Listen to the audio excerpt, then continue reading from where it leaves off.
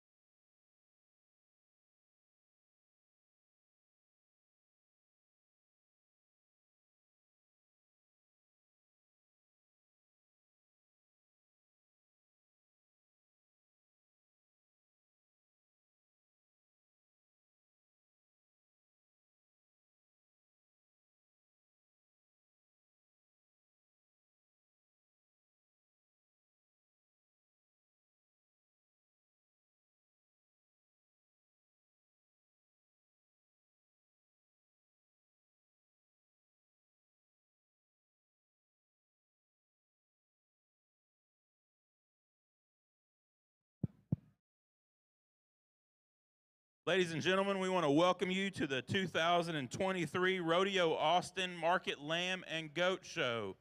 We are about ready to kick the festivities off.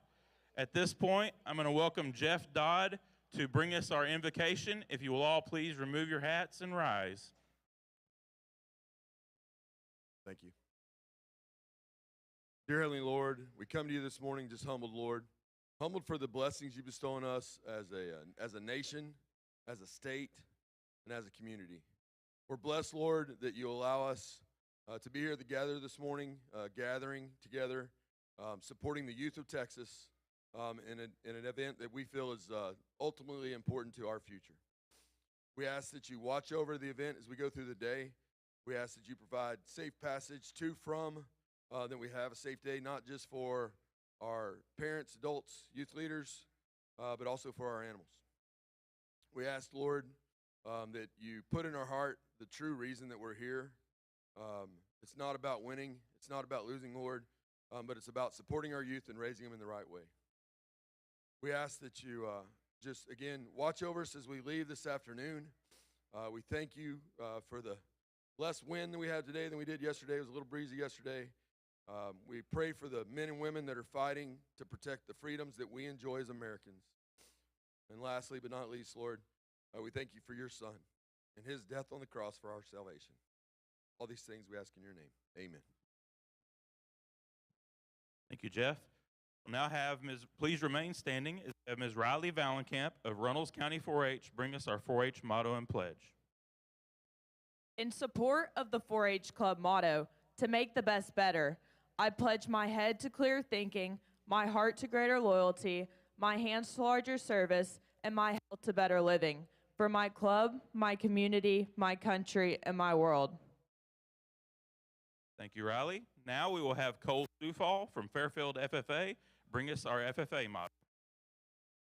The FFA motto: learning to do, doing to learn, earning to live, living to serve. Thank you, Cole. And now finally, as you please remain standing and direct your attention to our flag as Mr. Caleb McMullen of B County 4-H brings us our national anthem.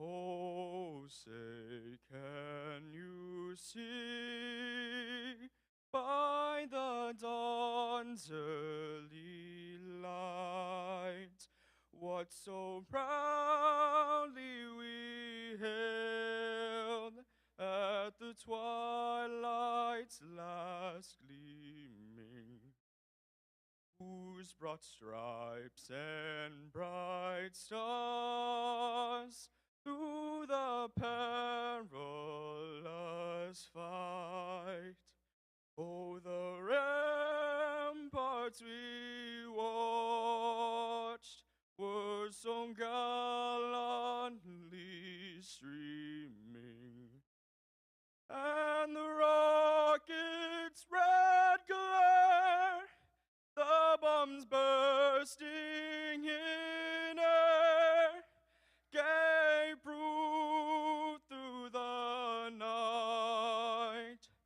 that our flag was still there. Oh, say does that star-spangled banner yet wave? Oh, the land of the free and the home of the brave.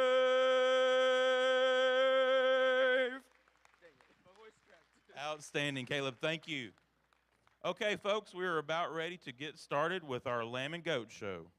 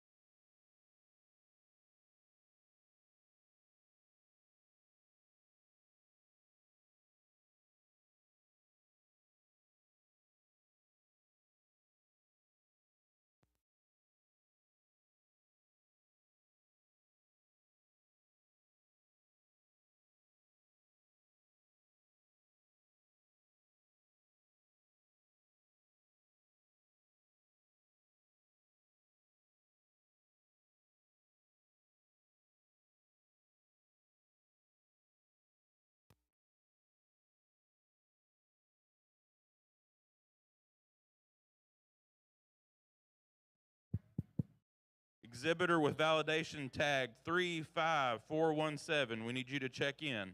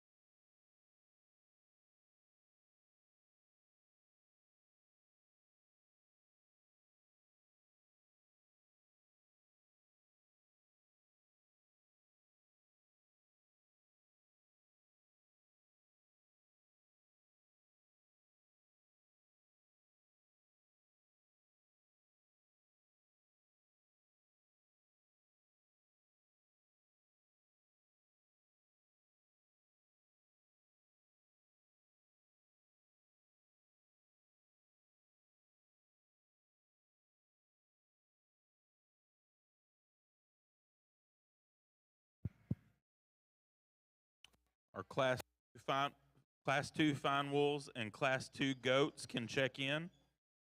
Class 2 fine wolves and Class 2 goats can check in.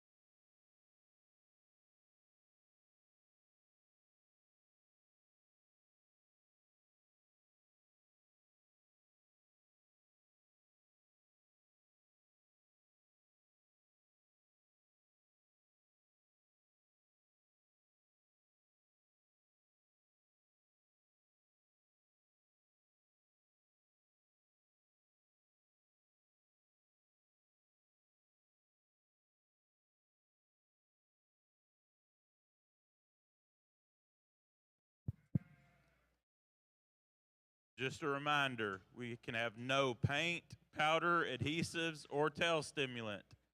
Those things will be checked. No paint, powder, adhesives, or tail stimulant.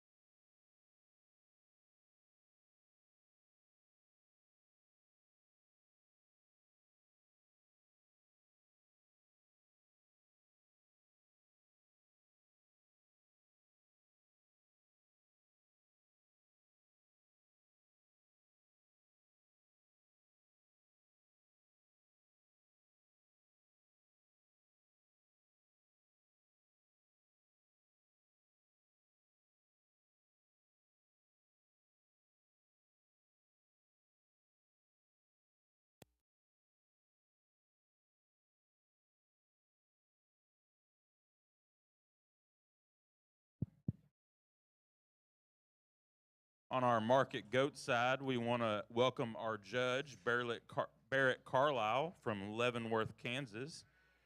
Barrett went to college at Butler Community College and Kansas State University, has a bachelor's in animal science, had some collegiate judging experience, was a member of the champion team at Nail and Fort Worth while he was at Butler, and the champion team at Fort Worth while he was at K-State. He and his family own and operate the Diamond Sea Club Lambs, has a club lamb operation. His most memorable showing experience is judging market goats at Nail and the State Fair of Texas. Barrett is looking forward to working with the best youth in the state of Texas today and wishes everybody the best of luck. Folks, let's give Barrett a big round of applause.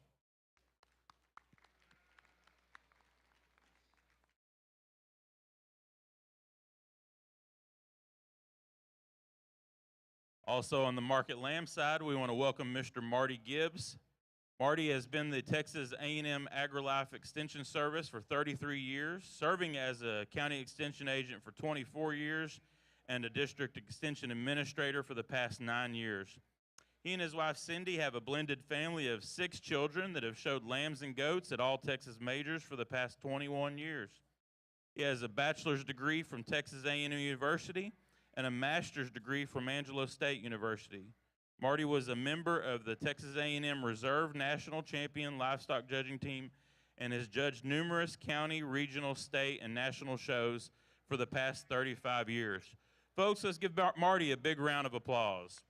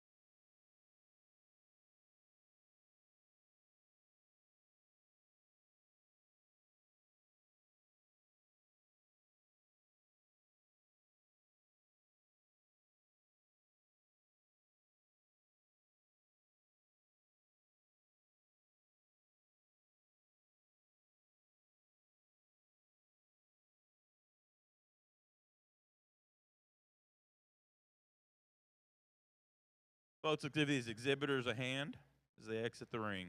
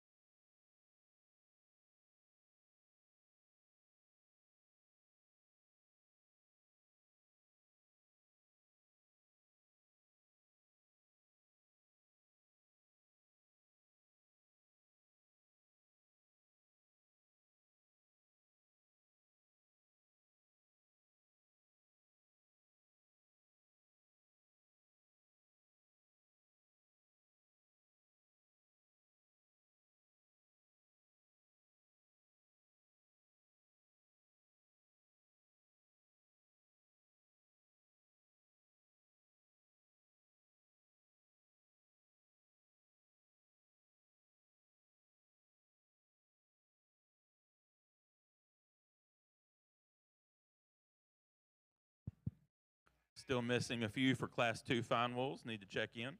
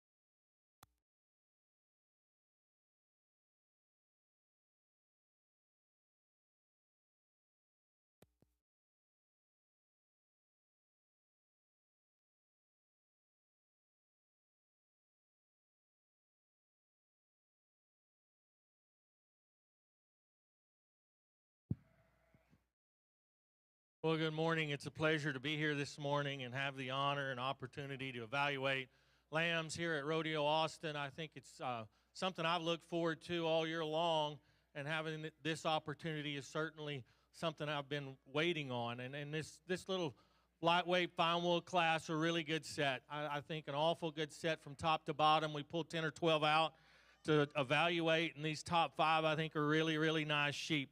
Some decisions to be made on the top end, but I really like the little lamb that wins the class quite a bit. Square built, wide base sheep that's got plenty of mass and muscle shape to him. Yeah, you could maybe extend him out through his front end and make him a little longer and more attractive in his chest floor and the way his neck ties into him up front. But that one's super powerful, super wide based, really square, really thick, nice touch to the handle. And I think the one in second's got to follow him in terms of type and kind. He's not as trim over his ribs. He's not as square down his top. There's no doubt about that, but I think that's a pair that's got to stay together on the top end. The lamb in third, I really like him a lot in terms of a profile, an up-fronted, long-bodied sheep that's really trimmed to the touch, gives up some muscle shape down his top and into that leg. Like to put a little more product in him before you can move him any higher, but a nice one there as well. And then we roll into our 4th place lamb, similar to the one in third, a long-bodied sheep that's got some squareness down his top. I don't think he's as wide underneath in his chest floor. He's not quite as crisp to the touch. He's a little softer to the touch over his ribs and down his top. I don't think he's quite as square right out of his hip. Same thing can be said about the one that rounds out our top 5, a big ribbed, stout-made kind of a sheep that's really massive, just not enough look and eye appeal to him. Wish I could change his hip and hind leg structure just a touch. Please put your hands together and congratulate these exhibitors on a nice lightweight fine wool class.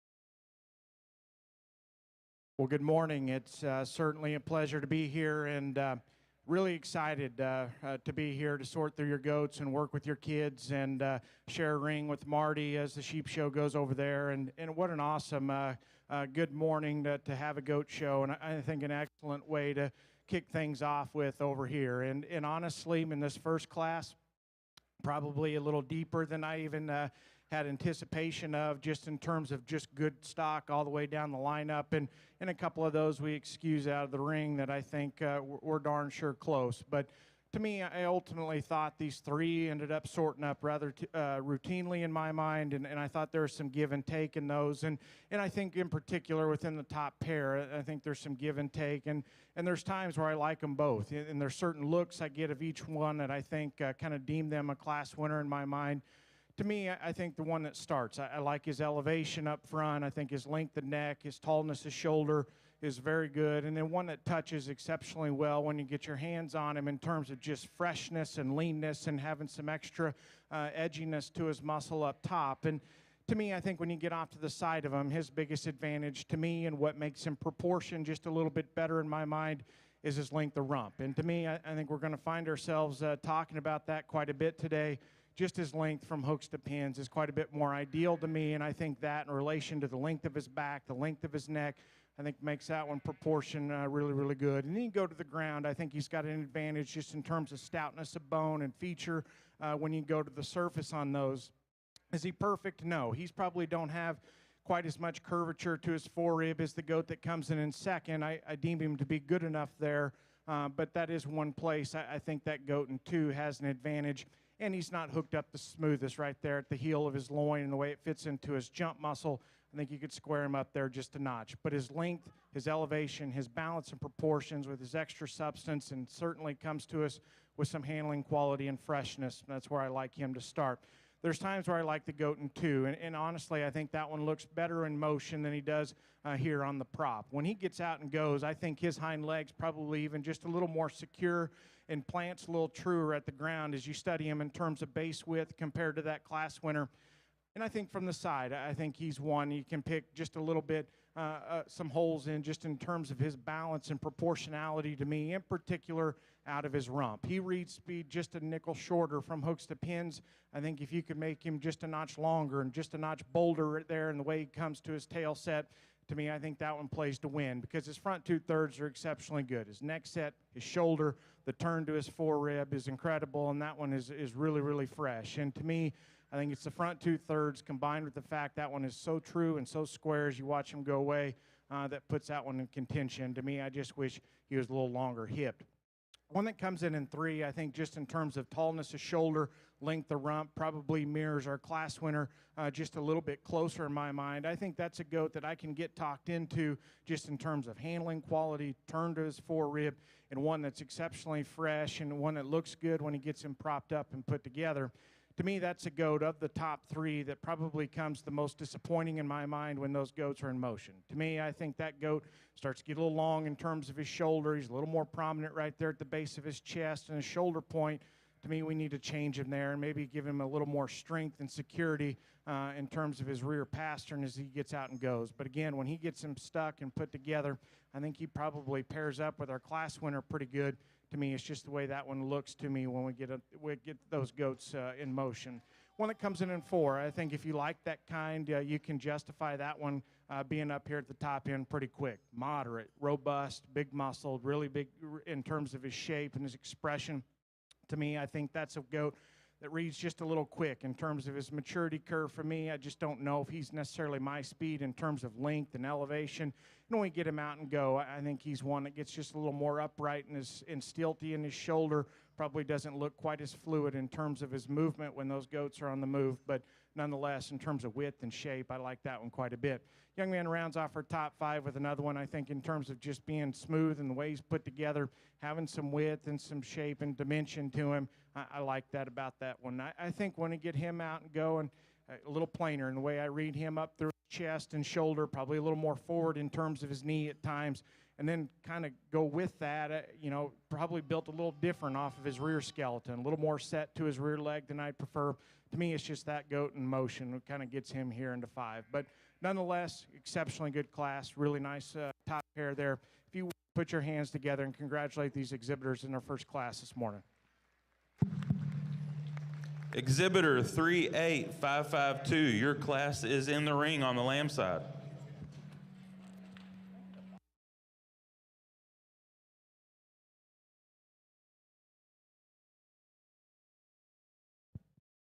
On the goat side, we will be pulling hair for first and second place goats. For first and second place exhibitors, we'll need a parent or advisor to come to the show ring right after those classes.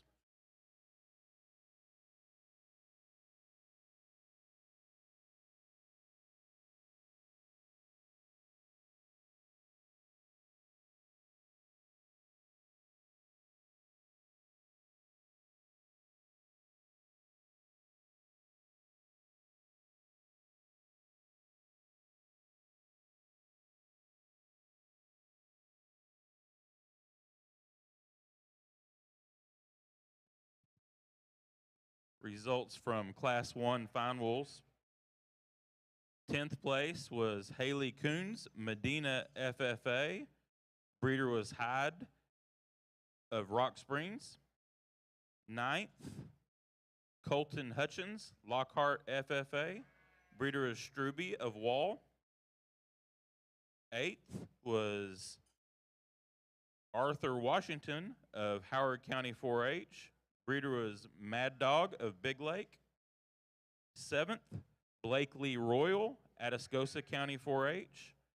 Breeder is Pat Jackson of Christoval.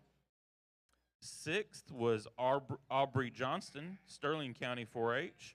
Breeder was Jonas of Christoval. 5th went to Kellen Hart, Hale County 4-H. Breeder is Hyde of Rock Springs. 4th was Addison Killam, Tom Green County 4-H. Breeder is Horwood of Sterling City. 3rd was Quinn Dixon, Sterling City FFA. Breeder is Jonas of Christoval. 2nd went to Ben Flanagan, Runnels County 4-H. Breeder was Smithwick of Miles. And our class winner was Hadley Holt, Hill County 4-H. Breeder is Struby of Wall. Congratulations to these exhibitors. Results from Class 1 Market Goats. 10th place was Rebecca Evitts, Brown County 4-H. 9th was Sydney Curry, Kendall County 4-H. 8th, Abigail Elrod, Roby FFA. 7th was Trevor Pacoda, George West FFA. 6th was Lily Cattle, Coolidge FFA. Breeder was Shrank Show Goats. 5th was Coy Alexander, Walker County 4-H. Breeder is Sturt Show Goats. 4th was Benjamin Sprayberry, Jones County 4-H. 3rd was Wyatt Key, Grandview FFA. Breeder is Newsom Ripley Show Goats. 2nd was Laney McCall, Archer County 4-H. And our class winner was Landry Hollingsworth, Axtell FFA. Congratulations.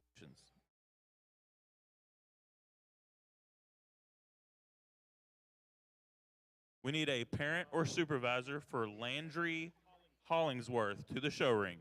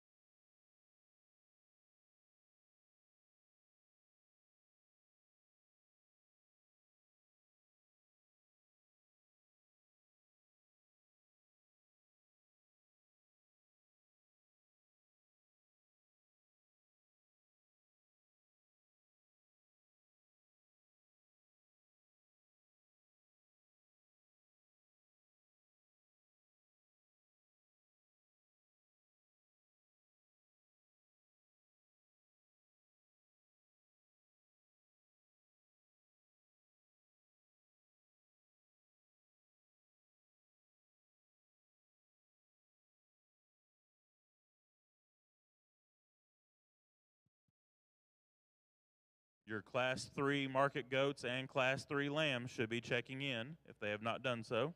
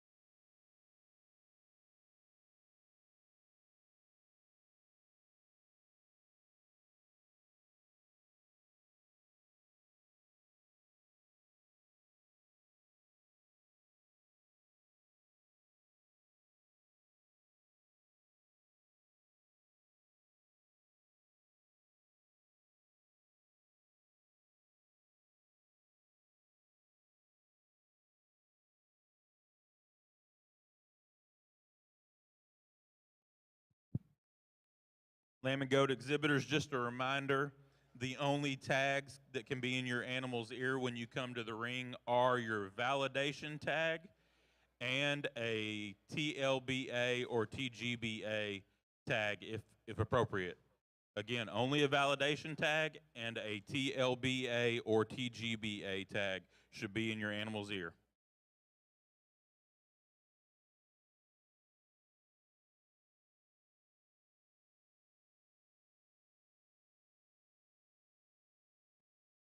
Also, be sure and bring your weight card with you to the ring. You need to have one of the weight cards with you.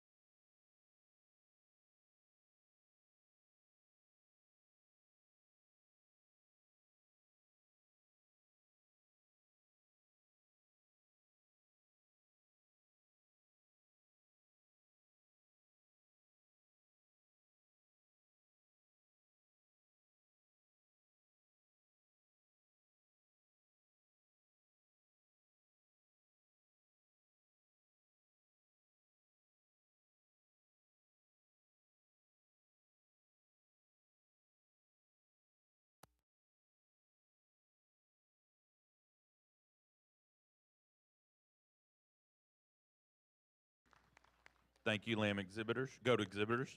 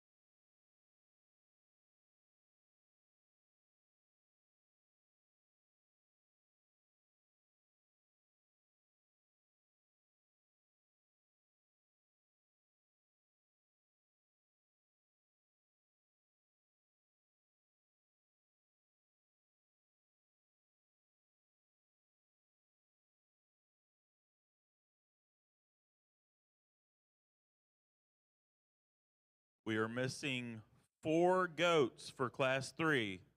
If you have a Class 3 goat, you need to be checked in.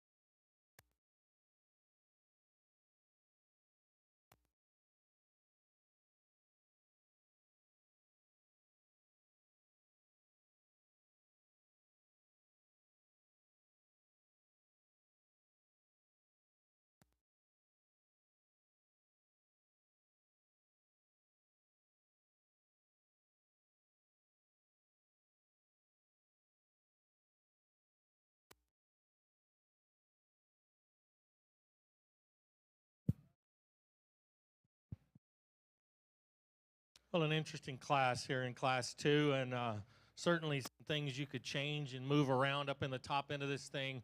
Lots of different kinds and types and shapes when we get out here in the top end of this one.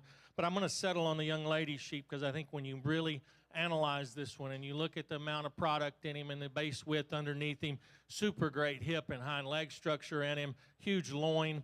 Yes, I'd love to change his shoulder shape. I'd love to change his design of his shoulder and the way he comes out of his shoulder into his rack. He wants to break there a little bit. He's a little coarser at the point of his shoulder. But, man, that one is full of product. He's really wide skeleton, big rib sheep that's got a lot of mass to him. Just like to change his design a little bit up front. The one that comes in second I like better up front.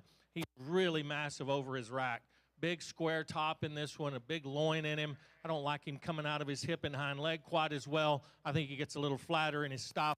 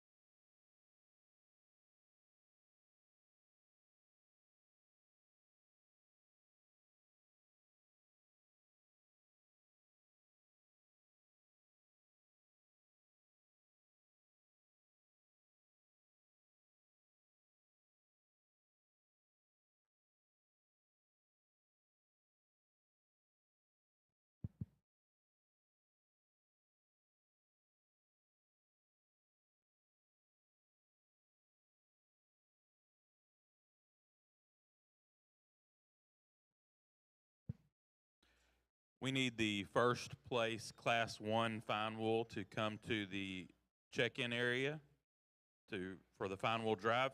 We also need the first class of fine wool crosses to check in. First class of fine wool crosses to check in.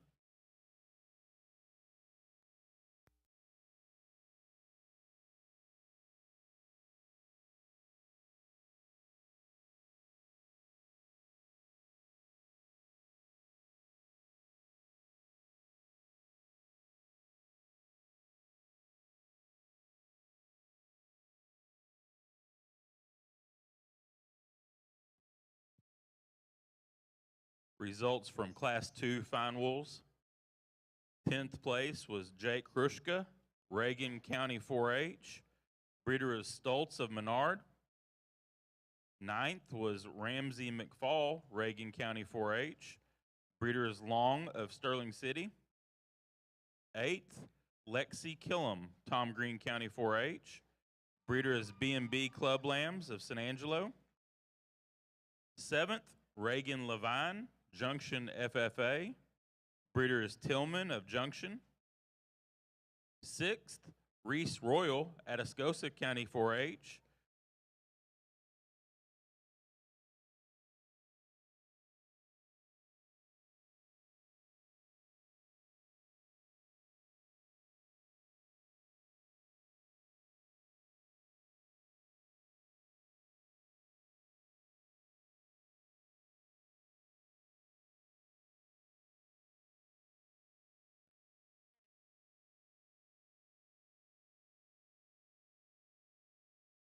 Correction. 6th was Dashel Davis, Upton County 4-H. Breeder is Mad Dog of Big Lake. 5th, Shelby Leonard. Breeder is Silvers of Junction. 4th, Brody Rader, Gillespie County 4-H. Breeder is Mad Dog of Big Lake. 3rd was Steel Skelton, Runnels County 4-H. Breeder is Skelton of Ballinger. 2nd was Johann Grotgut, Deaf Smith County 4-H. Breeder is Struby of Wall. And our class winner was Avery Brooks, Mason County 4-H. Breeder is Smithwick of Miles.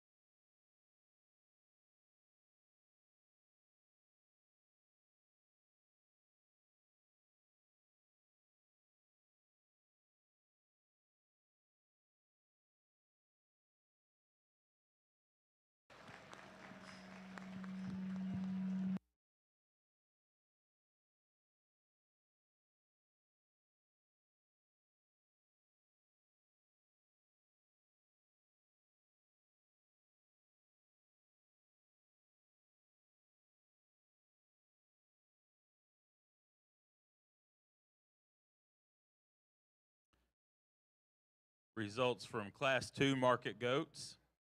10th place was Claire Graves, Munster FFA. 9th was Lauren Calloway, Scurry County 4-H, breeder is Book Show Goats. 8th, Avery Rawson, Robertson County 4-H. Breeder was Newsom Ripley Show Goats. 7th, Allie Haynes, Brownwood FFA. Breeder was Blue Team Weathers.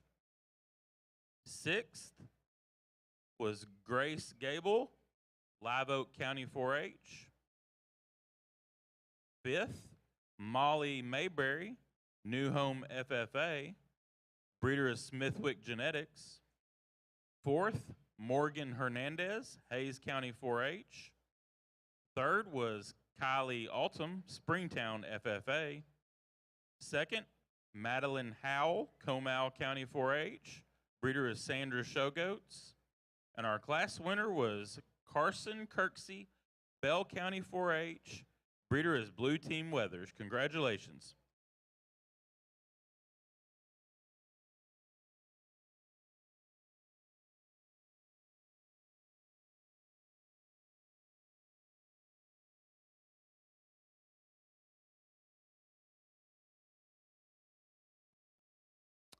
Class 4 market goats can be checking in. Class 3 is in the ring.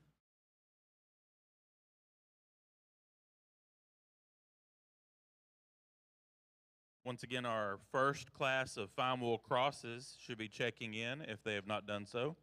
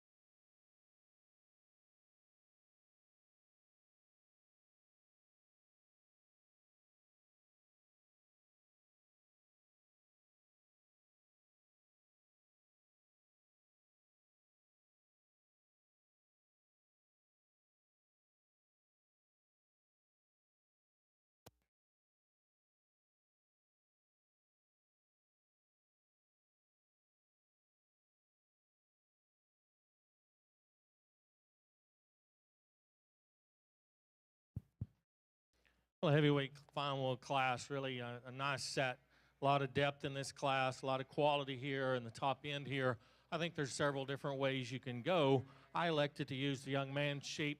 I think he's the one that handles the best. He's the one that's put together the best today in his design and shape. He's good on his feet and legs. He's really neat in his shoulder and the way his neck comes out of his shoulder. Really like his hip and hind leg when you put him in motion. He's got some base width to him. He's not the most of anything when we get him out here. And if I could change him, I'd like to square him up in the lower 1/3 of his front, his forerib. I'd like to make him wider chested. But that's the one that I think we end up settling on in terms of handling quality and muscle shape and design. The one that comes second, another one that's like him that just doesn't have quite enough shape to him. He's a little flatter down his top, not quite as expressive over his loin edges or his rack shape. I don't think he's quite as stout and powerful when you get right behind him in that depth of twist or lower leg. But when you pull him off to the side profile, there's a sheep that gets his head up out of his his neck comes right out of the top of his shoulders. He's level in his top line, parallel in his lines, and good out of his hip and hind leg, and still youthful enough, I think, up through his front end. He just needs a shot more muscle and base width before we start talking about using him to win the class. The lamb in third, really a powerhouse, tremendously thick, big-barreled sheep that's huge in his rib shape, big-backed and big-ended. All those things I like a lot about him. He's wide-based and stout-made. To me, he gets a little more mature up through his front end. He tends to drop his shoulder a little bit when you put him in motion. Doesn't travel quite as good off the move. Gets up in his spine and down on both ends. I think if I could change his design just a little bit, particularly up through his front end and elevate his chest floor, make him more youthful about his neck, shoulder, and breastplate, I think we could use this sheep to win the class. There's a powerful one with a lot of muscle in him. The sheep that ends up fourth, another one that's really probably the best handling sheep in the class, square down his top, great rib shape, really nice in his loin design. For me, he gets a little deeper in his chest floor. He gets a little rounder out of his hip. I'd like to elevate his tail set or pin set a little bit, square him up out of his hip and let him walk better off those hind two when you get him in motion, but that one handles extremely good. Got a lot of quality and product to him. And then certainly a powerhouse that rounds out the top five, just getting a little more mature in the way he's designed up through his front 1/3. I'd like to see him just a little more youthful in his head, neck, and shoulder, elevate his chest floor, and make him a little smoother. Good class. Congratulations to you exhibitors.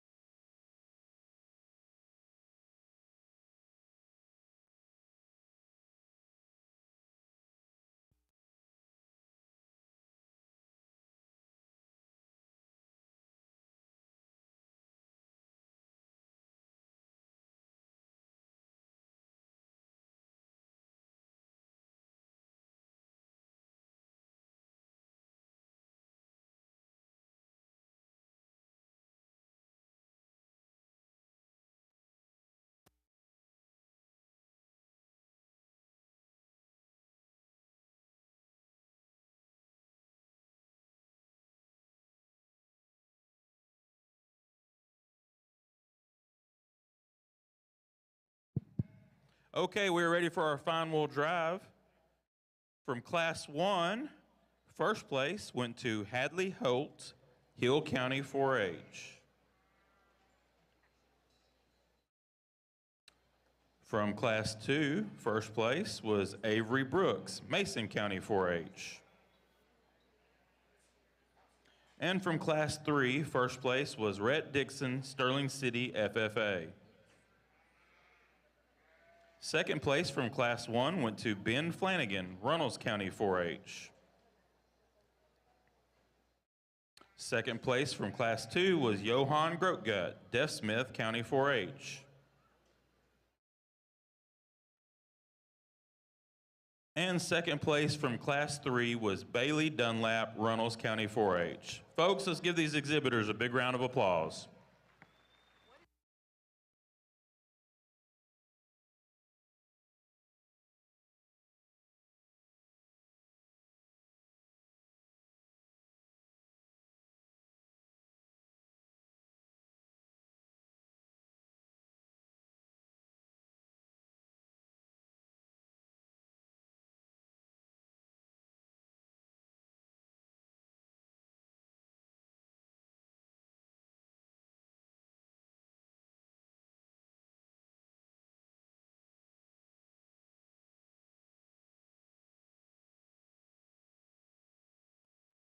Once again, exhibitors, please make sure you bring a weight card with you to the ring.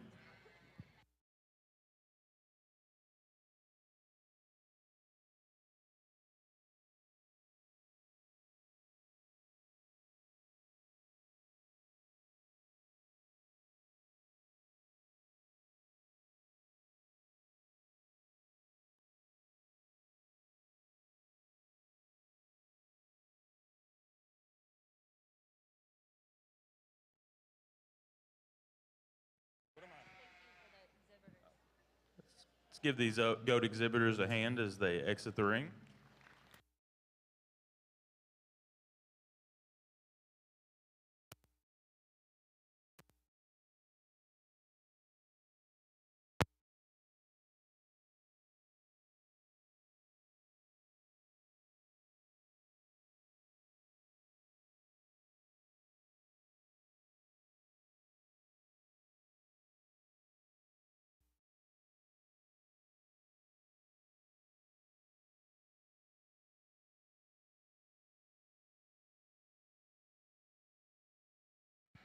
The champion and reserve of each breed and division will need a parent or advisor to go to the drug testing area.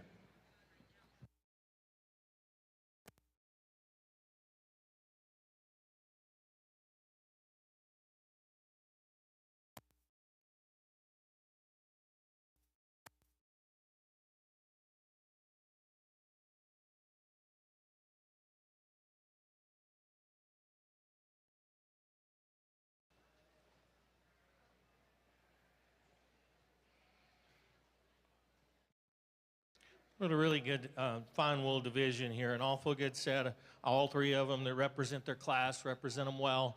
I think as far as sheep that have some muscle shape and thickness and still skeletally and structurally correct enough, I think you got to use some of these sheep that are out here. Really like all three of them. I'm not going to go back and hash and discuss the issues and problems or good things or bad things that I see about each one of them. I think there's some things you could change about all of them. But I think as we start looking at our fine wool division and how we're going to try and put sheep together today, and even in this fine wool division, I think they've got to be sheep that are wide-based and have some muscle shape to them, still attractive enough up through their front end and youthful in their design. I think all of them are big enough. There's not a doubt about that. Put your hands together and congratulate these exhibitors, and I'll go out and show you my two favorites.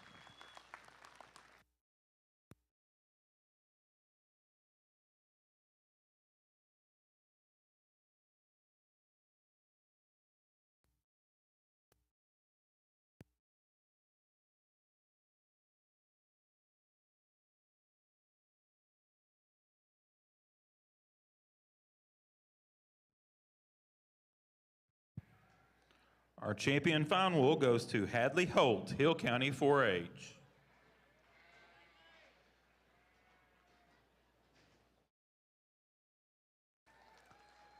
Our reserve champion fine wool goes to Rhett Dixon, Sterling City FFA. Congratulations to these exhibitors.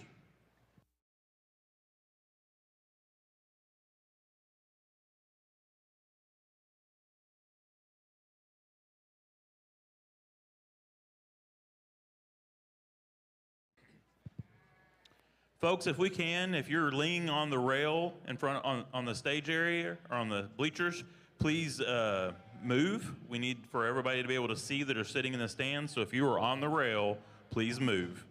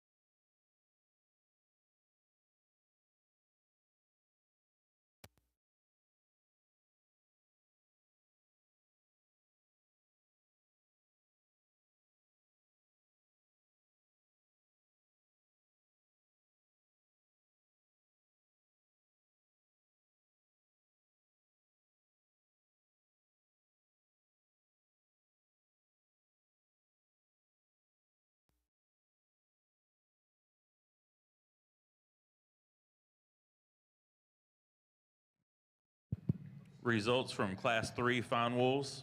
10th place was Renee Striegler, McCullough County 4-H. Breeder is Jacoby of Melvin. 9th, Emerson Ozzie, Keller FFA. Breeder is Stoltz of Menard. 8th, Chase Palmer, Coleman County 4-H. Breeder is Palmer of Coleman. 7th, Alex Etheridge, Highland FFA. Breeder is Long of Sterling City. 6th was Wesley Stevens, El Dorado FFA. Breeder is Stevens of El Dorado. 5th, Collins Brandenberger, McKellar County 4-H. Breeder is Mad Dog of Big Lake. 4th, Storm Skelton, Runnels County 4-H. Breeder is Skelton of Ballinger. 3rd went to Macy Morris, Bell County 4-H. Breeder is Jackson of Christoval. 2nd went to Bailey Dunlap, Runnels County 4-H. Breeder is Smithwick of Miles. And our class winner was Rhett Dixon, Sterling City FFA. Breeder is Jonas of Christoval. Congratulations.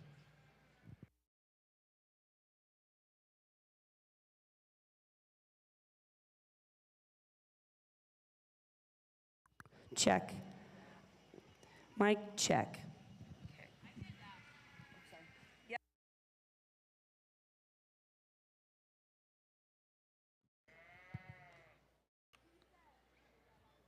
Class 5, which is the second class of fine wool crosses, can check in.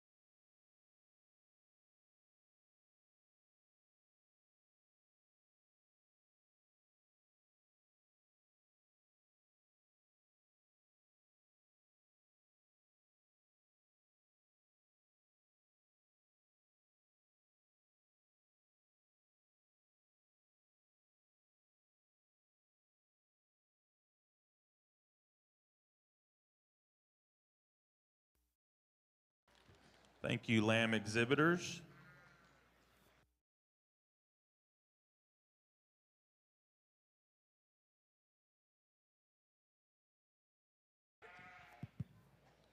Class 5, fine wool crosses. We need you to check in. Class 5, fine wool crosses.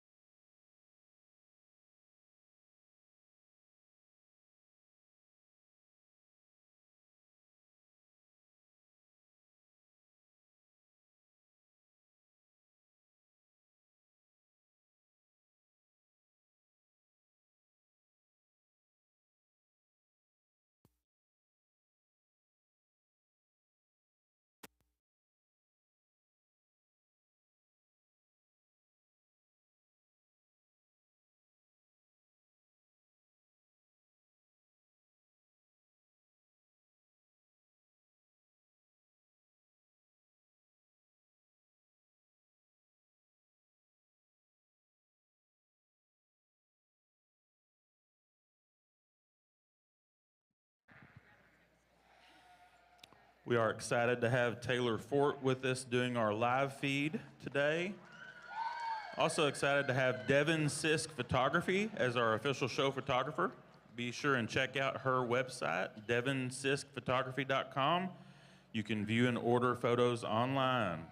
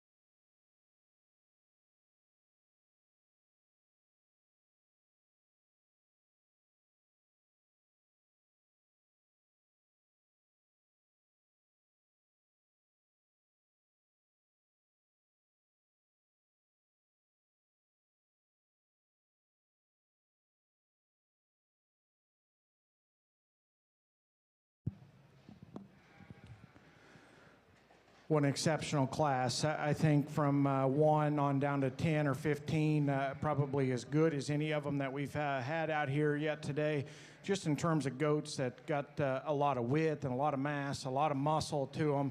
You know, I struggled pulling some off the walk because I think there's some that need to be corrected in terms of just some design and skeletal issues, but in terms of just fundamentally good, wide-built, hard-muscled, high-cut-ability market animals. This class has got as many of those as any of them that we've had so far yet today. You know, I kind of thought it would come down to these top three, and they couldn't be any more different. As deep as this class is and as good as it is, just in terms of those fundamentals we just discussed, I think there's a lot of give and take in them because they're not perfect. And I don't know if of the top three that there's one that just slaps me and says that they have to win just because there's so much give and take in them. And this top pair couldn't be any more different from one another. I think they've got the far-reaching, really high-quality pieces that, you know, kind of make them stand out for different reasons within this top pair. But again, it's just whatever flavor you like in terms of which way you want to go. You know, I struggle with the kind of red saddleback weather that we're going to start with, because from the side, he wins easy, in my opinion. You know, just in terms of length, elevation, having the extra length in neck and smoothness of shoulder that I'd prefer. He's very much more my kind, and that's why at the end I just, you know, I kind of said, let's go with it, because that's the one that hit me just in terms of skeletal build, makeup, and the way he's propped up and puts together a look from the profile. To me, that's his advantage. But the big question mark is I don't know if he's quite as round in terms of his forerib. I wish he was just a little edgier in terms of his back shape. That one handles just a notch more generic to me, and to me that's why I struggle. Because if he came out of the backside of his shoulder with just a little more edge at the edge of his loin and a little more edge down his rack, to me that one wins pretty easily. Because again, from the side, I like his length of rump. Up-fronted goat that's got some extra length of neck, and when we set him in motion, to me, I think his length of rump, assembly of his hind leg, is easily the best amongst this class. If he's got enough forerib, got enough back shape in him, you know, that's the question. I think he's got just enough to justify the win within this class for me, because again, from the side, he's just very much more my kind than this one that comes in second. One that comes in second is a dense critter, just in terms of his bone, his width, his rib cage. The muscularity that he's got down the top side of his skeleton is unmatched within this class. And to me, he's got those far-reaching pieces that kind of move him up within this lineup. Even though he's not my kind, I can appreciate what he does well, because he is a big-footed rascal that has got all the muscle you'd ever want. I think when you get off to the side of him, to me, that's where he just strikes me as a little more jammed up and a little more round built off of both ends. He got a little more shoulder, a little shorter and steeper out of his rump. And when we set him loose, I think his hind leg and his hock movement is better than the one that comes in three. I just don't think he's as up-headed and as good in terms of just his fluidity of motion off of both ends as the one that wins. And so it's that combined with the fact that he just strikes me as a bit short and a bit quick as to why he's going to be second. If you want him with some power and some muscle, he can win, and I'm not going to argue with you. To me, of the pair, the one that looks more like a show goat from the side is the one we're going to go ahead and start. I like the one that comes in three when he came in. I think he's got some presence, and I think a lot of it's just the way he's presented out here. Fresh-haired, fresh-skinned, good touch-and goat that is really robust in terms of his center body cavity. I love the turn to that one's rib cage and his span that he's got up high in terms of width and power. You get off to the side of him, I think his lines fit together really good, and I think his transitions from the back of his shoulder into his loin and hip and tail are all very good, and I like that about him, and it's why he moves him up over a few. You study him on the move, and I think that's where he gets a little more problematic for me. He's a little stilty up front, a little short and rigid and hammer-legged in the way he's built out of his hip and hind leg, and then you study him at the ground. For as much width and power and shape as he's got up high, he's pretty refined in terms of his foot and bone work. The one that comes in four, when she gets him put together, can give you a captivating look, because in terms of neck, shoulder shortness, and chest sternum placement, he is really, really good. And that one has got oodles of shape and muscle, and in particular, out of his turn to his hip and stifle, I think makes him kind of come together with some extra presence when you get him on the profile. That's another one, and we talked about one in that last class that relative to your look of them standing still and then when they're moving are two totally different beasts. He gets a little open in his shoulder and a little more active in his blade, and the way he gets out and goes there, a little more rigid in the way he operates his hind leg. If we could just make that one piece together a little bit neater when she's out of him, give him a little more flexibility out of his hock. To me, that one's got some extra shape and muscle and crease and some extra wow factor from the profile when she's in him. Just doesn't come together when he's on the go. one that we round off our top 5 with, again, just in terms of rib and body and having some shape and some cutability, he's really good. Again, fundamentally, I think a very sound, practical market weather that's been presented and shown very good out here. A little plainer in terms of his look, and then I think the biggest hang-up on him that kind of hurts his first impression in my eye is just his foot and bone work, probably a little more frail, a little more refined there. Again, really good class with a lot of depth. I could be convinced either way on that top pair. Put your hands together for those exhibitors.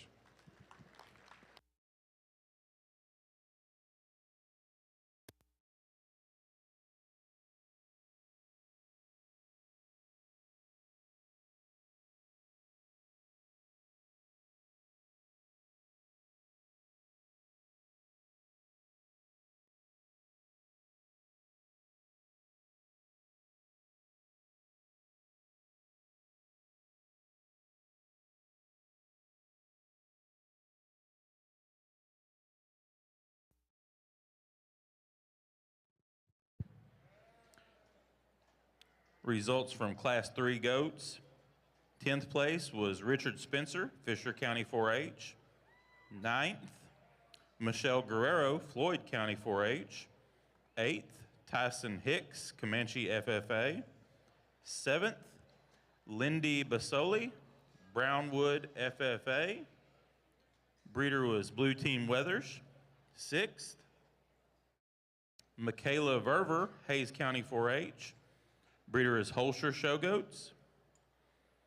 5th, Quincy Rains, Hayes County 4-H. Breeder was Newsom Ripley Show Goats. 4th, Grace Triplet, LaSalle County 4-H. Breeder is Schrank Show Goats. 3rd was Dylan Richardson, Gonzales County 4-H. 2nd, Brett Dreyer, Uvalde County 4-H. Breeder is Evans Livestock. And our class winner was Lauren Thompson, Salado FFA. As we move into the crosses, a really nice class of lightweight crosses. I think they sort together fairly well up at the top end of this deal. I think there's a pair of them that come up here, and still with even that, I like the sheep to win the class pretty handily. I think he's super good off his feet and legs. He moves around the ring well. He's wide-based and really opened up in the center part of his skeleton. And yet when you back off this guy, he's got the right design and shape, really leveled down his top line, super good in his hip and hind leg structure, really neat out through his front end. Maybe you could tuck him up just a hair in terms of being a lightweight, but I still don't mind that rib and depth of rear flank in one that's got that much product and power. The one in second's a notch longer from flank to flank. He's just a hair longer in his hind saddle, and one that probably doesn't touch and handle near as good as the class winner, particularly over his loin edge, but that's a really nice, powerful sheep that's big in his rack and got some maturity to him and still very attractive up through his front end and long fronted. I don't think he's quite as neat in his hip and hind leg structure, doesn't want to show himself off on the move quite as well as our class winner. The one in third is really, really built well. He's just given up too much product and power. He's not wide skeleton enough compared to the two in front of him, but he's really nice designed. That one is up in his chest floor and very youthful about his front 1/3. Really long spined kind of a sheep that's level out of his hip and good off his hind legs. Probably needs to touch with just a touch more power and product if we're going to compare him to the two right in front of him.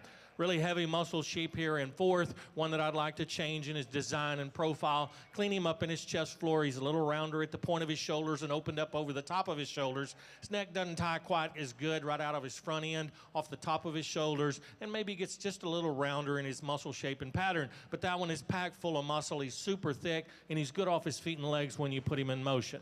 We round out our top 5 with another sheep that gets just a little rounder for me. I think he's a little rounder in his shoulder, a little softer to the touch. He's not as powerful down his top, but man, that guy's got a lot of product in him. He's big-hipped, a lot of stifle and leg working in that when you put him in motion. I think he's good enough off his feet and legs. Just like to change him up through his shoulder and the way he handles down his top. Good class. Congratulations to you exhibitors.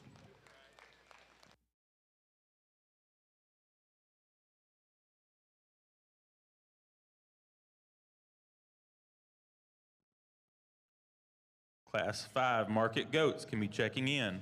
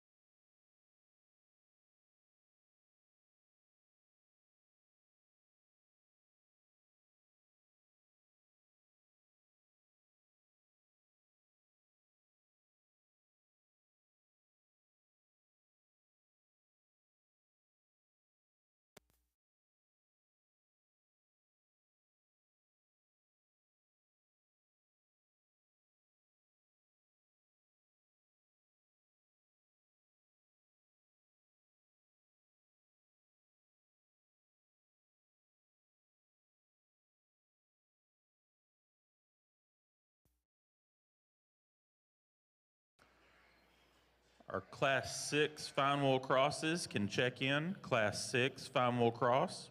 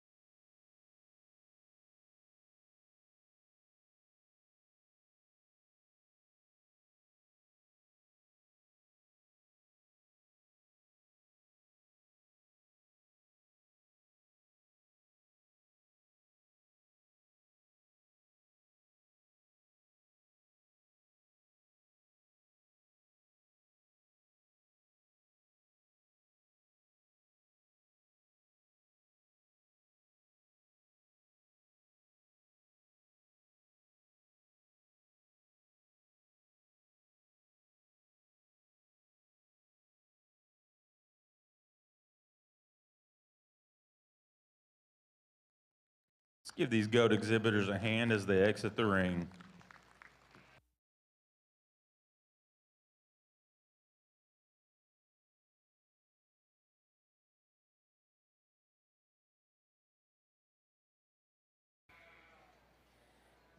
Results for Class 4 fine wheel crosses. 10th place was Miles Hoffman, Glasscock County 4-H. Breeder is Holscher of Roscoe. 9th, Grayson Krenwelke, Fredericksburg FFA. Breeder is Hartman Ruffin of Mason. 8th, Braxton Holscher, Highland FFA.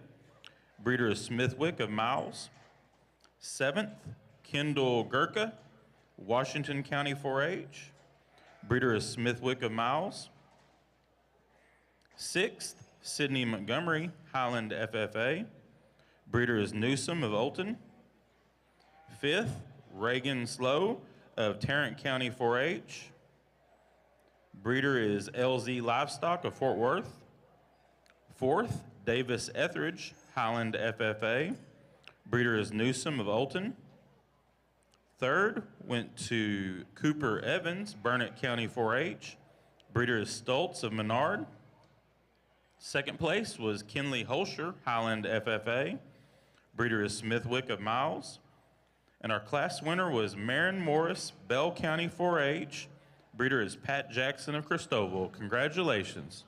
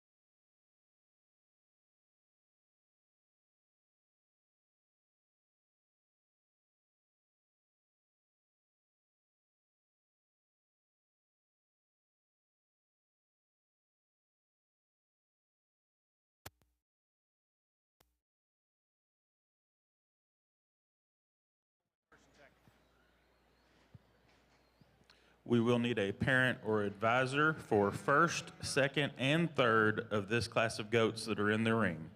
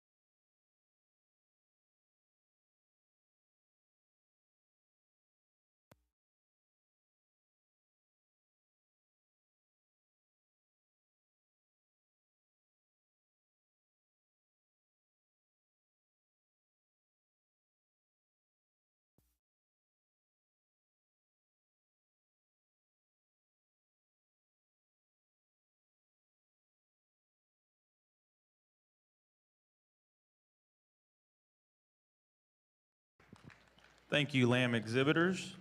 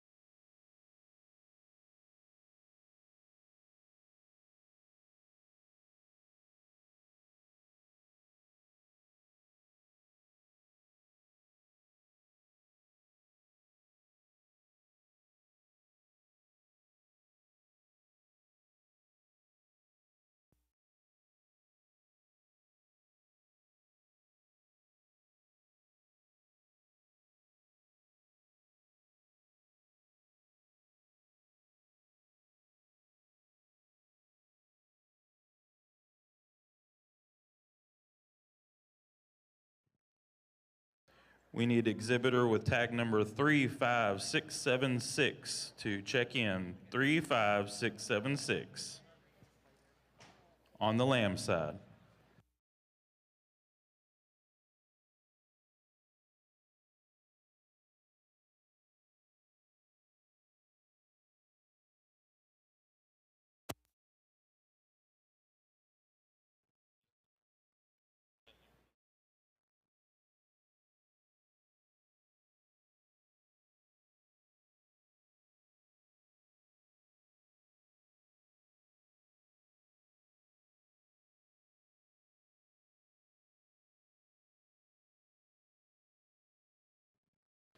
Class 5 goats, you should be checked in as well if you have not.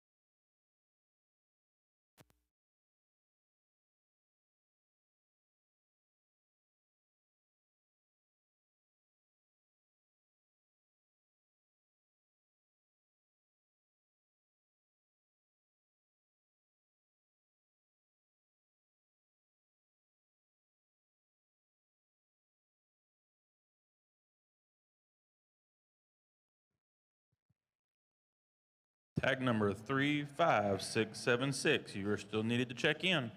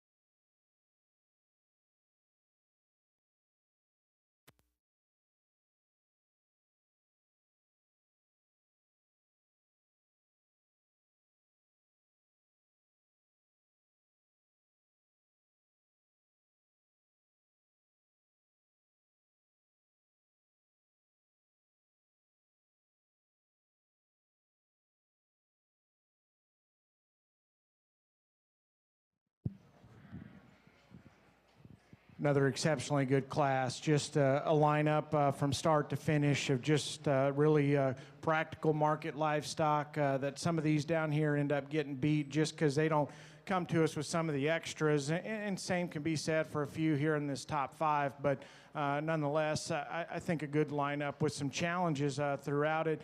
Again, another class, if you're going to shuffle them around, I'm not going to argue with you. Ultimately, the top pair obviously takes a little bit more of my time, out here to just kind of break those down. And before I break them down and describe them and what I see, again, it's a pair a lot like the last class. Depending on where you want to put some priorities and some emphasis, you can go back and forth within that pair. What I would tell you, if you could blend those two goats together, there wouldn't be any sense in showing the rest of the show because it'd be over. Because both of them got big-time pieces that I really, really like, but they just fall short or make me question them just a little bit within a particular area or two that prevents it from being easy to go one way or another. There's parts of my class winner I don't love, and we'll talk about that here in a second. Ultimately, I was trying to figure out, am I going to beat that one because I genuinely like one better, or just beat him because he's got some problems, and ultimately I just like the black one better. He just is more captivating to me, and you get off to the side of him, just his presence out here, there's no question that one is geeky looking from the profile, just in terms of his length, his elevation, his neck, and the way it sits on top of his shoulder, the way he's constructed down his top line on the standstill, and just the assembly of his skeleton off of both ends I really, really like. And that one's actually quite surprising when I get on top of him because he's got more turn to his forerib and body shape than I was expecting from the outside based on just how exotic looking he is out here. To me, it's just that first impression or that extra presence when they get propped up where I go ahead and use him to win. Now he's got issues. When we set him loose, he's probably so long-bodied he doesn't stay collected enough in his top line for me. I wish that one had just a little more strength down his spine when those goats are in motion, and you get behind him. Of the top pair, there's one that's obviously a little more disappointing in terms of depth of twist, inner and lower leg shape. If that one just had more down the seam of his twist there and a little more inner leg shape, he gets easy to use, or a little more strength down his spine when he was on the go. But again, if I beat him, it's just because I'm hung up on a problem versus just gravitating to what I like, and I just like him a little bit better. One that comes in second, shape, density, forerib. Again, that one excels in those areas, and you get behind the goats. Again, there's no question as to which one's more impressive in terms of twist and stifle shape. He is awfully, awfully good there. When I get off to the side of those goats, he just strikes me as a nickel plane. To be real blunt, real honest about it. He's just not quite as neat at the base of his shoulder, not quite as tucked up and neat in terms of his sternum, and it becomes more evident when they're on the go. I just read him to be a little longer bladed and a little more plain in the way he's built in the front 1/3 of his body, but his rib cage, his shortness of back, his extra expression from behind, to me, that's what makes him a contender within this class, because he handles like no other within this class. And again, it's got those advantages over that winner. I just come back to, do I genuinely like the way that one strikes me from the profile? And I think that's where he ends up being second for me. One that comes in 3, again, just in terms of shape and leanness and cutability and being a good market animal, he's exceptional there. When he postures his tail right and flags it up, I think he can give you a good enough look to justify him up here in the top end. We set him loose. He just kind of wants to funnel out of his hip and get a little more disappointing when you study him go away from you. But his rib cage, his back shape, his freshness up top is really good. And I just like his extra extension up front relative to the one that's here in 4. There hadn't been a bigger backed animal through the ring today than the one that's here in 4. Again, if that's your speed, he's awfully impressive. Strikes me as a little jammed up, a little more mature for being one at this weight in this stage of the morning. To me, I just wish that one just came to us with a little more length, a little more elevation, and didn't strike me quite as mature about his head and his skull and his neck. But nonetheless, he is an impressive beast in terms of width and power. When it comes in and rounds off our top 5, again, just in terms of length, expression, having some cutability to him, I like those things. And he's probably my preference in terms of maturity curve within the pair of 4 and 5. But I get off to the side of him. He kind of wants to set a little bit lower at the base of his tail, and you study him at the ground, probably just a little more refined in terms of his bone work. I don't know if he's got enough substance at the ground or if he's quite shallow enough up front to go ahead and swap the pair because he's not as impressive in terms of width and shape and density as that one ahead of him. Good lineup again. Discussion of that top pair, if you would. Put your hands together as they exit the ring.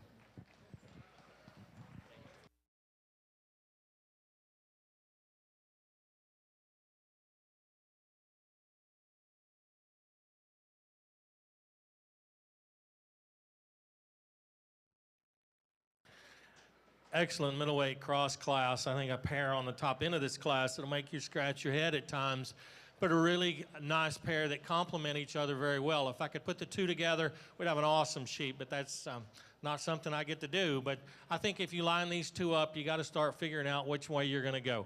Young man sheep's better fronted.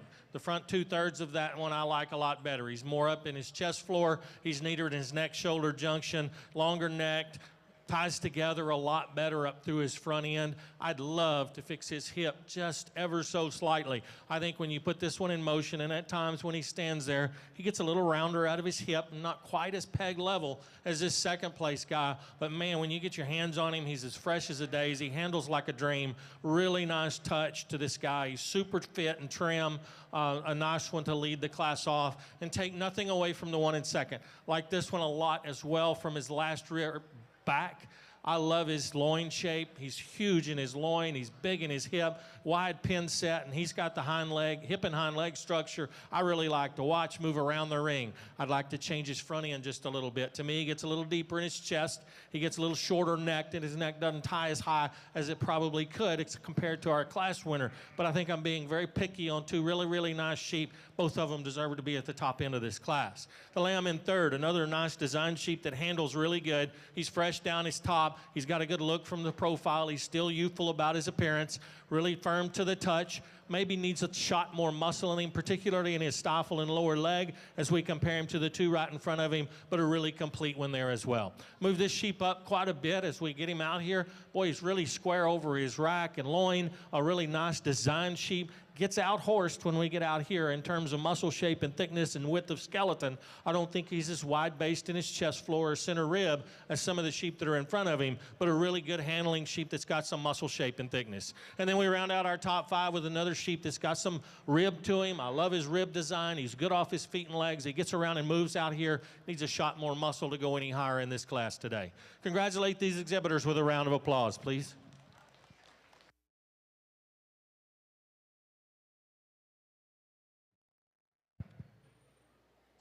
Results for Class 4 Market Goats. 10th place was Keegan Davis, Winners FFA. Breeder is Two Springs Ranch. 9th, Kate Higgins, Bell County 4-H. 8th, Kylie Burns, Eastland FFA. 7th, Hayes Greenway, Mills County 4-H. 6th, Emma Osborne, Llano County 4-H. Breeder is Newsom Ripley Show Goats. 5th, Kenna Sufall, Freestone County 4-H. Breeder is Newsom Ripley Show Goats. 4th, Reagan Hackler, Weiss FFA. Third, Kennedy Thompson, Uvalde County 4-H. Second, Landon Holmes, Gillespie County 4-H. Breeder is Fielder Show Goats. And our class winner was Ava Allensworth, Brazos County 4-H. Breeder is Hutto Livestock. Congratulations.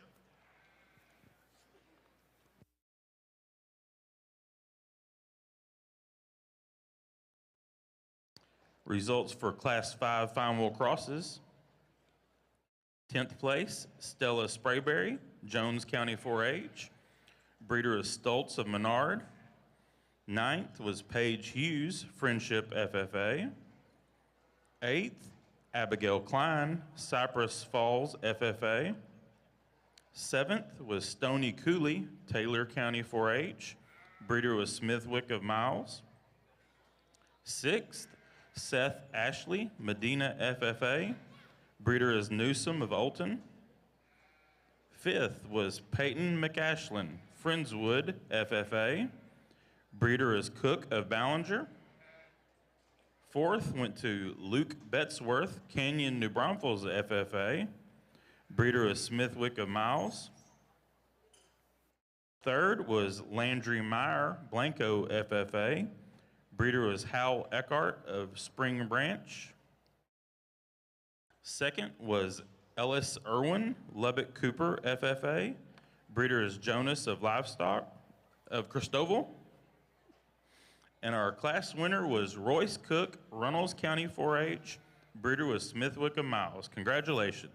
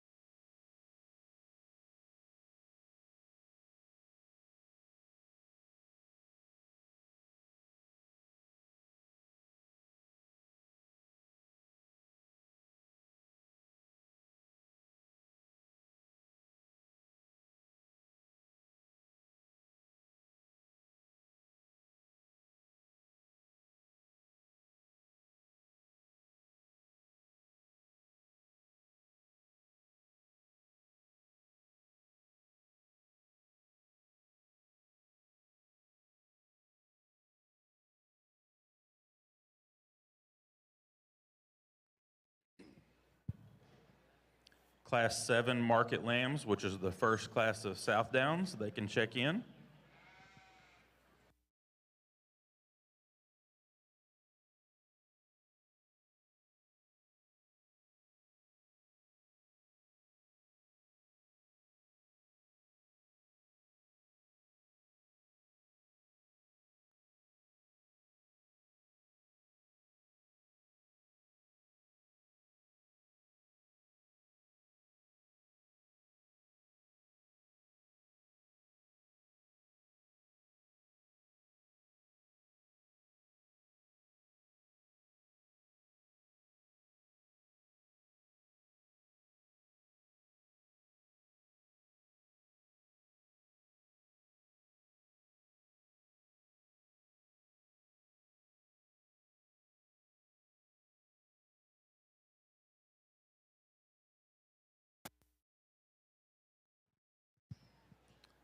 We need the first and second place goats for classes 1 through 4 to come check in for the division drive.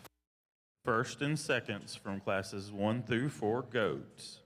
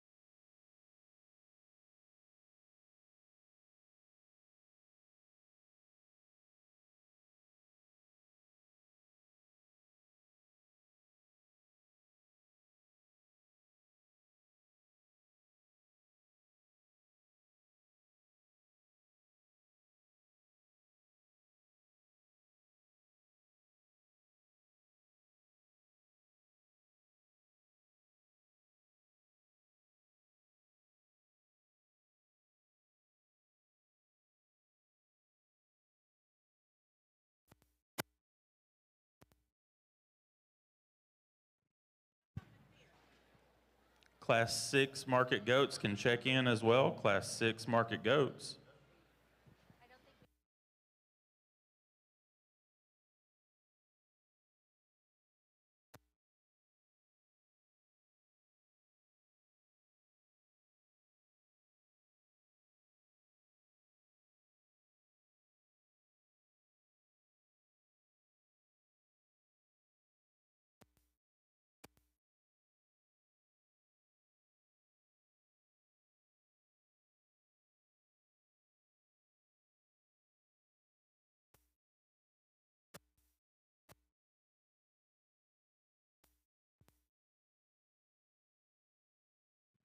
Thank you, lamb exhibitors.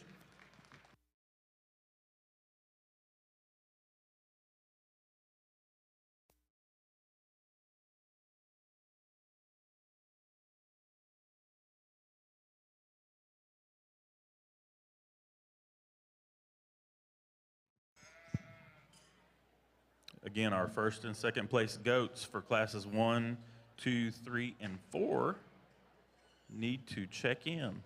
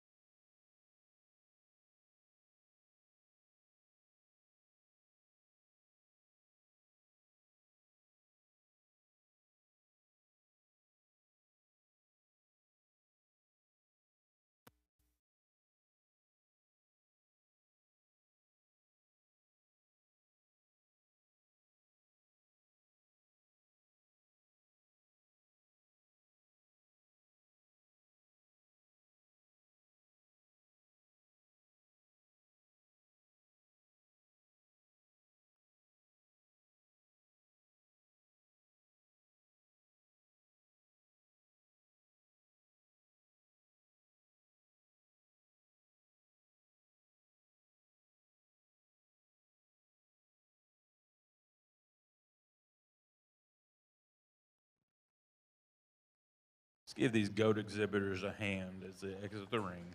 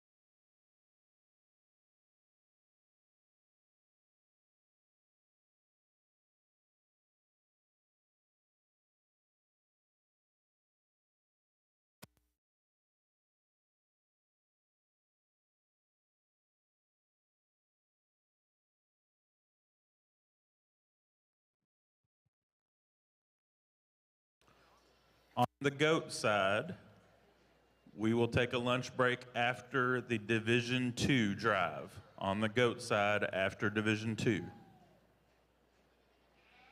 Lamb side is still TBA.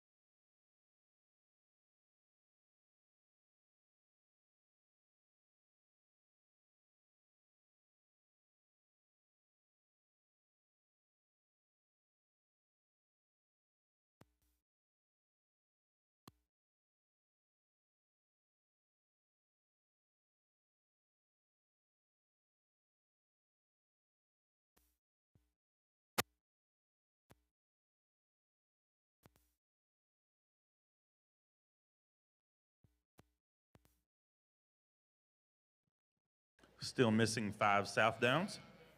If you have a South Down in the first class, you need to check in.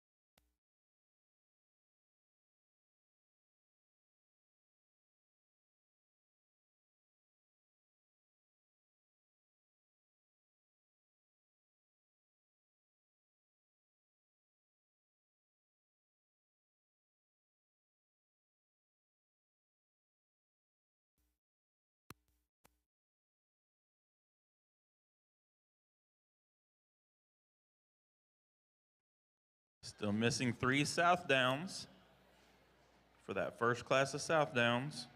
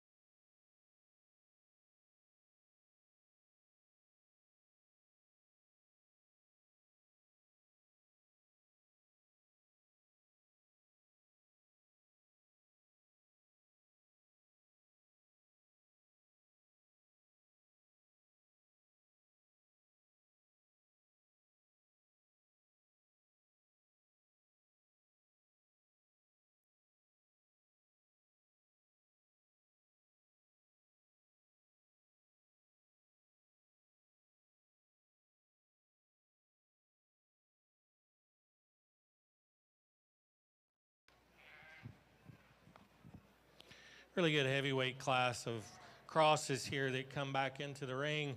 Really nice one to lead off. I think these top two complement one another very well, and they've got to tie together and go together. And the one that leads, it's certainly a stout-made kind of a sheep. His features are stout. He's big boned. He's big chested kind of a sheep. That's a big rib in him, big top in him, big back. I mean, this one's got a lot of product to him.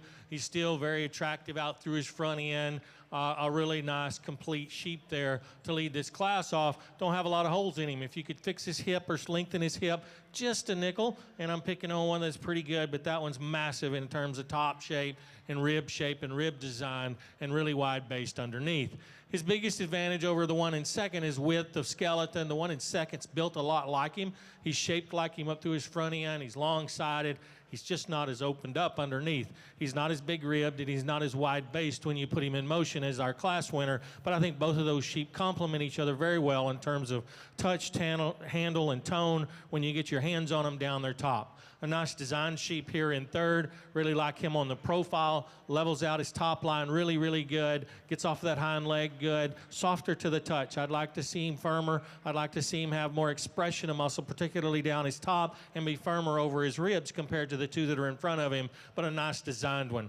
The one in four kind of follows him in terms of design. This one, too, has a really big top in him. He's big over his rack and loin edges, a big hipped kind of a sheep that's really good when he moves out off his hind leg. And for sheep that are getting this big in this heavyweight class, I think he's still youthful up through his front end. He needs a shot more bone. He needs a shot more power to get around the three that are in front of him. And then a smaller sheep that comes in fourth, again, a very youthful type sheep that's got a lot of product and power to him, just needs more to him. He needs to be longer. He needs to be more elevated in his chest floor or up off the ground in the front just a little more. Good class. Congratulate these exhibitors on a nice job.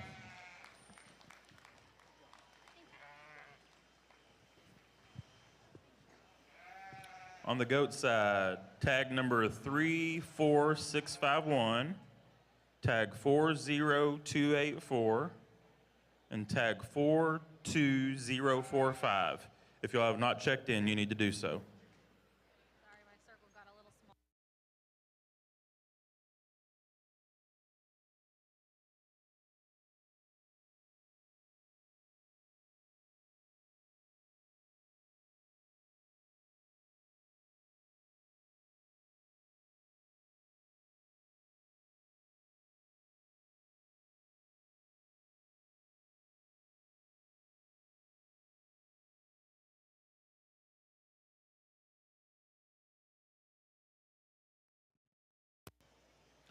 Okay, we are ready for our fine wool cross drive.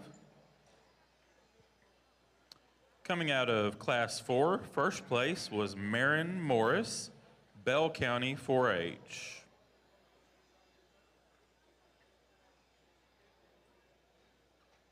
From Class 5, first place was Royce Cook, Runnels County 4-H. And from Class 6, first place was Stratley Struby, Tom Green County 4-H. Second place from Class 4 was Kenley Holscher, Highland FFA. Second place from Class 5 was Ellis Irwin, Lubbock Cooper FFA. And second place from Class 6 was Braddock Foster Farwell, FFA. Folks, let's give these exhibitors a big round of applause.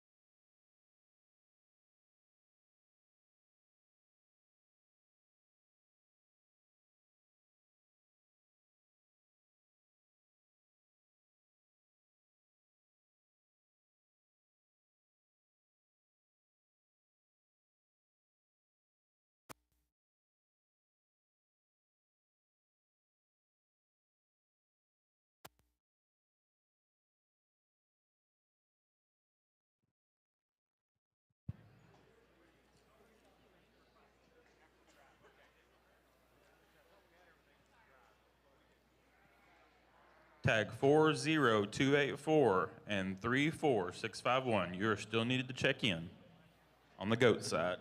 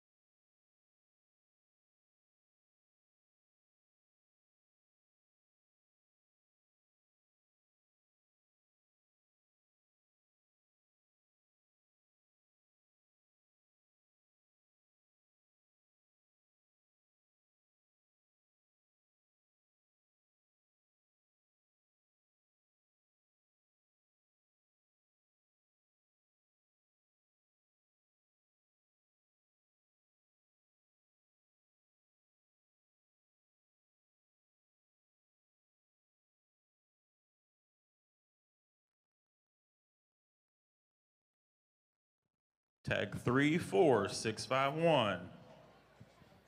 You are needed at the check-in on the goat side. Outstanding fun wheel cross division. I think an awful good set that ends up out here on the champion drive. I like all three of these lambs quite a bit. There's little things you'd change about each one. The lightweight sheep I think is really cool off his feet and legs. He's as square made and stout made as you can build one for 135, 40 pounds. Really nice design sheep that's massive down his top. Gets a little bit deep for a lightweight, but not much. I'm just picking on one that I think is extremely, extremely good. Love his hip and hind leg structure and the way he's designed out of his loin and top side of his hip.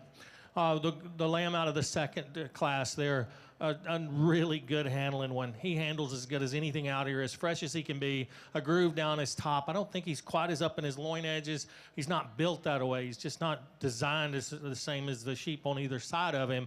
And I really like to fix his hip and hind leg when you put him in motion, but that one handles so good when you put your hands on him and touch him. And then we come to the heavyweight, another big bodied, stout-made sheep that doesn't just blow you away, but really the more you analyze this guy, he's wide-topped and he's big-loined and he's big at his hip and he's still youthful enough up through his front end. So I think he's hard to pick a lot of holes in. I'd like to see him just a little better in his loin and the way he ties together in his hip loin. He's not quite as neat and smooth there as some of the sheep that stand in front of him. Put your hands together and congratulate these exhibitors in the Fine Wool Cross division, and I'll go out and show you my champions.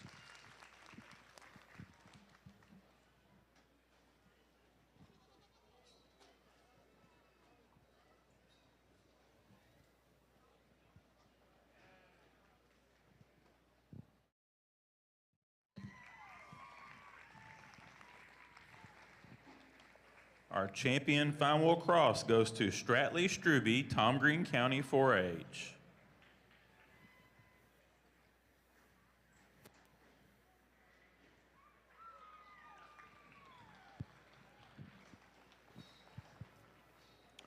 Our reserve Fine Wool Cross goes to Marin Morris, Bell County 4-H. Congratulations. Well, here in the goat size, we kick things back up here in this class. Another really good one. I think from top to bottom, probably as close a decision between 3 or 4 of them that we ended up excusing in that last spot for me in my mind as that we've had so far yet today. And yet at the top end, I didn't think there was just an absolute freak that you had to tie to that became real obvious. And quite honestly, when this class winner came in, he walked by and I said, I really like that one. I don't know if I just love anything about him, but he's hard to punch a hole. And the longer we study him out here and break him apart, that ends up becoming his biggest advantage. That one's just pretty bulletproof out here. He's seamless in the way he's built down his top line. He's opened up underneath. He's got a big center body and rib cage in him. I love the width and just the squareness that he's got down his back when you study him up top and from behind. And again, from the side, I'm not going to say he's a freak in the way he's built, but again, just in terms of his neck set, his levelness, his spine, the way he's built out of his rump, especially compared to that second one, that ends up being the biggest advantage.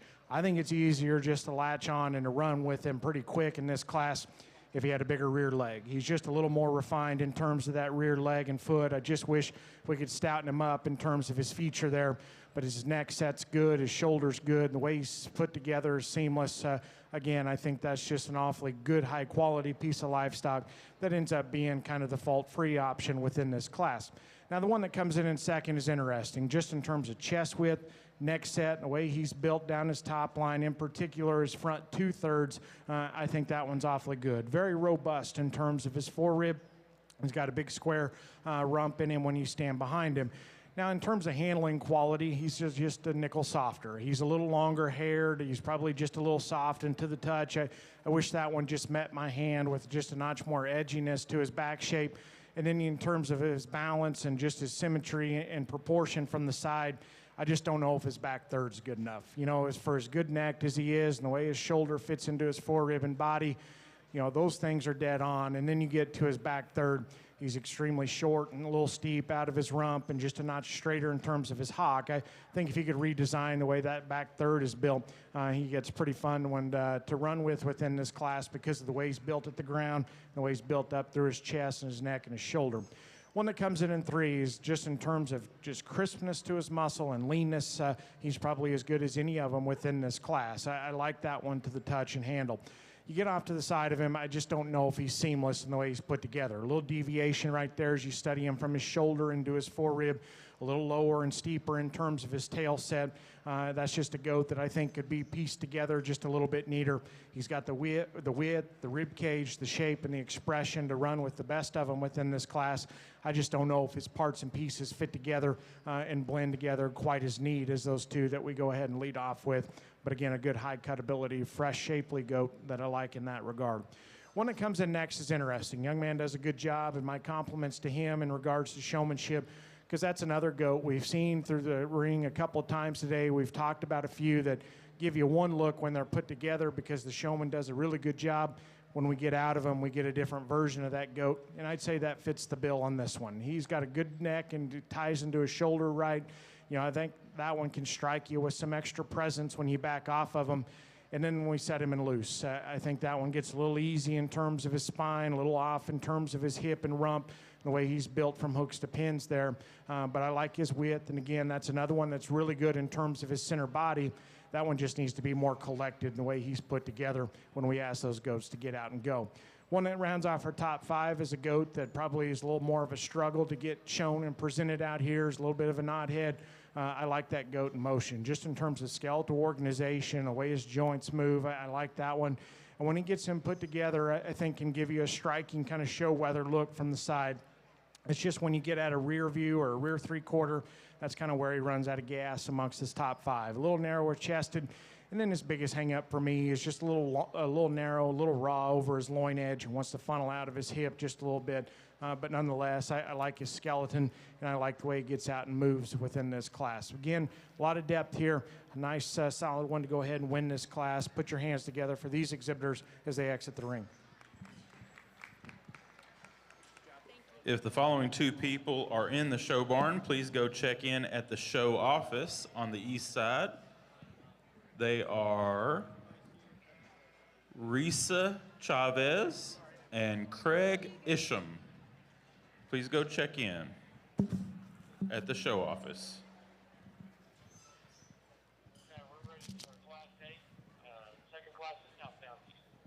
Second class of South Downs, Class 8, need to check in. Results from Class 3 Fine Wool Crosses.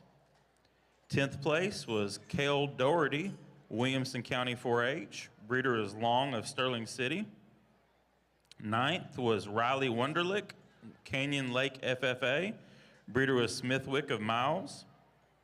8th was Hunter Rocheski, Dawson County 4-H. Breeder is Struby of Wall. 7th was Riley Barrett, Tom Green County 4-H. Breeder is Jackson of Christoval. 6th was Taylor West, Sinton FFA.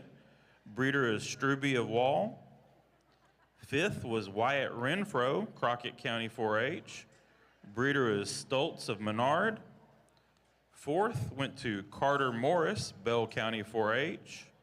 Breeder is Horwood of Sterling City. 3rd was Presley Cavett, Shallow Water FFA. 2nd was Braddock Foster, Farwell FFA. And our class winner was Stratley Struby, Tom Green County 4-H. Breeder was Struby of Wall. Congratulations.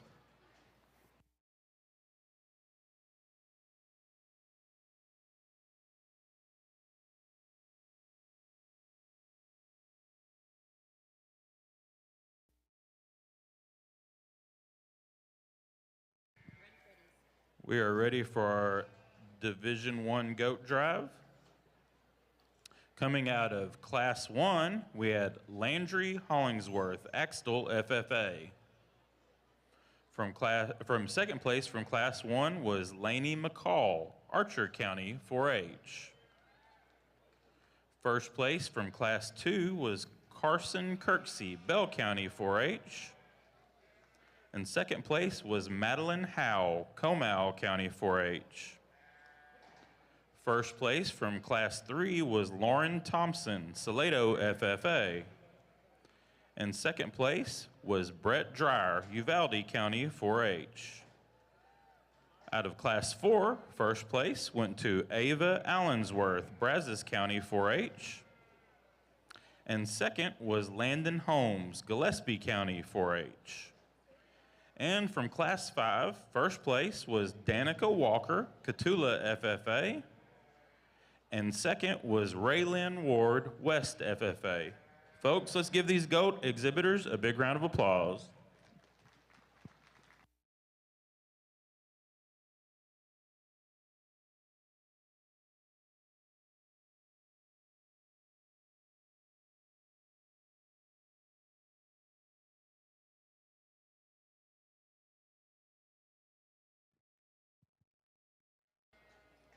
Results from Class 5 goats. 10th place was Jace Jerish, SNS Consolidated, FFA. 9th was Elianne Byrne, Swisher County 4-H. 8th was Mason Hatfield, Mason County 4-H. Breeder was Newsom Ripley Show Goats. 7th was Cast Hinojosa, Clayburgh, Kennedy County 4-H. 6th was Brendan Kennedy, Oakwood FFA. 5th was Cale Beaver, Borden County 4-H. Breeder is Two Springs Ranch. 4th went to Mason Smoot, Kendall County 4-H. Breeder is Highview Ranch. 3rd was Kimber Beggs, Midland County 4-H. 2nd, Raylyn Ward, West FFA. And our class winner was Danica Walker, Catula FFA. Congratulations.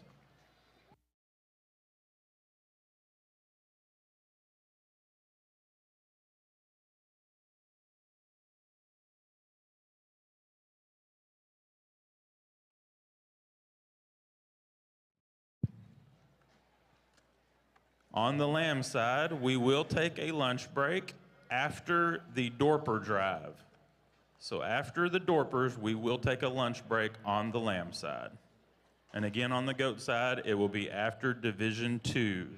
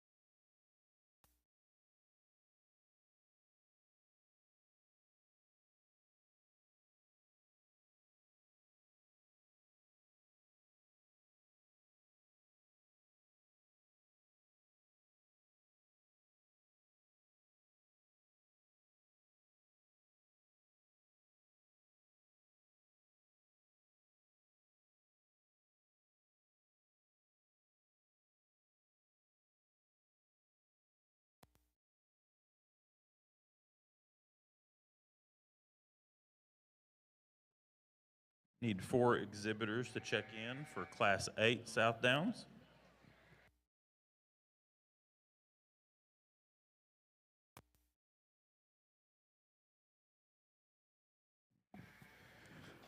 One exceptional first division, and before we kind of break these down and let you know where I'm at, if you would, ringside, put your hands together for these 10 exhibitors on a awfully good way to kick off our morning. You know, I think I felt like putting those classes together, there's a lot of give and take in some of these in particular, you know, as you kind of get through the heart and the meat of a class. But as they come back out here, I'm quite comfortable, especially with this first row. I think all those class winners kind of fit together, and as you compare them back to the ones that are second over there, probably a little bit different in terms of their kind. And I tried to stay true in terms of when it got close, just which one do I like better? You know, throw individual parts and pieces out. Which ones just strike me with extra presence and hit me with extra quality? And to me, that's kind of where all these class winners had the edge within their respective contemporaries out here. But again, I'll go through them just real quick on the ones that, or especially on these class winners, because that's kind of where the decision falls for me. One that we kicked off the morning with, I like that goat quite a bit. You know, there's times where he's kind of harder to get stuck in dirt, into the dirt and kind of get a really, really good look out of. But I like that goat in terms of his edginess to his muscle. His extra shape is really good. You study him at the ground. He's got some substance and some extra bone work. We used him in that class because I thought he had an advantage just in terms of length of rump and hip. You study him out here, I think you could shorten him up in terms of his pastern and give him a little more strength at the ground there to make his hind leg just totally ideal. But that's a good-looking goat with some extra length of hip and one that touches really, really good. Class winner out of that second class, I thought just kind of won that one pretty easily. You know, that's one that I think is built right up front. He's got a big forerib and rib cage in him. He handles awfully good. You know, he gives you some extra look and striking presence when you back off of the livestock. We talked about in class, if you just staten him up in terms of his bone work just a little bit, you know, that one to me is just a big-time player. You know, I guess to me it just kind of strikes me as a really, really good goat. It's just a nickel frail, but nonetheless, I thought he won that class relatively easy. I think the next two classes is kind of where the decisions got tough because you got outliers within those two classes, and as they come out here within this drive, I think are still outliers. The kind of red-centered weather is a one that you really like from the side. I think just in terms of his length, his top line, his elevation up front, his neck and shoulder assembly is awfully good. You study him from behind, I think he's got enough pin set, enough rump shape in him. He's got some extra substance at the ground. We talked about him in class. I just don't know if he feeds out of the back of his shoulder with just the edgiest or the squarest shape to his rack. And to me, that's kind of where I'd like to change him. If he did that, to me, he becomes a runaway winner within this class because I like him at the ground. I like him in terms of his presence from the side and from a balance perspective. I just don't know if he touches good enough. And to me, that's my big hang-up on him, but nonetheless a high-quality individual. The freak comes out next. The black-headed one is undeniably as different of an animal as we've seen in the ring today. Just his extra presence in terms of length, elevation up front, his length of neck is unmatched within this class. When I talked about in his respective class, you get on top of him, he's got more spread to his rack and turn to his forerib than I was expecting from the outside. To me, it's when you get behind him. That's kind of where you got to question him. He wants to funnel to his pins just a little bit. He gets really, really shallow in terms of his twist and a little more nondescript in terms of his stifle. That's where we need to change him. If you can change that, I think it becomes easier to run with him within this drive. The other thing we talked about in class, he is so long.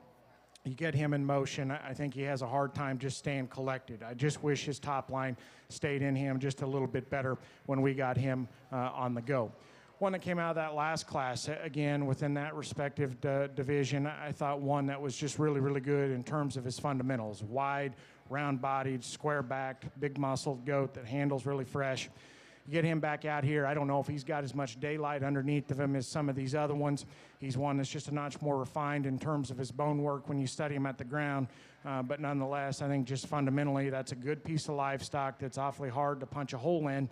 You just got to ask yourself if he's quite as of an outlier out here as some of these other ones.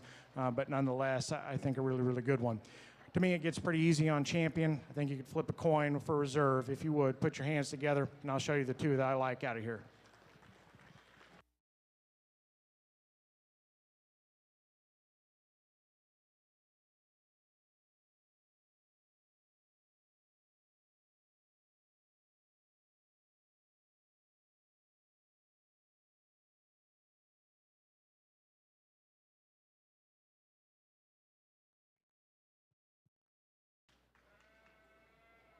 Mission 1 from Class A, second class top down.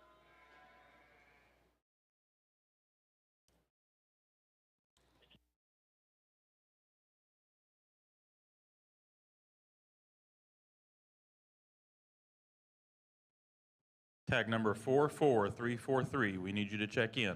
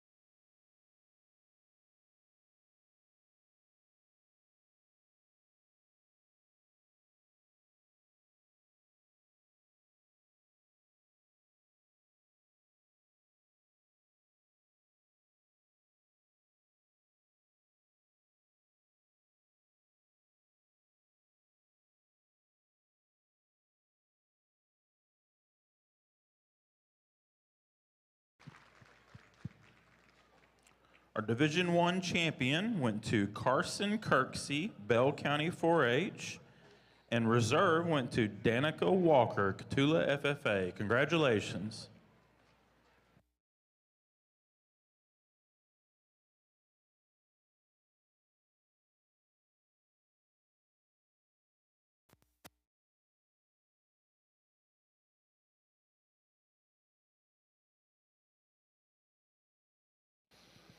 You get into the Livestock Southdown class, and I think a really nice pair on the top end of this class that are totally different in their types and kinds, just don't match up at all. I elected to use the one with more power and product to him. There's one that when she gets embraced, he's really neat in terms of his design. He's powerful in terms of muscle shape, really trimmed handling kind of a sheep that's got a big rack and loin in him. You can see the muscle working in this guy. My biggest complaint about him is when I put him in motion, he's not quite as neat fronted. He's not quite as neat in his chest floor, breastplate, and his shoulder as this lamb that comes in second. I love the design of this one in second. He's really built extremely well. Really good from the ground up. He's wide-based, stout-made kind of a sheep that's really smooth in his neck-shoulder junction and the way he ties into from his shoulder to his rib cage.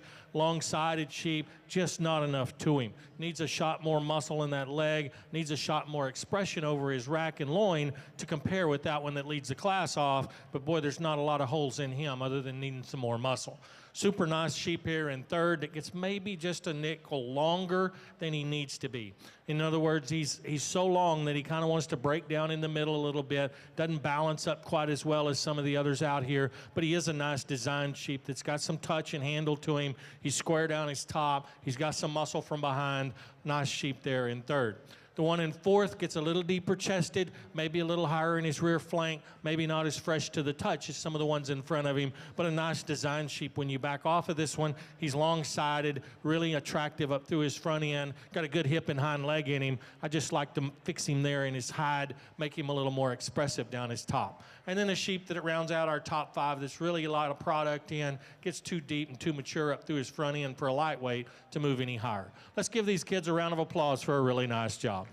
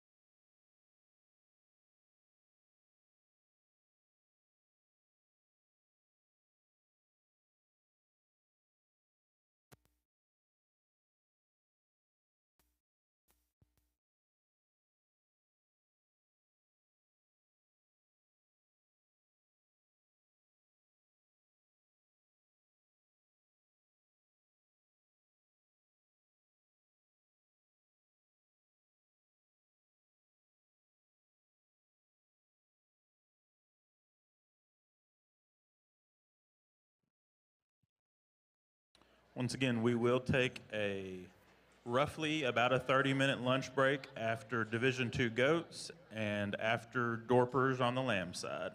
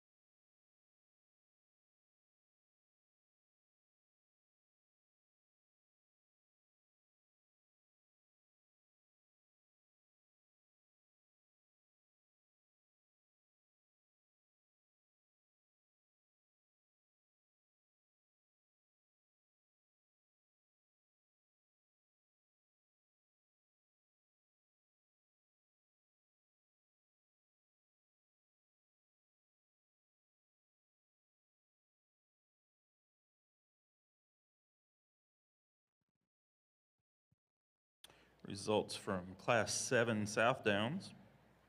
10th place was Madeline Howell, Comal County 4-H. Breeder is Jennings of Fredonia. 9th was Nelly Bustamante, Andrews FFA. Breeder is Farrow of Midland. 8th went to Mason Hart, Hale County 4-H. Breeder is Ashley of Medina. 7th was Holden White, Johnson City FFA. Breeder is Flanagan of Ballinger. 6th was Haley Rodriguez, B County 4-H. Breeder is Hawes of Beeville. 5th went to Jackson Frias, Gaines County 4-H. Breeder is Fritz of Fredericksburg. 4th went to Addison Coleman, McLennan County 4-H. Breeder is Harbor of Gatesville. 3rd went to Cameron Guerrero, Live Oak County 4-H. Breeder is Fritz of Fredericksburg. 2nd was Gentry Phillips, Llano County 4-H. Breeder was West of Bryan. And our class winner was Madison Matina, Riesel FFA. Breeder is Fritz of Fredericksburg. Congratulations.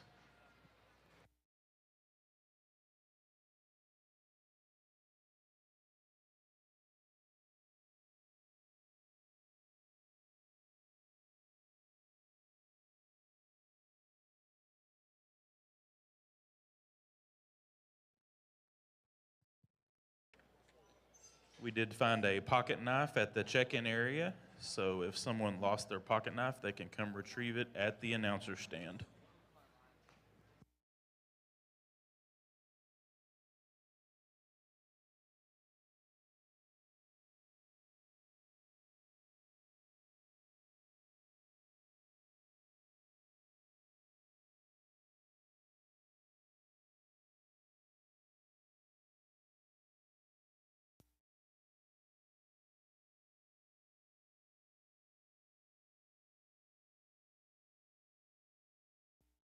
South Downs. Class 9 South Downs can check in. Class 9 South Downs.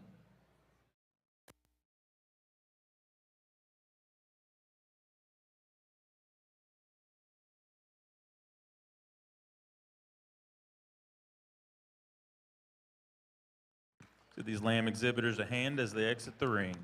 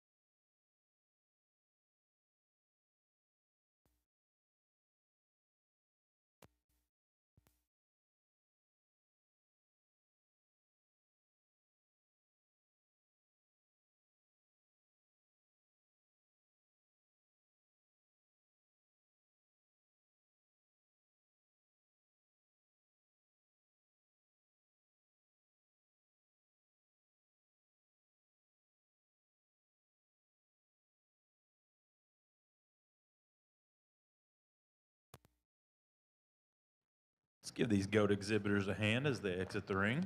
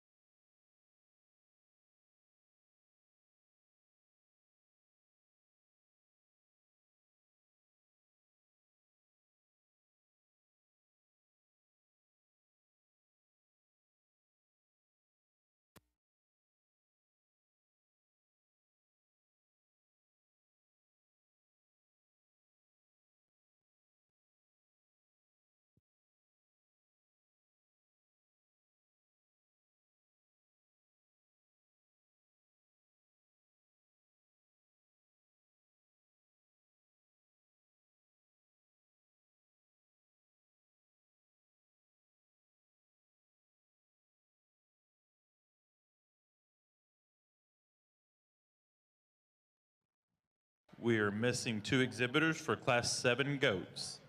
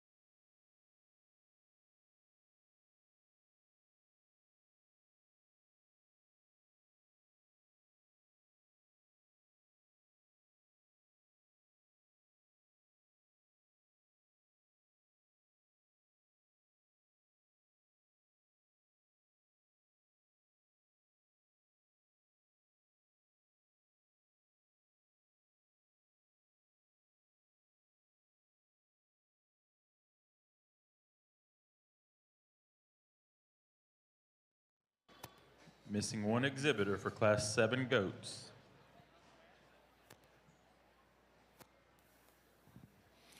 We get into our middleweight South Downs and a really complete set here. I like this class a lot. I thought there were several in here that are very competitive sheep that had some things you got to like about them and appreciate them. I like the one that wins the class pretty handily to me, though. If you take away the fact that he might be a nickel's worth of round in his shoulder or have a little more point to the shoulder there, I can understand that. But aside from that, this one handles good. He's good off his feet and legs. He moves good. I like his hip and hind leg structure. I like that one quite a bit, young man. Congratulations on winning this class.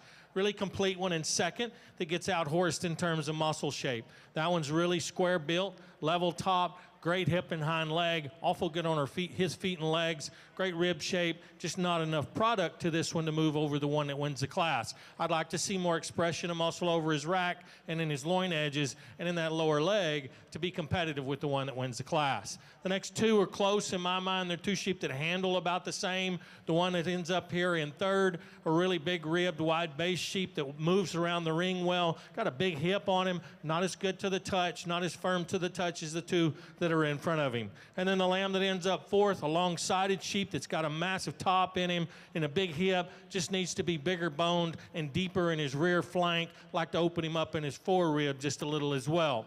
And then we round out our top 5 with maybe the shorter-bodied sheep, gets a little more jammed up, a little more restricted in his movement. He's so thick, he's got so much muscle, really wide-based, really stout-made sheep that it doesn't move quite as well as he could. Good class. Let's congratulate these exhibitors on a nice set of Southdowns.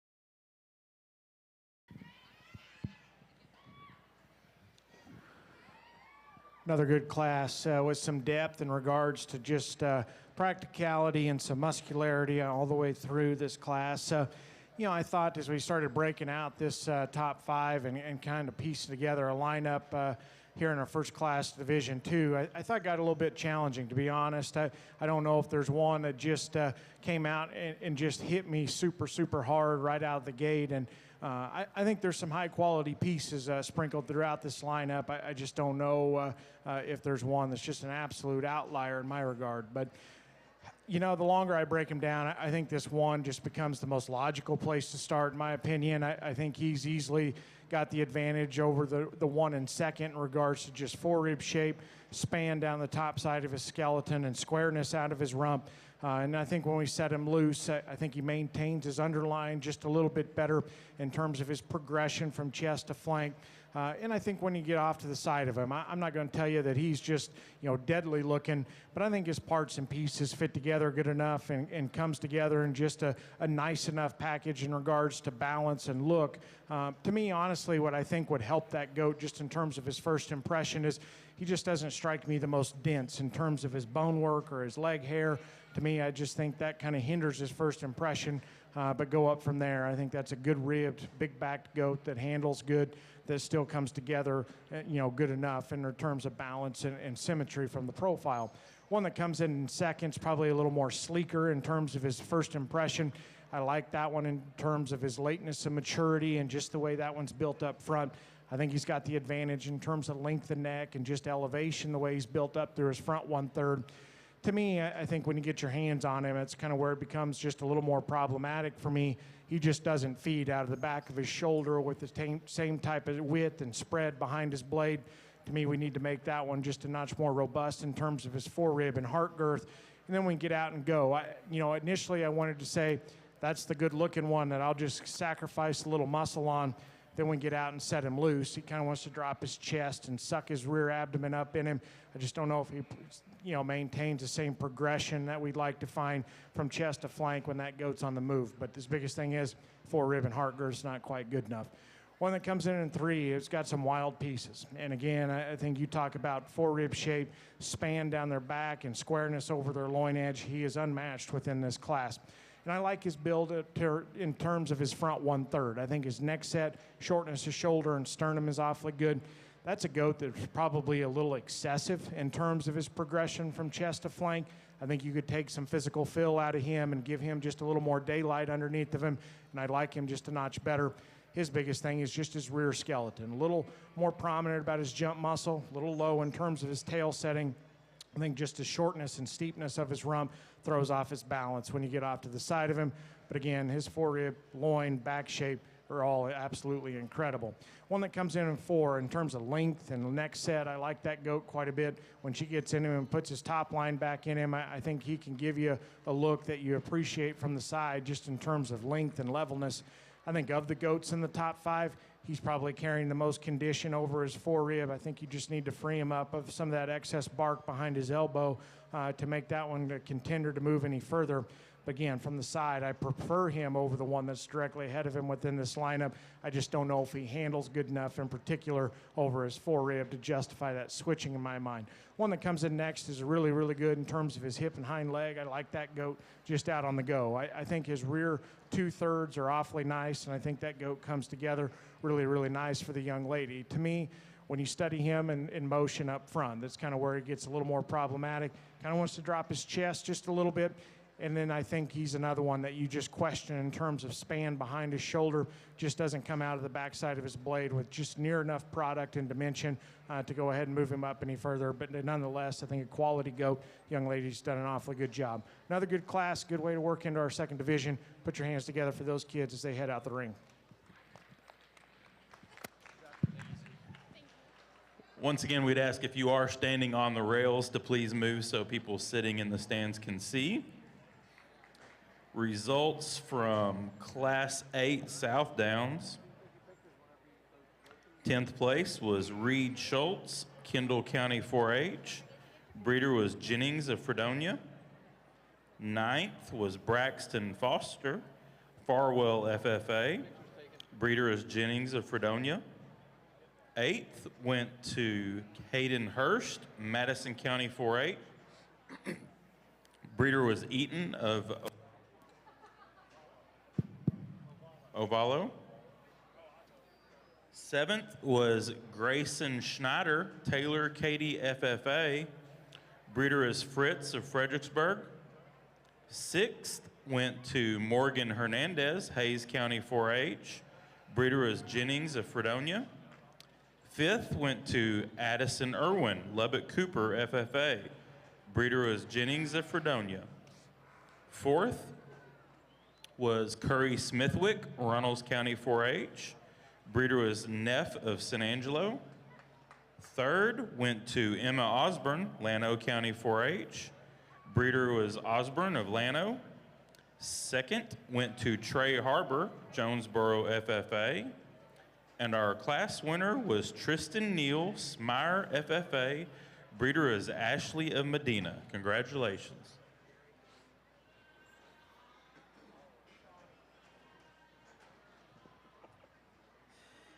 Results from Class 6 Market Goats.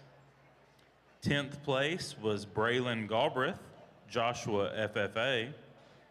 9th was Bristol Taubert, Runnels County 4-H. Breeder was Custer Showgoats. 8th was Brandon White, Johnson County 4-H. Breeder was Blue Team Weathers. 7th went to Tate Weidenfeller, Kendall County 4-H. 6th was Joey Harrington, Meadow FFA. 5th went to Hadley Woody, Hill County 4-H. Breeder was Highview Ranch. 4th was Kinsley Westbrook, Whitesboro FFA. 3rd went to Shelby Pernaud, Johnson City FFA. Breeder was Evans Livestock. 2nd was Reagan Downs, Whitesboro FFA. And our class winner was Zane Walker, Eastland FFA. Congratulations.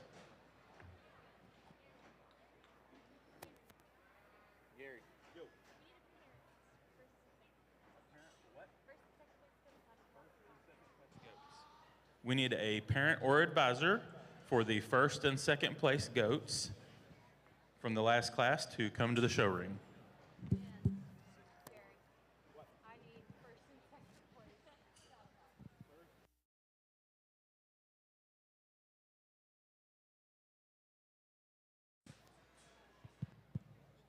We need our 1st and 2nd place South Downs to the show ring as well.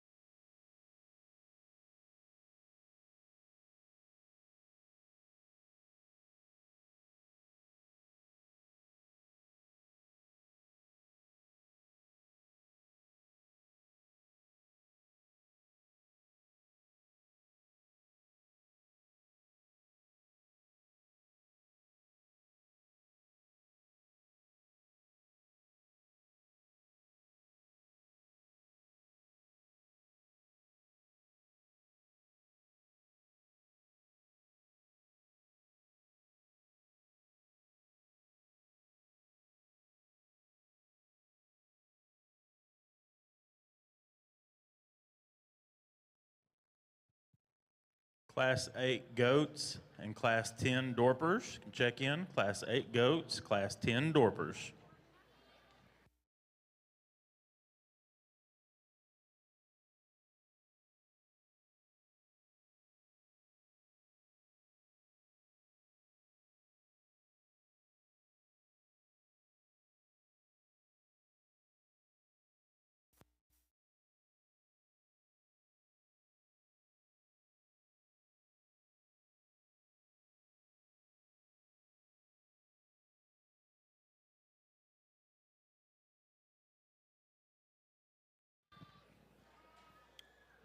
Once again, our show photographer is Devin Sisk Photography. You can get your pictures made and view and order photos online at devinsiskphotography.com.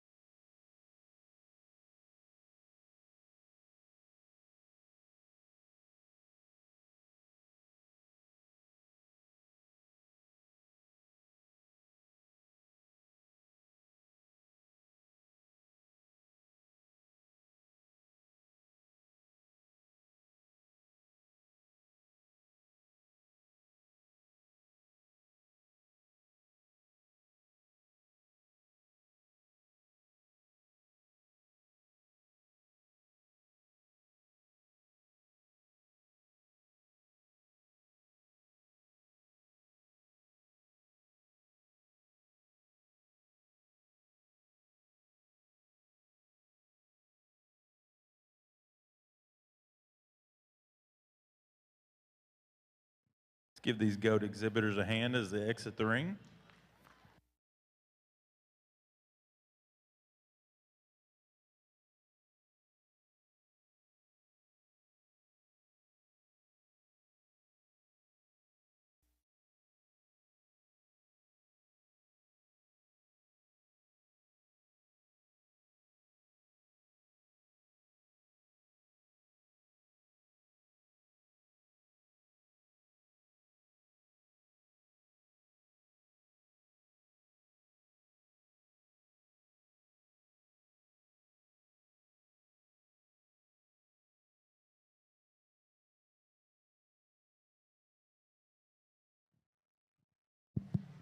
Nice heavyweight Southdown class, and I think one that comes to the top of the class that's very youthful in his touch and handle, very attractive up through his front end, got a good hip and hind leg in him, handles with enough muscle. I'm not going to tell you he's the heaviest muscle one in here, but I think he balances up really well for a heavyweight Southdown. The right kind of size and shape in this one, good rib shape, good off his feet and legs, a nice hip that gets progressively wider from front to rear. The sheep in second, another trim-made sheep that gets a little bigger. He's not as expressive in his touch over his rack or loin, but I really like his body style and shape. He's one with a lot of rib shape to him. He's got some depth of rear flank, and he balances up well on the profile. Some of the same things can be said about the one that stands third. Another big rib, deep flank sheep that's got some shape to him, gives up some muscle to the two in front of him. Not quite as stout made as the two in front of him, but one that I really like in terms of body shape, style, and design as well. The 4th place lamb, another one that comes in with a great hip and hind leg. He's good off his feet and legs. Attractive sheep that's got a ton of muscle, just too soft today. He's got a little more condition over his ribs than what I'd like to call ideal. Gets a little waistier in that front 1/3 of his body. Same thing can be said about the 5th place. Big sheep that comes in that's a little high in his spine, doesn't want to relax himself and move around the ring as well as he could. His neck kind of falls off the front of his shoulder. That one's got a ton of product in him. Skeletally, though, I'd like to change him to move him any higher in this class. Good class. Congratulations to these exhibitors. Good job. Good job. Good job. Good job.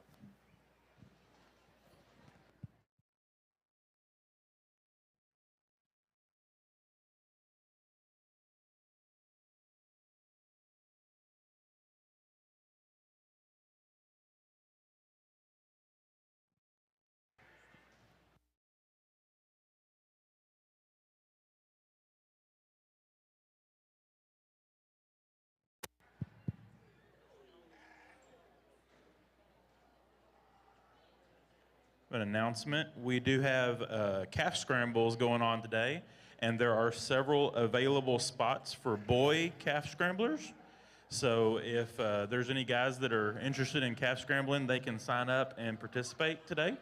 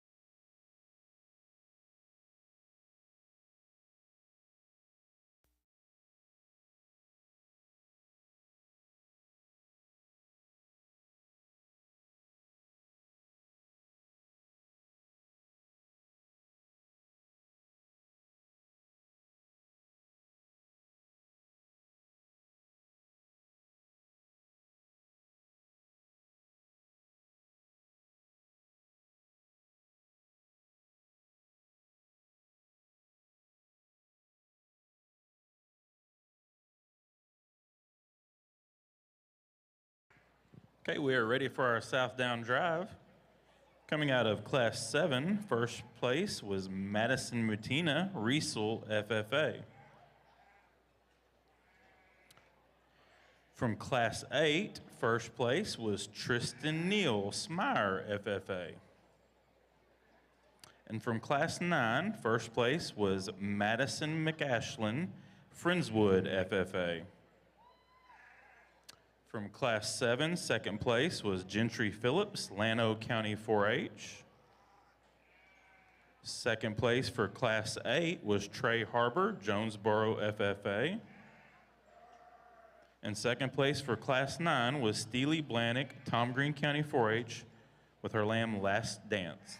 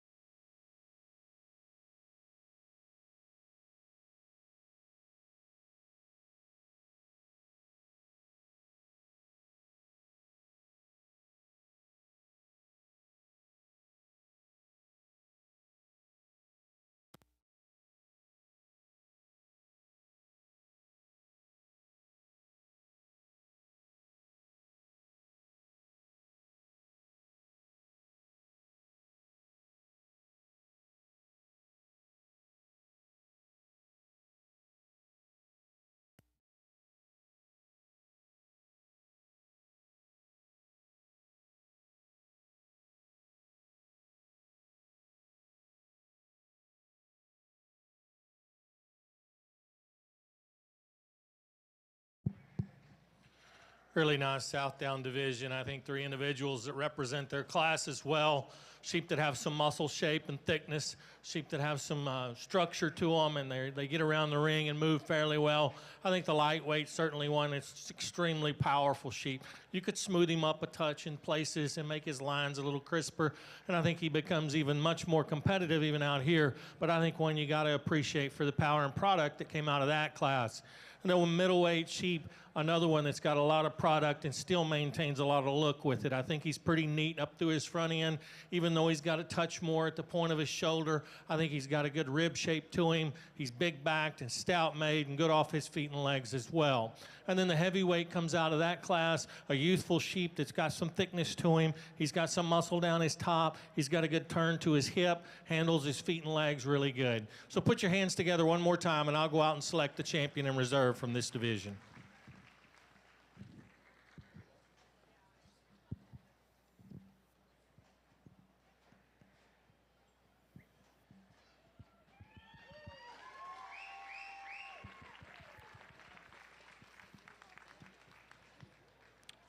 Champion South Down goes to Tristan Neal, Smire, FFA.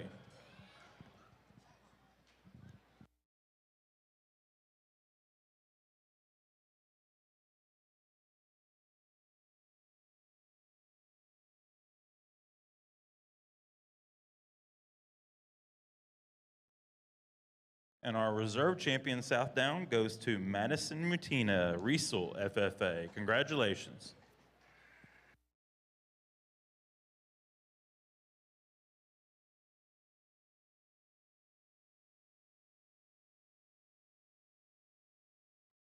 Missing 3 exhibitors for Class 8 goats. You need to be checked in.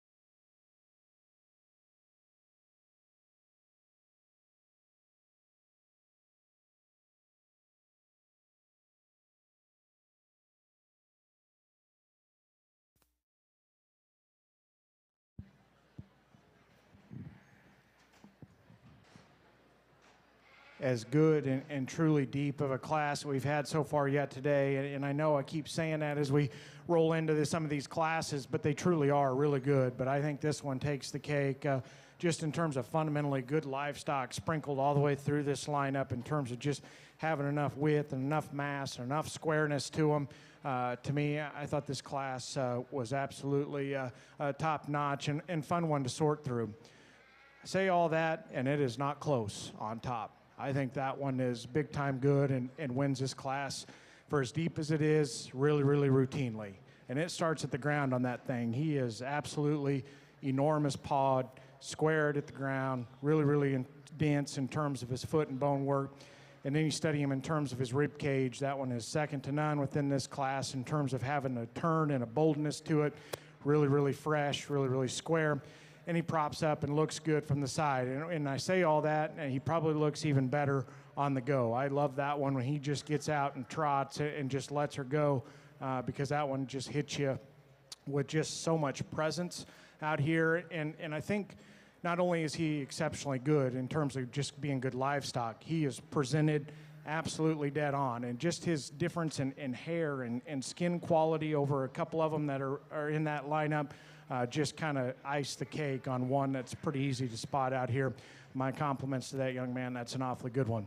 One that comes in next, again, just fundamentally very sound. You know, he probably would have won some classes that we've seen so far yet today, arguably. Might have won the last one. You know, he's good in his lines. He's got some rib cage in him. I like his dimension and spread that he's got up top. He just doesn't come with the extras that we find in that winner. A little more refined in terms of his bone work, probably not as sharp and neat in the way he's built in terms of his neck and shoulder and chest, but that's a good goat that I think still hits you with some presence and some quality when you back off the side of him. And to me, I think it's just his first impression that ended up getting him over the one that comes here in 3. Young man, you got a nice goat here in 3. And again, just in terms of shoulder, chest, neck set, really, really good. And I like that one a bunch just in terms of his presence out here in regards to his skeletal organization. He's always up-headed. He's level-spined. He's just got a very good posture out here. I think he's one that always just strikes me as very comfortable in the way he's built off of both ends. That goat's got enough muscle. You know, I think he's one that touches good enough. You back off the side of him. There's something about his skin and his hair and just the way he's built and presented out here in that regard that just kind of strikes, you know, kind of takes away from his first impression. I just don't know if he ever strikes you quite as sharp and with quite as much presence out here. And I think a lot of it's just because of his skin and height quality, but nonetheless, that's a good go. Fundamentally, I like just the shape and the cutability of the one that comes here in 4. Again, good in his rib cage, square backed, really fresh and square in the way he's built there. You study him from the side, I think he's starting to show some age and some maturity in the way he's built at the point of his shoulder and through the chest floor. I just don't know if he's quite as tidy and tucked up in the way his sternum sits up in him, but nonetheless up high. I like his freshness, his squareness, and his handling quality. One that comes in next, a lot like the goat in 3rd. I think if that one had just a little better skin and hair on him, that one strikes you just a little bit harder out here, but it takes away from his first impression just a little bit. But that's another one that's opened up underneath. He's round in his body shape. He's got some squareness up high. You know, he just ends up looking just a nickel more plain as I back off the side of him, especially when she gets out of him. Kind of just doesn't fit together quite as seamless right behind his shoulder when she's not driving him and putting him together. You know, I think of the top 5, probably the one that's got the most bark behind his elbow. I think we need to lean him up just ever so slightly. But nonetheless, exceptional class. I can't speak enough of the depth of that one. Can't say enough about that winner either. Congratulate those with a nice round of applause.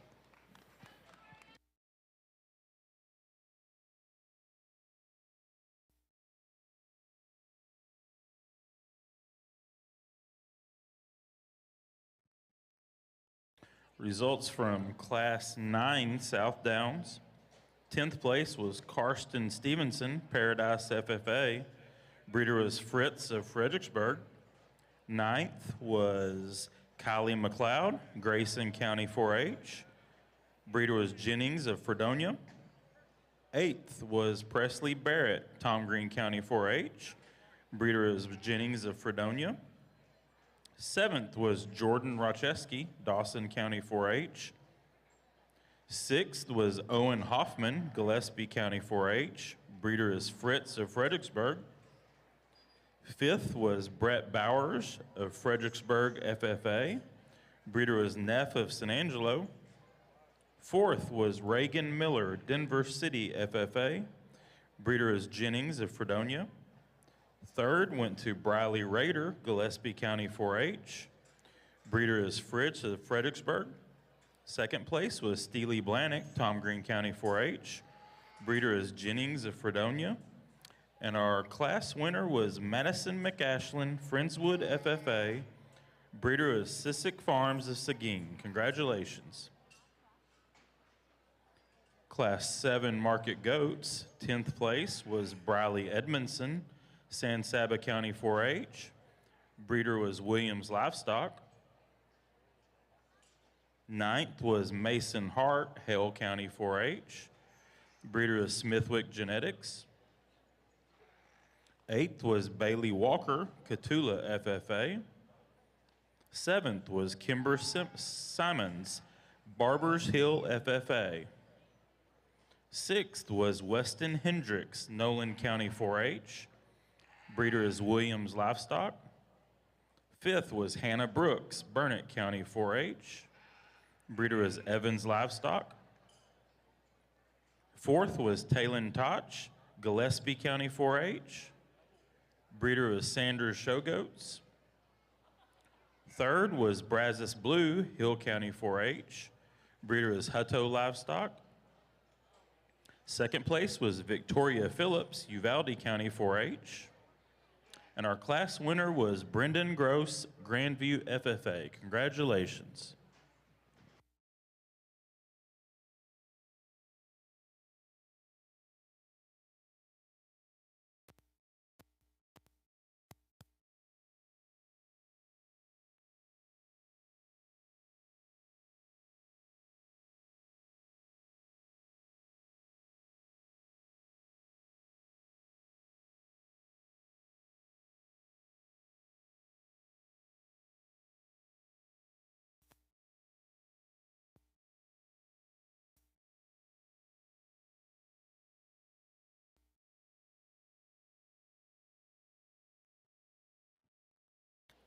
Class 9 market goats can check in.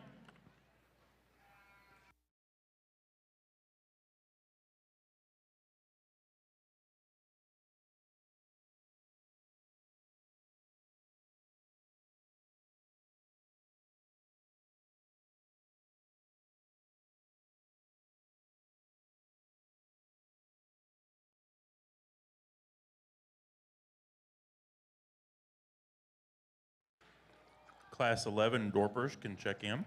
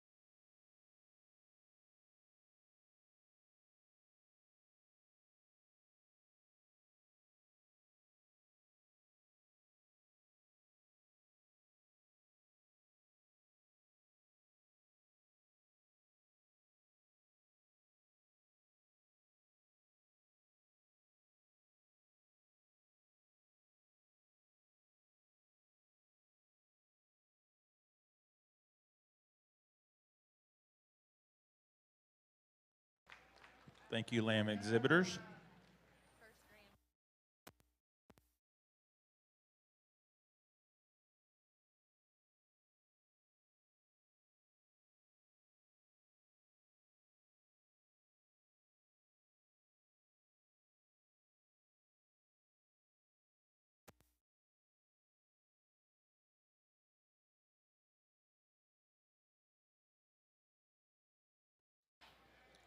Once again, your Class 11 Dorpers can check in.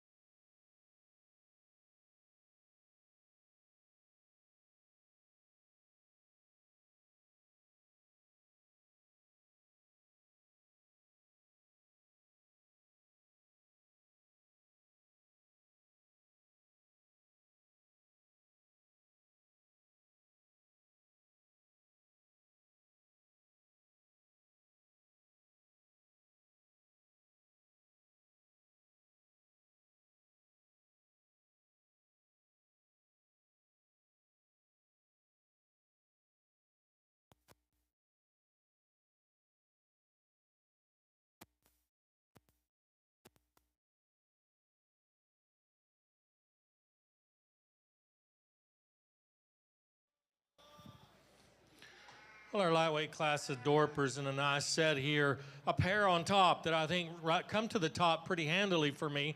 I think as they walk in the gate, you find these two and you say, well, which way do you want to go? You got one with more rib and volume and power. You got one with just a nickel more look to him.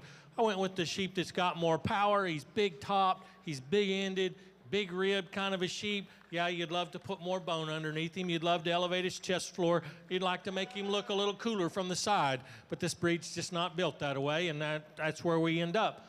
The one in second, I think's got to follow him. Another one I like quite a bit. Love his rack shape. When he comes out of that shoulder, this one really pops up a good rack and a loin in him. He's not as massive. He's not as powerful in terms of thickness down his top or in that leg. I think he's a little cooler to look at from the profile, especially up through the front one-third of his body. The black-headed lamb that comes third, another nice designed one from a profile. I like the bone work underneath him. He's given up too much muscle today to get around the two in front of him. I don't think he's as big-ribbed or opened up in the center part of his skeleton as the two that are in front of him, but a nice designed one that has enough muscle, I think, to work his way up here to the top end. The fourth place white-headed Dorper, another one that's really similar to our one in third. Not enough to him, but really nice designed. I think he's built well off of both ends. He gets around the ring and moves well. Neat neck-shoulder junction in him. He's level and parallel in his lines when you watch him from the side. I just like to see more product to him to move him any higher. And then a big frame, long-bodied sheep that's just not thick enough that ends up our top five. Put your hands together and congratulate these exhibitors on a nice lightweight Dorper class.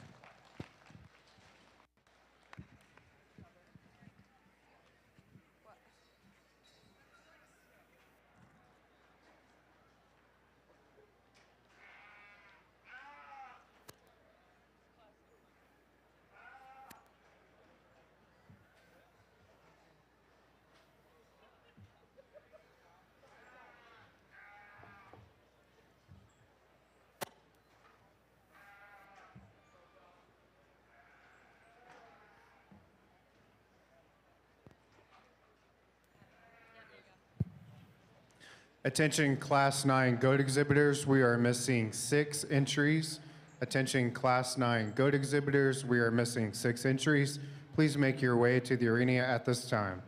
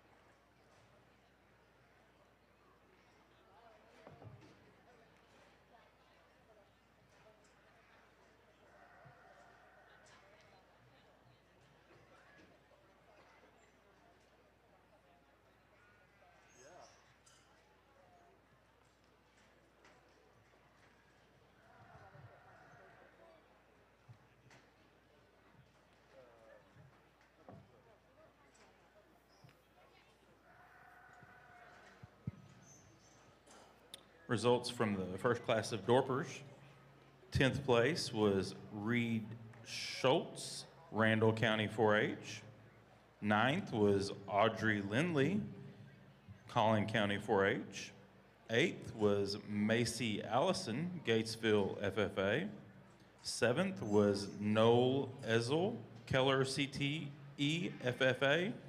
Breeder was Jennings of Fredonia. 6th was Landry Ferguson, Shallow Water FFA. 5th went to Henry Horster, Jackson County 4-H. Breeder was Drennan Gallagher of Mason. 4th went to Mackenzie Allison, Gatesville FFA. 3rd was Craddock Ferris, Blanco FFA. Breeder was Preston Ferris of Sonora. 2nd was Knox Paget, Fredericksburg FFA. Breeder is Rich of Fredericksburg. And our class winner was Parker Cook, Runnels County 4-H. Breeder is Book of Miles. Congratulations.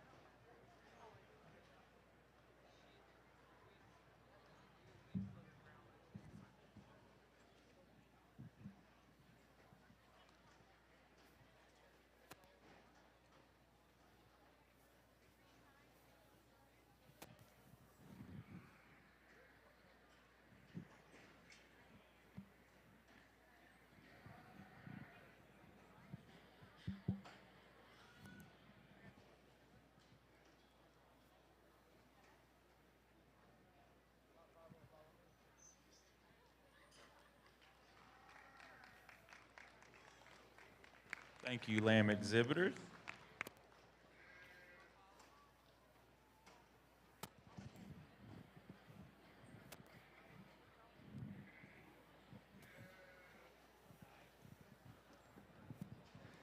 Well, again, my compliments to these exhibitors. Another good class. Some challenge to sort through this one, maybe just a little bit different from our last class, just in terms of having more spread from start to finish within this particular group. And again, pretty tough call on those last couple spots to fill here. But nonetheless, I think a good class. I think there's just some more drastic differences and maybe some more defined lines in terms of quality within this particular lineup, but I think a good class. I think the top pairs are pretty easy to find within my mind, and then within that one, I think there's one with just some more interesting pieces. And I'm not going to sit here and tell you that he's perfect. I just think I find him a little bit neater, a little more intriguing, and I think he's got some more far-reaching attributes that kind of stick out as soon as he comes in. I think just in terms of shortness of shoulder and sternum placement, being a little bit neater at the floor of his chest, I think he drastically excels that goat that's going to come in second. He comes to us with some length and one that's exceptional just in terms of his handling quality, fresh and edgy in terms of his muscle. You know, I think you study him at the ground. I think he's got enough bone work. I think you could stouten him up in terms of his foot just a little bit. My biggest thing on him is when we get out and set him loose, he's just kind of got that deviation behind his shoulder and that slight hitch in terms of his spine. I'm not going to sit here and tell you that he's unsound, but I do wish he just kind of fit together a little bit neater when that goat was on the move, because he's got some big-time parts and pieces just in terms of his shoulder, his chest, his extra shape and squareness. I just wish his top line fit in him just a little bit neater. Now, that's where the black-headed 1 and 2 does have an advantage. He's a glossy smooth in terms of his top line and seamless in his transitions from the back of his shoulder into his loin and to the base of his tail. I like those things about him, and he's got some elevation up front as well. You know, I get off the side of him, even though he is smoother in the way he's put together in terms of his spine. I still read him to be just a little bit plainer, maybe not quite as neat at the point of his shoulder, got a little more breastbone and chest floor in him relative to that class winner. and I think one that's plenty good enough and fresh enough in terms of his muscle. It's not near as creasy as the one that we go ahead and start with, but nonetheless, I think that's a good kind of goat that's got some presence out here, and I think fits comfortably into second for me. Again, maybe just not quite as the big-time memorable pieces that we find in that one that starts. I think from there on is where the sort comes. And honestly, this goat that comes in 3 probably looks better on the go than he does just standing still, because he's too stilty off of both ends. But when that one gets out and goes, he's got his head up in the air. That one can get out and travel good enough for one that's too straight, but one that's exceptional in terms of touch and handle and cutability. I think that's his biggest advantage over the one that's going to come there in 4. I just wish his skeleton was pieced together a little bit better. One that comes in 4 is a lot like the one that comes in second. I think just in terms of being solid, in terms of his balance and posture and proportions from the side, I think he's good there. Probably a little bit neater in the way he's put together than that one that's ahead of him within this lineup. He's just a frailer bone goat that's got some excess bark over his forerib. I just don't read him to be quite as shapely and high cutability as some of those ones ahead of him within this lineup. And at the end of the day, I just back off of him, and I think his parts and pieces read just to be a little bit plainer in my eye. But nonetheless, I appreciate him from a fundamental standpoint. One that comes in next, long-necked, short-shouldered goat that I think's, again, probably got some pieces of balance that are a little more intriguing than some of them within this class. He just doesn't tie it all together. There's times where he gets a little easy behind his shoulder, and I think part of it is he's just not quite as robust in his forerib, not quite as smooth in the way his shoulder hooks it into his body cavity, and one at times can get a little bit low in his tail set due to being a little more prominent in his jump muscles there. He's got some shape, he's got some muscularity. I just don't know if he ties it all together quite neat enough for me. But again, good class again, pretty easy top pair there to find. If you would, congratulate them with a nice round of applause.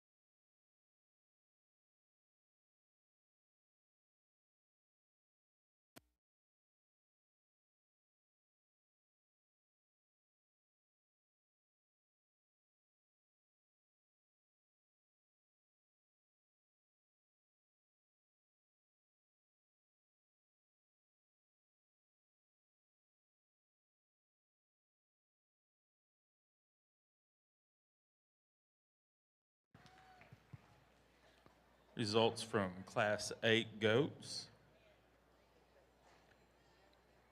10th place was Isabella Quintanilla, Kleins Collins FFA. 9th was Alina Kowalik, Karnes County 4-H. 8th was Emily Mutina, Riesel FFA.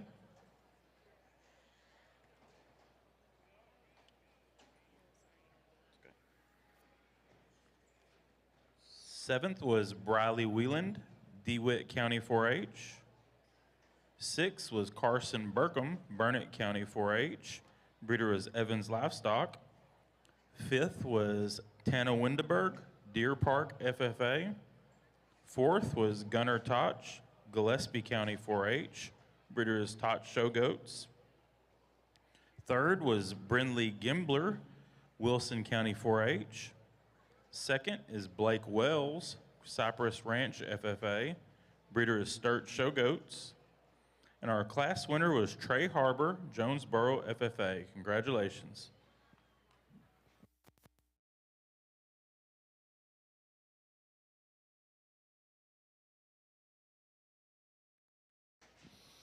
Well, our heavyweight class of Dorpers, another pair that comes to the top of this one pretty easily for me. I like the two that we ended up with here in first and second.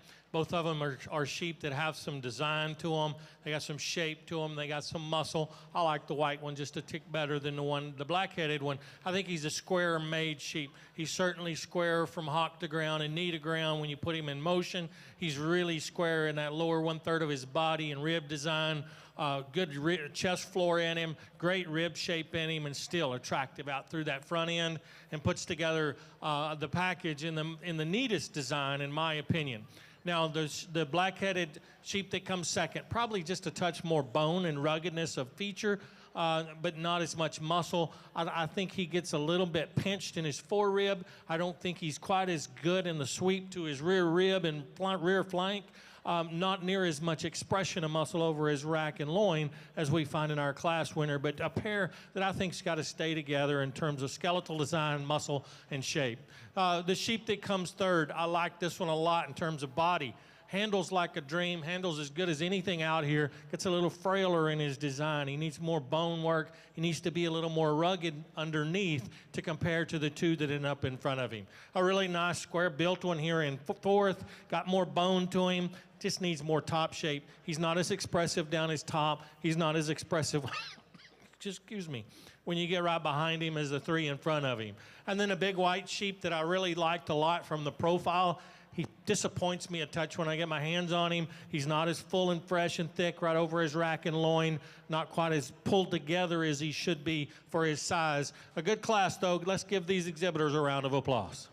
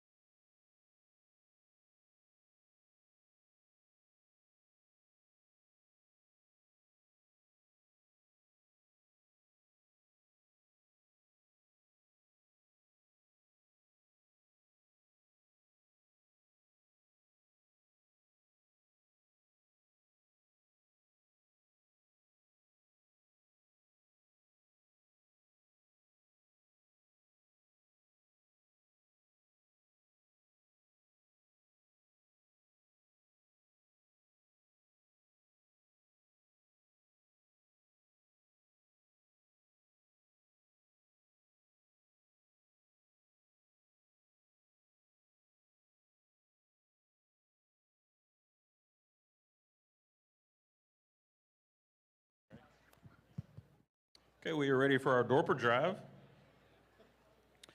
Coming from Class 10, first place went to Parker Cook, Runnels County 4-H. And from Class 11, first place was Brazos Blue, Hill County 4-H.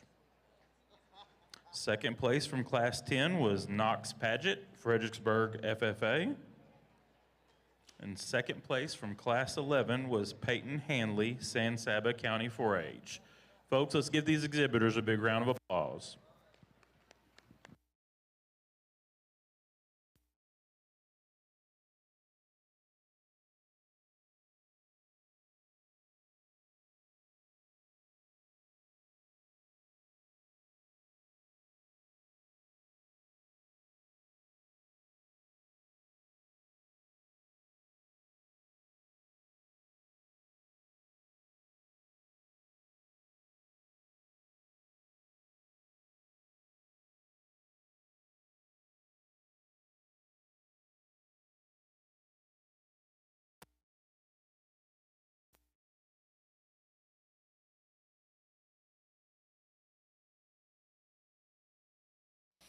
Well, and again, another nice division here as we talk about our Dorpers. A pair of Dorpers, actually all four of them, I like quite a bit, but the two that win their classes, I think come to the top pretty handily for me. The lightweight sheep, extremely powerful in terms of muscle. He's really pulled apart in the center part of his skeleton. He's big-backed and stout-made and still got enough look to him. I'll admit that the heavyweight does have more design and look, When you get off of him, he's a little neater in his chest floor. He's a little longer necked. He's put together just a touch differently and better about his head, neck, and shoulder, and still has a lot of product and muscle to go along with it. So a really good pair. They're followed up by another set of sheep that I think are very good. Put your hands together and congratulate these champions, and I'll go out and select your champion in reserve.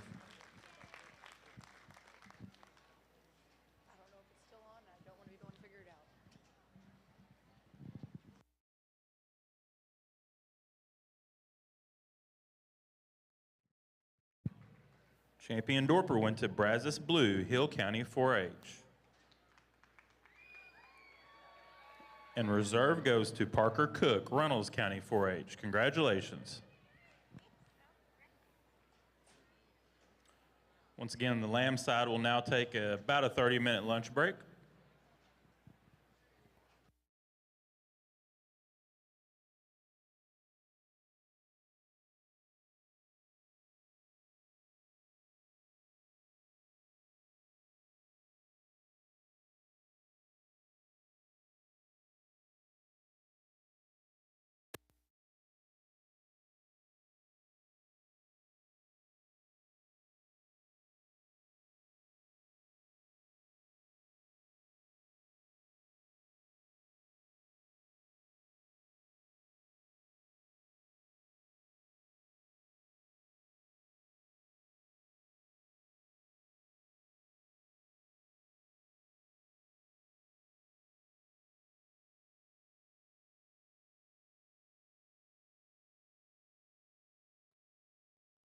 Missing 2 exhibitors for Class 10 goats.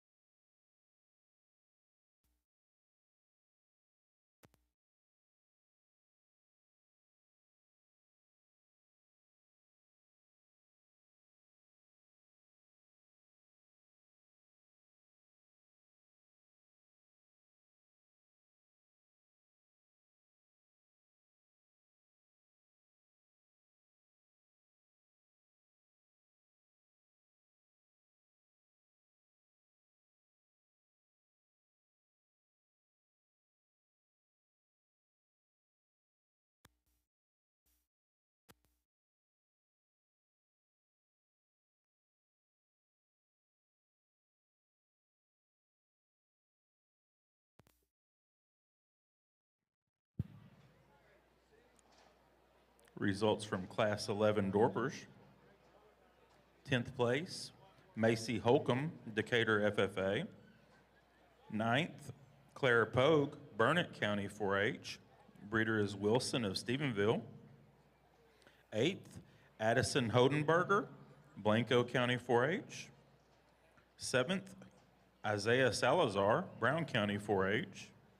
6th, Keely Ham, Bell County 4-H. Breeder is Jade of Mason. 5th, Gavin Slow, Tarrant County 4-H. Breeder is Kelly of Zephyr.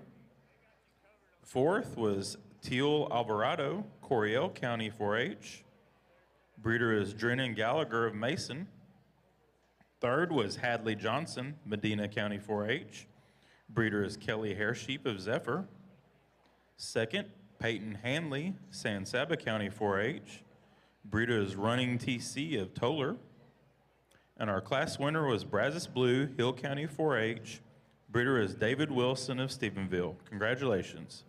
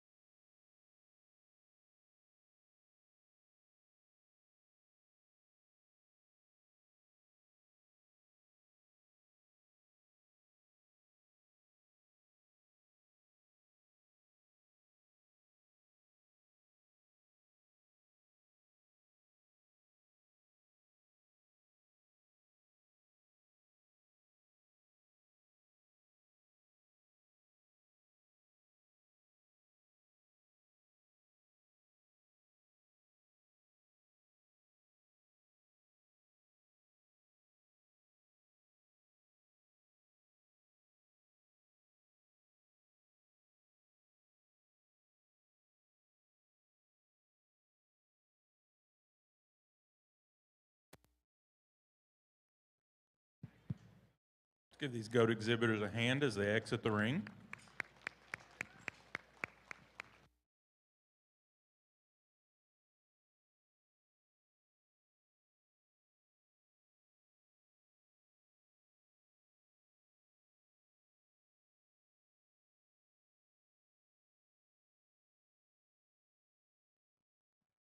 Missing 5 exhibitors for Class 10 goats. You need to check in.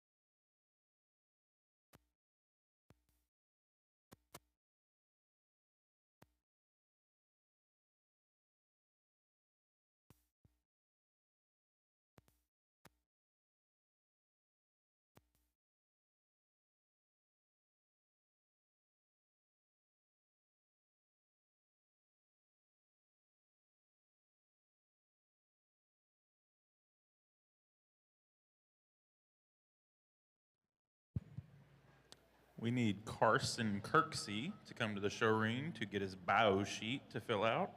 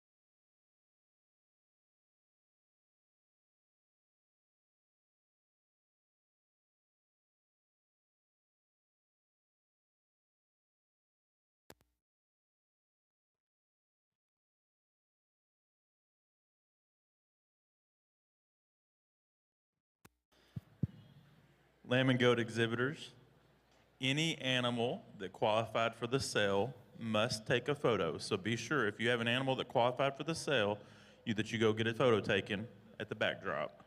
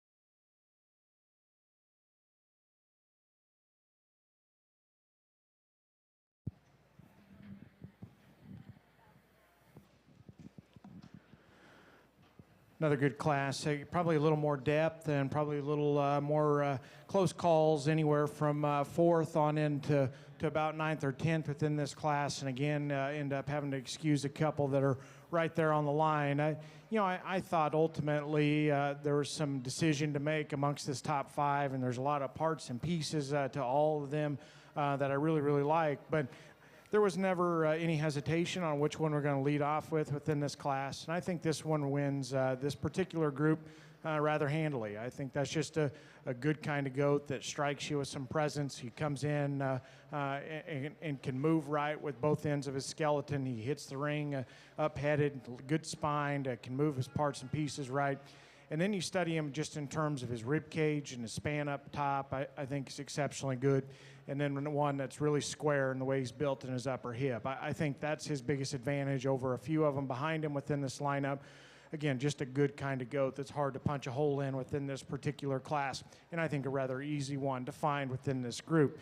From there, that's where the decision comes, because again, there's parts and pieces to the remaining 4 of these that I really, really like. It's just a matter of which ones have the least amount of problems in my mind, and ultimately just keep working up the spot-backed one here in a second. I like him when he's standing still. Length of body, levelness, the way he's built up front is good. I think he's just a little more seamless in the way he's built from his shoulder into his forerib and center body cavity compared to the one that's going to come here in 3. He's just not quite as stout and square out of his rump is the one that wins. And to me, his biggest hang-up and why I can't just fall in love with him, and it's just the way he's built off of his rear leg. A little extra set, a little insecure in the way he's built to his hock, and I think one that kind of reaches up underneath of himself a little too much with a little too much bend to his rear leg. To me, we just need to change the way he's built from his pastern into his dew claw up into his hock to make that one a little more attractive for me. They tell me that the young man's goat here in 30 was attacked by dogs at some point. My compliments to you guys for sticking that one out. That's a good kind of goat, and I think he certainly deserves to be up here. One that's unmatched in terms of just his edginess up top, in terms of the crispness to his loin, really lean over his forerib. And as a result, I don't know if he transitions quite as nice from his shoulder into the rest of his body cavity, and that's end up what's going to get him beat today. I just wish he was a little more robust in the turn to his forerib. I think that would help him hook up just a little more seamless right there from his front third into his center body. But nonetheless, I like that goat in terms of his shallowness of chest, his turn to his stifle from the side, and again, from just a shape and cutability standpoint, he's exceptional as well. One that comes here in 4, I love the front 2/3 of him. You talk about length of neck, elevation, being built right in terms of their shoulder and their chest, and one that feeds into his forerib and back, just awesome. That one is really, really square up top and really robust in his center rib cage. If that one had a back third to match the front 2/3, we'd be cooking with gas on that one. I just don't like his hip and hind leg. He's just a little steep out of his hip and just a little narrow out of his rump as well. And he goes down on a hind leg that's just a little too skinny and a little too refined for me. We need to pick that one up in his tail set, change his hock set, stouten him up off his rear leg. Again, his front 2/3 are ideal in my mind. It's just that back third that gets him in trouble. If the goat in 5th is your kind, that one could arguably make a play to win this class. Moderate, stout, dense, really opened up. I think all those things really describe that one. And I like his bone work underneath of him a little bit better than the goats probably in 4 and 3. To me, it's just when that goat's loose. I just don't love the way that one strikes me when that goat's in motion. A little deep in terms of his chest, a little more prominent about his sternum. I think you study him up front. He's one that's so opened up front. He's not real square the way he's built from the point of his shoulder into the ground, the way he plants up front. And to me, again, that one's just skeletally. He's not my speed. But, again, if you want some moderation and some extra density, he does those things to a very, very high degree. Again, my compliments to those exhibitors as they exit the ring. Put your hands together for them on an awfully good job.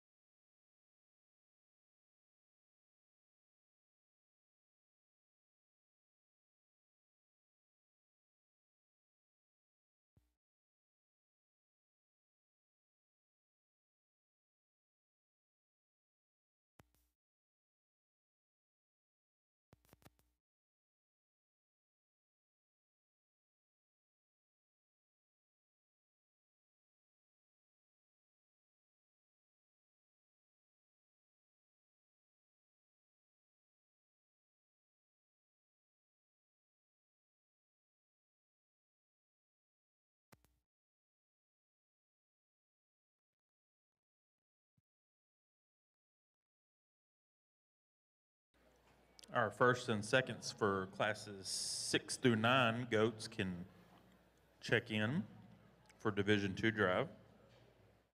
Results from Class 9 goats. 10th place was Kaylee Knowles, Harris County 4-H. 9th was Trace Guthrie, Marion FFA.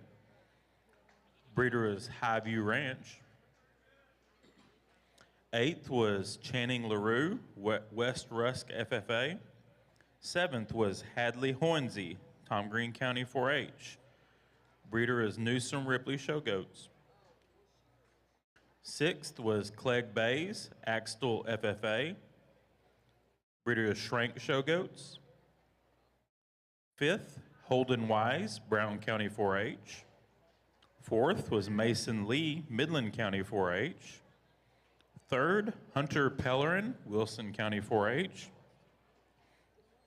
2nd was Knox Paget, Fredericksburg FFA. Breeder is Sanders Show Goats. And our class winner was Kinsey McCall, Archer County 4-H. Congratulations.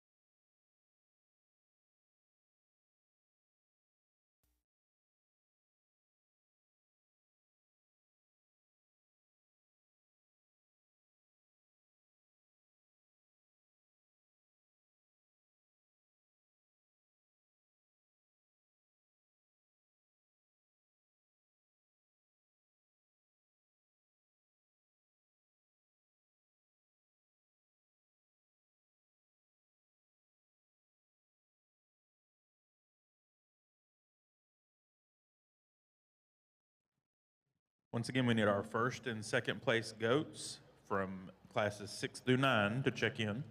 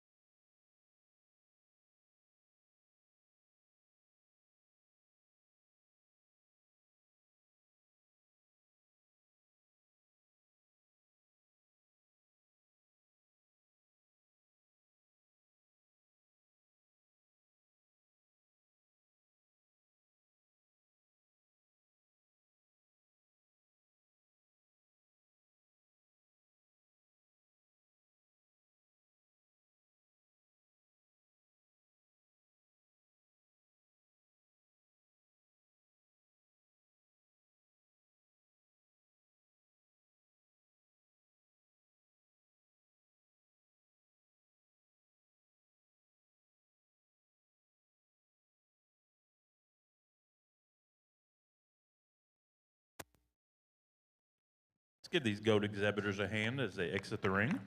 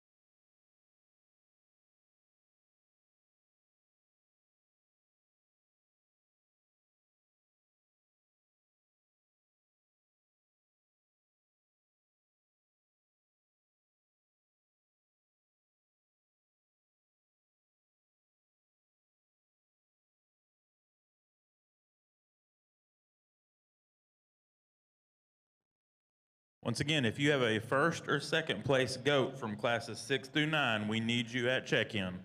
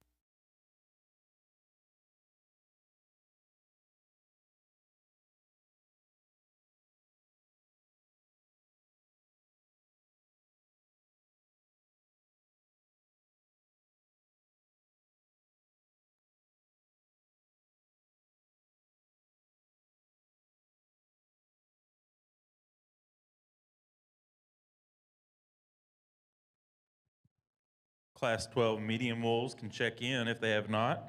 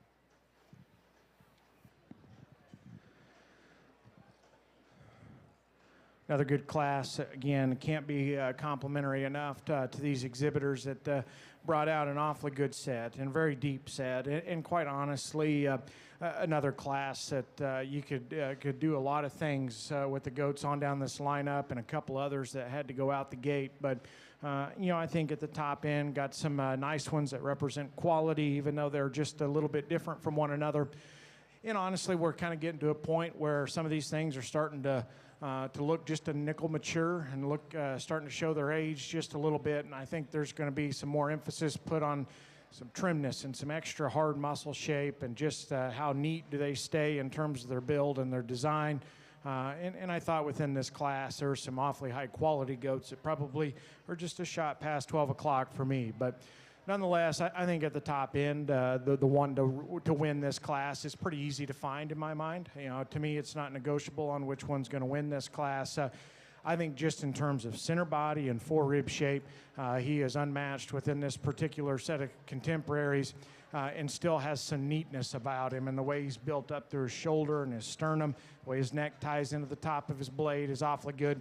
And that goat, actually like him better on the move than I do propped up. He kind of wants to hang his tail just a little low, but you throw that guy in motion, man, that thing is up-headed, level-spined, his running gear's right. Again, I like his center body, his freshness of back, and his trimness over his forerib quite a bit better than some of them behind him within this lineup. If I'm going to change him, stouten him up off his rear leg and his foot just a little bit, I think if that goat came and hit the ground with just a little more density at the surface, to me, I think that one gets plenty exciting. He's an awfully high-quality one. Just wish he was a nickel stouter at the ground. I was telling them over here, I thought this red-hipped goat was awfully nice and awfully high quality, and quite frankly would have liked to seen him about 30 days ago. He's just not quite as fresh right behind his shoulder, and that's quite frankly why he's going to get beat, and honestly why it's close between 2 and 3. To me, I just don't know if he feeds out of the back of his shoulder with enough squareness and enough true rack shape to him. But I like that goat in terms of his build, his posture, and the way his parts and pieces fit together. Exceptionally long rumped. I like him out of his hip and just squareness up high. He plants true at the ground. To me, again, I think that one gives you a look of quality. He's uniquely marked. I think he's easy to find out here. I think you could just trim him up just a little bit in terms of his chest floor, just a notch. Main thing is make him a little bolder in his forerib, make him a little fresher in terms of his rack shape. The one that comes in third, I think probably handles just a little bit fresher. I think that one's it's probably starting to show his age in a different manner. To me, I think you start studying him up through his head and his poll, his neck, the base of his chest and shoulder. To me, that's kind of where he starts looking just a little stale and a little more mature out here. But they've done an excellent job in terms of keeping that one trim and fresh, and his handle quality is spot on out here. To me, it's the way he's built behind his shoulder in terms of his square stand-up rack shape and his freshness as to why he pushes the red-hipped one for the second spot within this class. To me, you get out of him, set him loose. I think he gets a little more active in his shoulder, a little more prominent at the base of his chest. And honestly, I would tolerate that if he was just a bit squarer out of his upper hip and rump. He kind of wants to funnel out of his tail just a notch out of his upper hip. If he was either more tidy up front or square rumped, to me, he's got the freshness in the center body to go ahead and be second within this class pretty easily.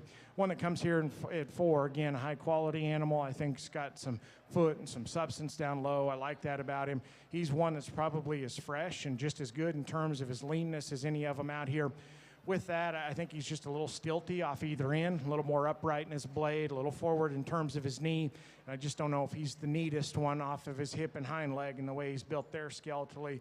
But he's trim, and he's got some extra shape. Even though he's not as robust in his forerib as the one that's directly ahead of him, I do appreciate his leanness and his freshness. One that comes down and rounds off our top 5, again, good in terms of his center body, his rib cage, his levelness of lines. I like how seamless he is in terms of his top line construction. You back off of him, though, he's probably just a little deeper up front, a little more full in terms of his abdomen and lower body. To me, I think that kind of gives him just the first impression of being just a little bit plain. I think he's got the fundamentals to beat a lot of those behind me. You get him up here to the end, I think you can get a little more nitpicky on him. I just don't know if he's got the same presence that we find in some of those, but nonetheless, I like his levelness and his center body quite a bit. If you would, congratulate them as they go out there and ring with a round of applause, an exceptional way to end the second division.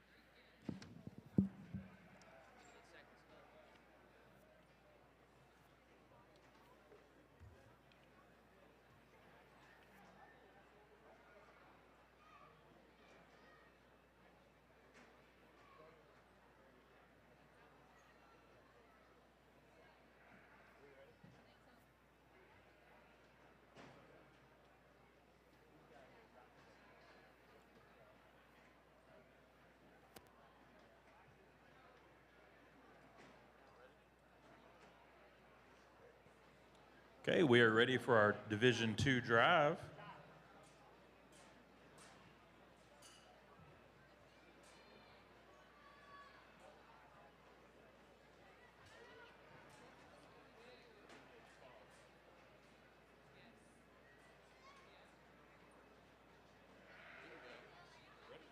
Okay. Ready? Class 6. Out of Class 6, first place went to Zane Walker, Eastland FFA. Second place was Reagan Downs, Whitesboro FFA. Out of Class 7, first place was Brendan Gross, Grandview FFA. And second place was Victoria Phillips, Uvalde County 4-H. Coming out of Class 8, first place was Trey Harbor, Jonesboro FFA. And second place was Blake Wells, Cypress Ranch FFA. Class 9, first place was Kenzie McCall, Archer County 4-H. And second place was Knox Padgett, Fredericksburg FFA. Class 10, first place was Mackenzie Evans, Burnett County 4-H. And second place was Nolan Laminack, Tom Green County 4-H. Folks, let's give these goat exhibitors a big round of applause.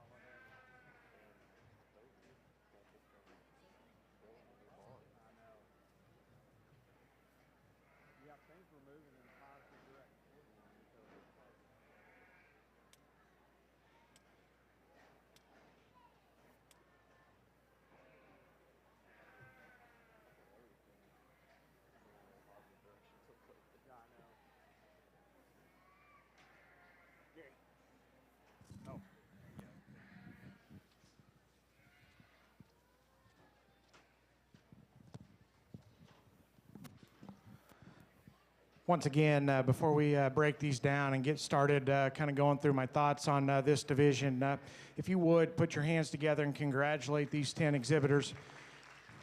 Another outstanding division and a lot of depth in this division. I thought Division 1 was really good just in terms of finding some intriguing pieces at the top end that maybe it didn't all come together at times, but some very interesting ones. And then I thought coming into this division, there's probably as many just good, solid, good pieces of livestock within this division as we've seen. And, maybe some of those classes got just a notch thinner than others, but I thought just in terms of good projects that you should have been proud to bring Rodeo Austin, this division's been exceptional. I'll go through them just real fast and kind of let you know where I'm at on them. I thought that first class, there's a pair of them that are just a little bit different from one another, and honestly used the more moderate, stouter option just because I thought he was a little bit better in his forerib, and I thought came together with enough balance and just proportion from the side. He's not as nifty looking as that one that was in second behind him, but quite a bit more of an upgrade just in terms of upper hip and just width from behind and just turn to his forerib.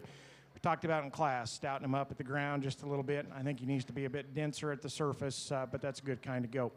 Talk about one that is dense and burly at the ground, and that is this one out of the second class here. Again, you just can't help but gravitate to that one. He is undeniable in terms of his presence, and once again, it helps that he's so good in terms of his foot and his bone, his hide and his handle and his hair is just all on point. And again, just fundamentally very good. Big rib cage, square back, fresh. When he gets out and goes, again, I think you can't help but gravitate to that one. I think he's awfully nice. One that was second, again, just very fundamentally sound. He just couldn't warm him up in terms of having some of those extras, and that's why he was second. But again, a good goat in terms of width and having some rib and some body to him. An interesting goat out of Class 3. And again, as I think back to that class, I thought maybe just as much give and take through the heart of that one as any of them. And honestly used a goat that's probably a little problematic for me just in the way he's built down his spine, but I at least found him intriguing. You know, again, I thought he had some far-reaching pieces just in terms of neck set, shortness of shoulder, the way he's built up in his sternum. His shape and his expression is all extremely good as well. I just wish he tied it together a little better. I wish he came to us a little bit smoother right behind his forerib and the way he's built into his spine. I think everything could just fit together a little more relaxed and just a little bit more seamless. If you did that one, that on that one, he's a big-time player because, again, in terms of out there pieces, he's as out there as any of them within this lineup. One that was second was probably a more conventional option just in terms of being very fundamental and very solid. You know, to me out here, he's probably one of the fatter goats that's probably could be trimmed up a little bit. I just didn't read him to be as unique. You know, he's not quite as neat up front. He's good in his lines. He's good in terms of his rib cage. You know, it just doesn't come together quite as neatly as that class winner did. One that comes out of the Class 4. Again, I thought won that class pretty handily. That one's not going to be one that just blows you away in any one area, but that's a high-quality piece of livestock. And another one that I like an exceptional amount when he's just out in his natural state on the go. You know, good in his lines, proportional. I like the way he comes together from the side. Another one that's really fresh and bold in terms of his body shape. To me, I think that one's just awfully high quality and awfully nice. There's freakier ones out here, no question, but that's an awfully high quality individual. One that comes in second in that class, again, his front two-thirds are awfully good. I thought in terms of neck, shoulder, chest, having some freshness and some shape, he was exceptional there. That's one that needs to be rebuilt out of his hip and hind leg to get a little more competitive out here, a little steeper out of his hip, a little more insecure in the way it goes off of his hock and the way he's built at the surface, but nonetheless, a high-quality one that fits out here. One that comes out of that last class, again, we've commented, and I think it fits out here as well. When that one's on the move, I really like him. You know, just in terms of neck set, shortness of shoulders, chest, and all those things are very good. His spine's setting him right. He's got some length out of his rump, and he postures his tail good when he gets out and goes. That one's center body is exceptional. Again, in terms of having some forerib and heart girth and having a big spread up top, he's very, very good. You know, if he had a little more presence out here just in terms of the sharpness to his hide and his skin and came to us with just a little more density down low in terms of his bone work, he's got the rib cage and the shoulder set and chest plate that I really, really like. You know, it's just a matter of is he stout enough at the ground, but an awfully good one as well. One that comes in a second there, again, we talked about 30 days ago, probably like him even more. He's probably just a notch staler right behind his shoulder. Is good off of his hip and hind leg. He's square rumped. He's got some rib cage in him. I just wish he was just a little bit better right there behind his shoulder in terms of freshness and squareness and the way he fed out of his blade. Exceptional division. Again, it's not any disrespect to any of them within this lineup. I thought coming out of that first division, you could have done a lot of different things, especially out of that reserve spot. To me, I'm quite comfortable with the two that come out of this division. I'll show you those two, but if you would, put your hands together for all 10 of these individuals for an awfully, awfully stout lineup.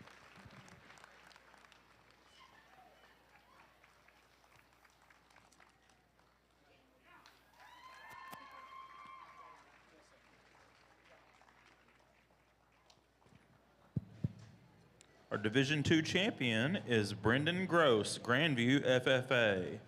And reserve is Kenzie McCall, Archer County 4-H. Congratulations.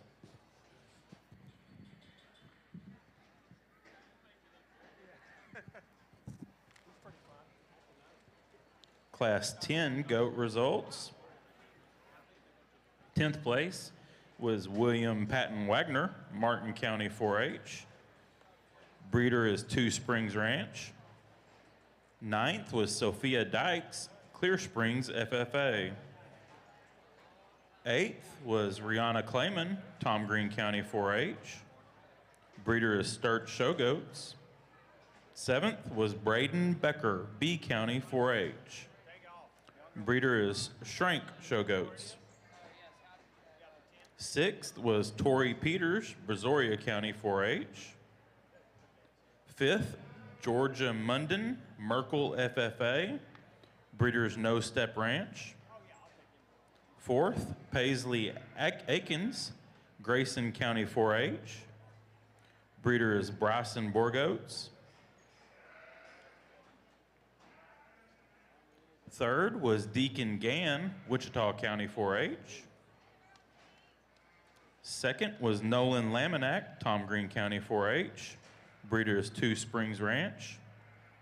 And our class winner was Mackenzie Evans, Burnett County 4-H. Breeder is Evans Livestock. Congratulations.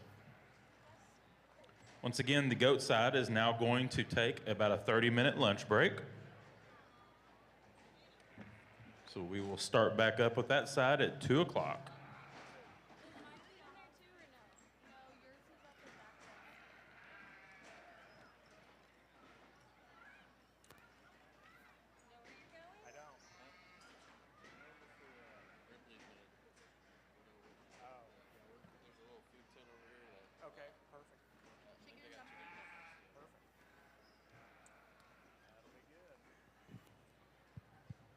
Our Class 13 medium wolves can check in. Class 13.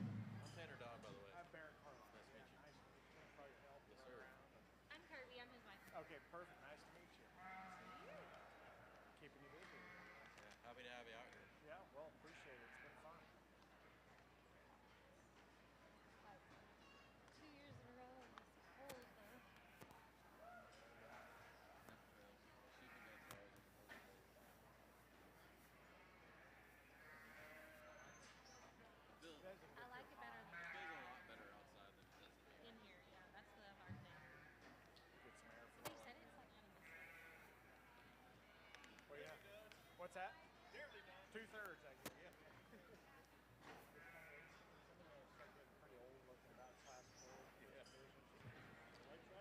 Noble Laminack, please come to the show ring. Noble Laminack, you're being paged.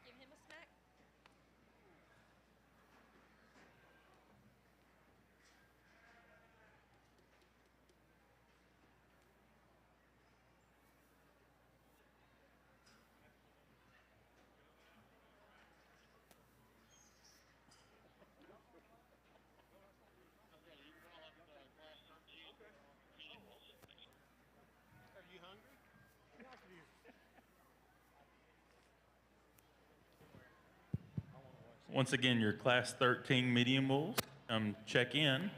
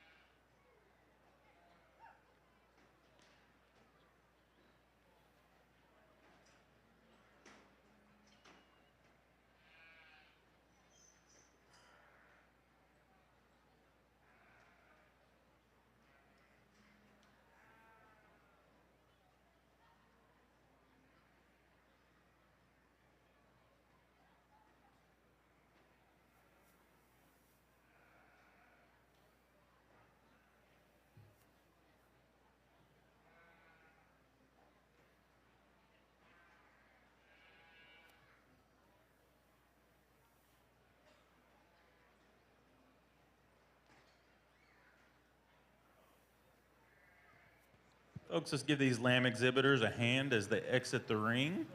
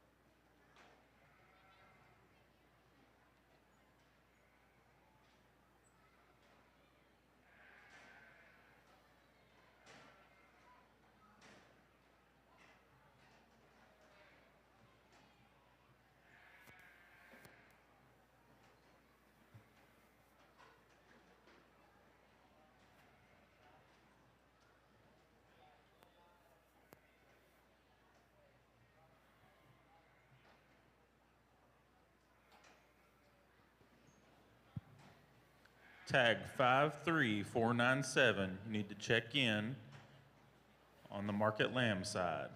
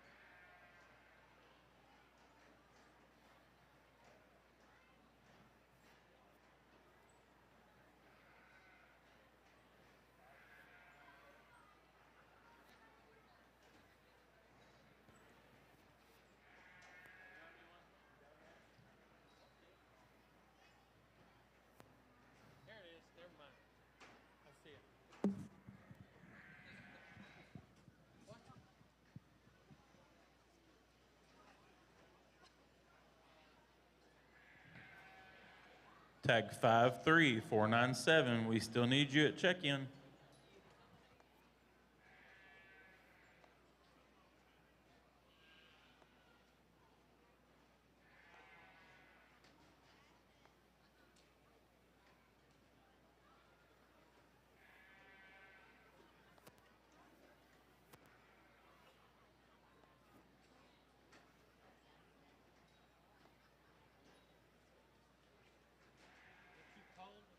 I am cold with these half breeches on. I am.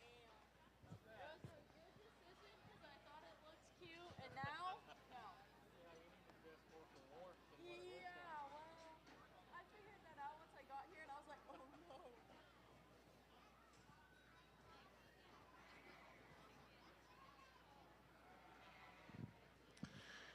Well, good afternoon. As we come back into the after lunch break and start evaluating the medium wools. I think an awful good set to start off our lightweight class.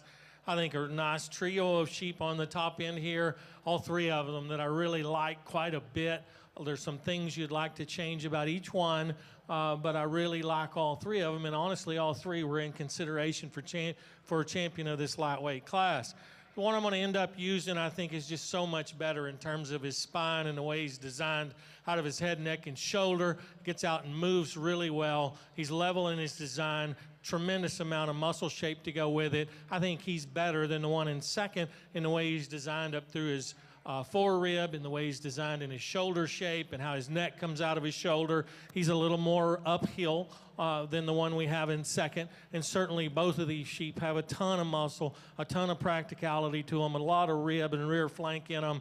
I like these two quite a bit. The one in second maybe has just a touch more rack shape to him. He's huge in his rack, not quite as fresh in his loin as our class winner. And I think my biggest disadvantage for him in this drive is that he does tend to run downhill a little bit. He gets a little rounder in his shoulder and more open in his front end than the one that wins the class, but both of these are really, really neat sheep. A lot of product, a lot of power to them, and a lot of things you got to like about them. The little sheep in third, I like quite a bit. That's as correct a one as you can make. He's really designed well. Super good off his feet and legs. He's neat up through his front end. He's long-necked and long-topped. One that when you get your hands on him, he doesn't disappoint you, other than that there's not enough sheep there to get around the two in front of him. He's a little narrower gauge than the two in front. He's not quite as powerful in terms of touch and handle down his top or in his leg, but a really, really complete one there that ends up third. The lamb in fourth, really nice in terms of top shape. Big, powerful top in this one. Love the rib shape in him. Doesn't balance up as well. Gets a little deeper in his chest floor and shoulder than he is from behind. I think he could use just a shot more power and muscle in that stifle and lower leg when you watch him move away, but a really nice sheep there that handles extremely good as well.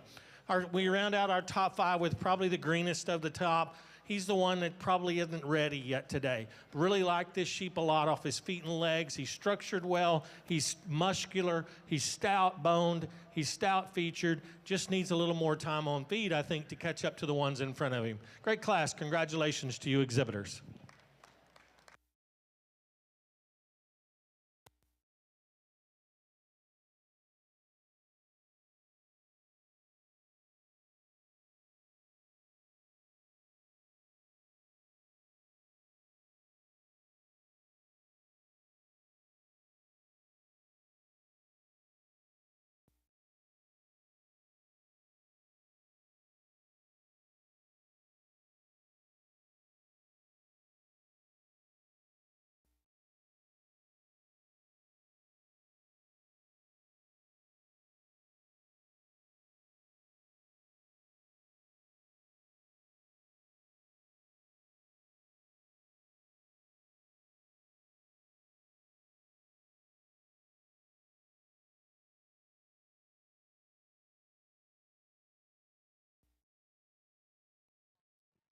Last call for tag 53497. Your group is going in the ring.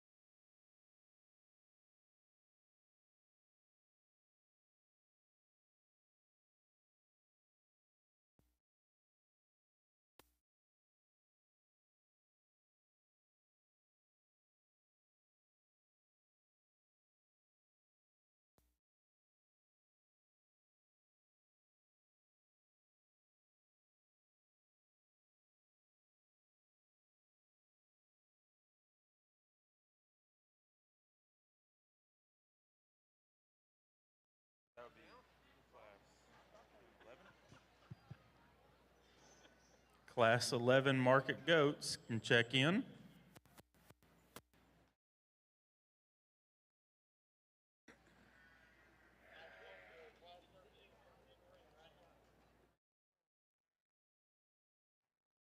Results from Class 12 medium bulls.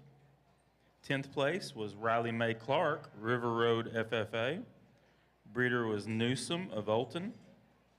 9th was Presley Goodner, Wise County 4-H.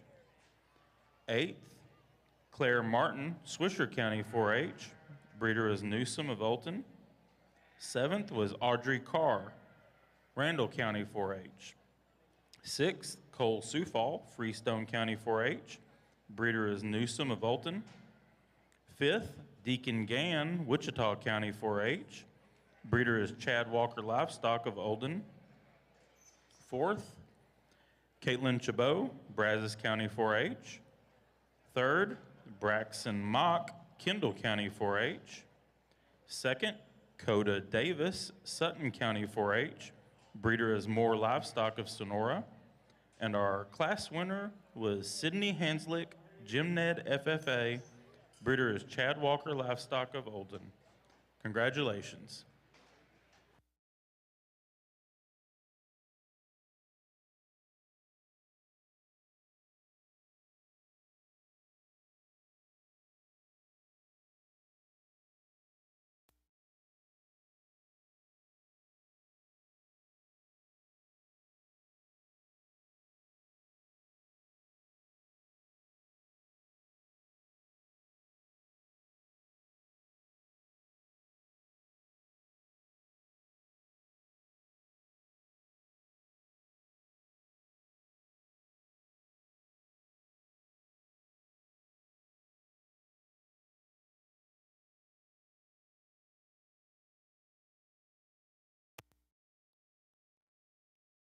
Once again, Class 11 goats should be checking in.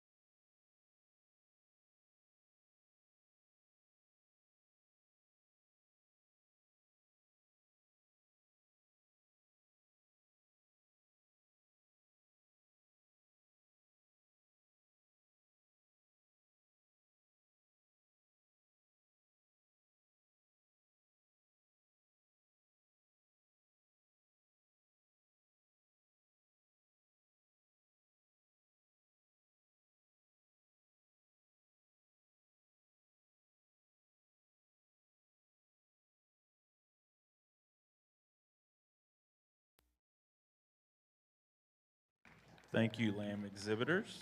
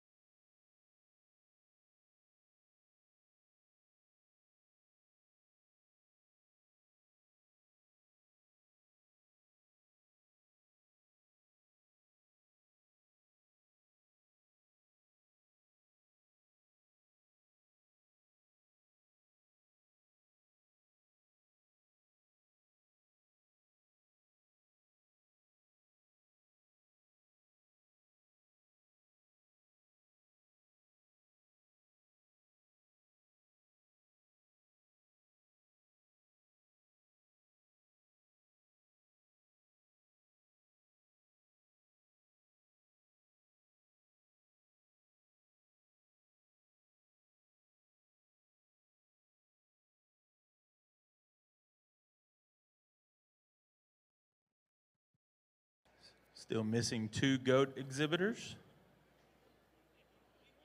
If you have a goat in class 11, you need to be checked in.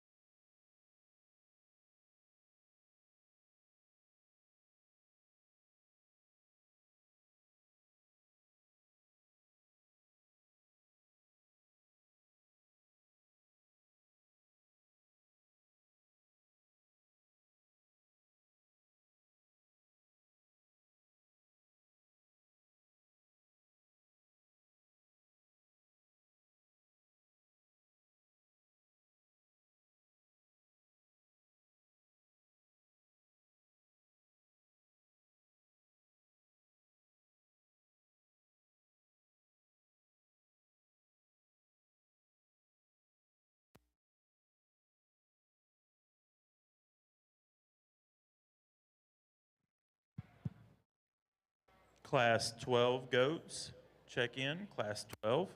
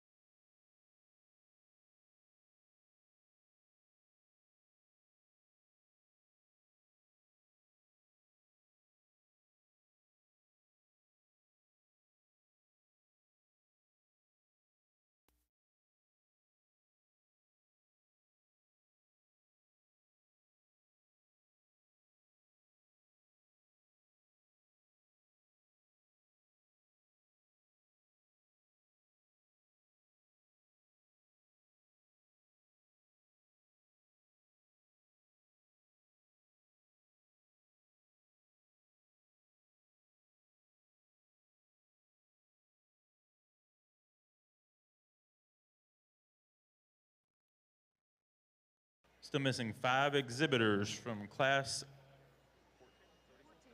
14 medium wolves.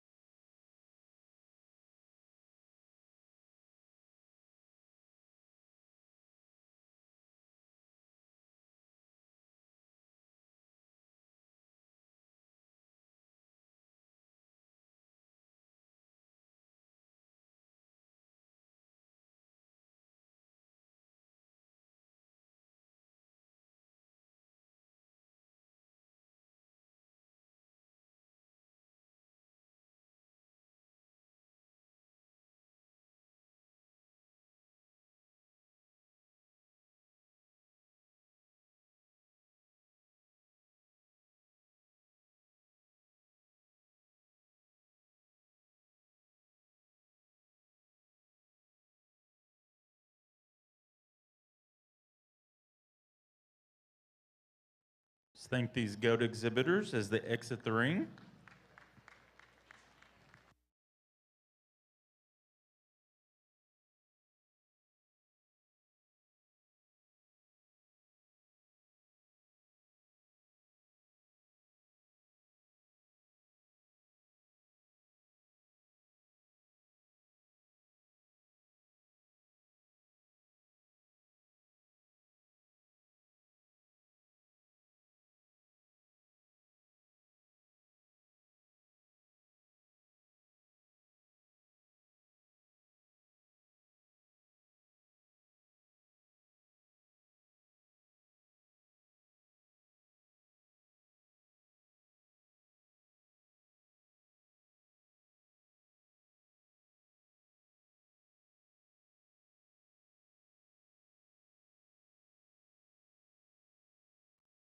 Missing 2 exhibitors for Class 14 medium wools. We need you at the show ring immediately.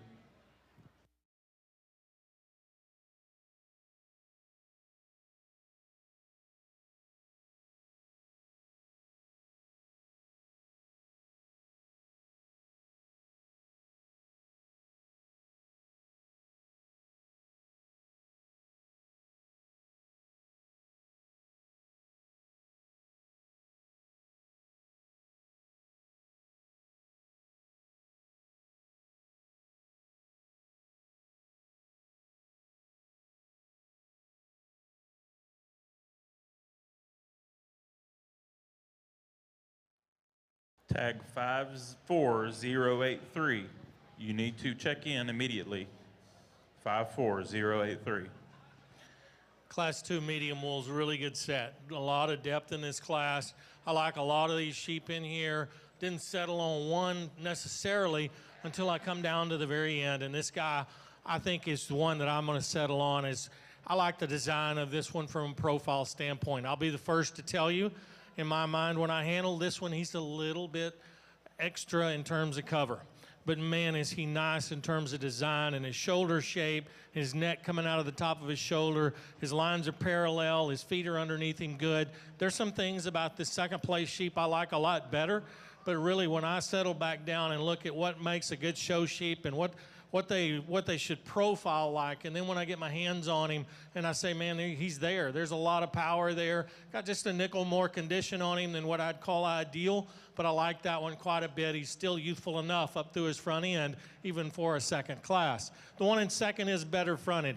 He's a trimmer sheep that's really expressive down his top. He's given up some muscle shape over his loin edges. He's given up some muscle when I get right behind him and look at his stifle and lower leg. But more importantly, I'd like to change his hip and hind leg structure just a touch as we compare him to our class winner. I don't think he comes out of his tail set or his dock or his pin set quite as good as the sheep that leads the class off. I don't think he's got quite as good a set to his hock when you put him in motion. But a nice pair on the top end. Take nothing away from the lamb in third. There's a really nice, well-balanced sheep as well from the profile. He gives up too much muscle shape down his top. He's the narrowest down his top and the flattest ribbed of the top 3, but a really complete one that's good off his feet and legs, gets around the ring and moves well, and the young man does a great job of showing him. The blue sheep that comes next, another one that's got a huge rack in him, but he's not quite as good in his loin. I'd like to fix him in his loin edges and up his loin edges and make him smoother there. He doesn't handle with that smoothness down his top that we find in the lambs in front of him. He's a little rougher through his loin edge and his hip loin junction, not quite as stout there, but a really nice complete one that when you get back in, you got to admire the rib shape in him and the skeletal width that he does have. Another very youthful appearing lamb that ends up in 5th, long-bodied sheep that's really trimmed to the touch, really neat out through his front end, needs a shot more to him to move any higher in this class. Let's congratulate these exhibitors on another nice job.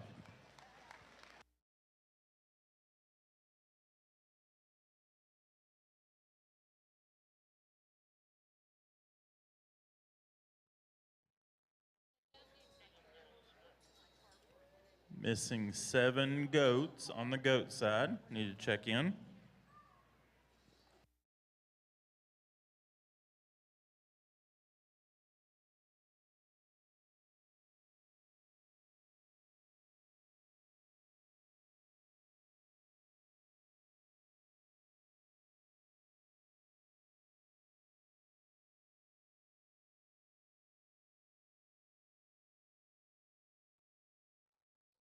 Results from Class 13 medium wools. 10th place was William Spaeth, Harper FFA. Breeder is Lyle Spaeth of Harper. 9th, Dawson Lott, Luis FFA. Breeder is Rockin' Sea of Tahoka. 8th, Brenna Francis, Silverton FFA. 7th, Levi Jonas, Tom Green County 4-H. Breeder is Rockin' Sea of Tahoka. 6th, Pierce Lawn, Nueces County 4-H. 5th, Holden Wise, Brown County 4-H. 4th, Chloe Clem, New Home FFA. Breeder is Rockin' Sea of Tahoka. 3rd, James Wilkie Schultz of Guadalupe County 4-H. 2nd was Raylyn Ward, West FFA. And our class winner was Zane Walker, Eastland FFA. Congratulations.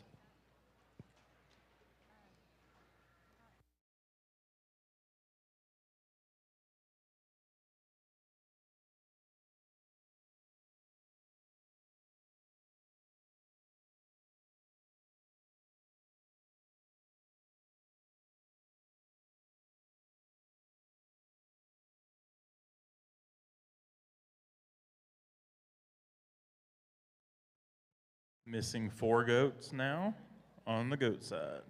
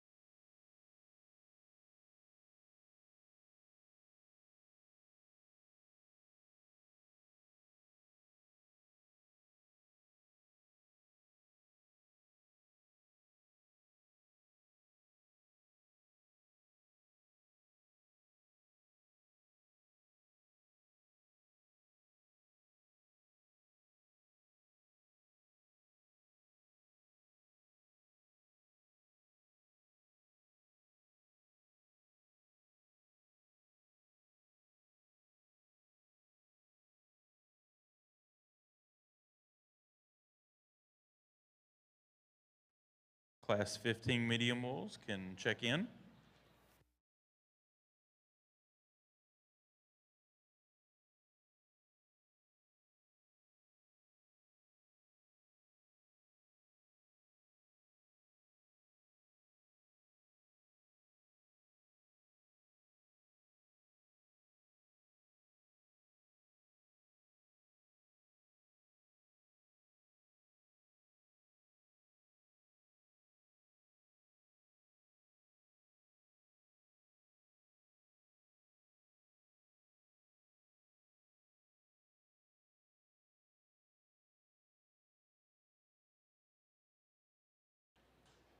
Tags 53552 and 50295. You need to check in on the goat side.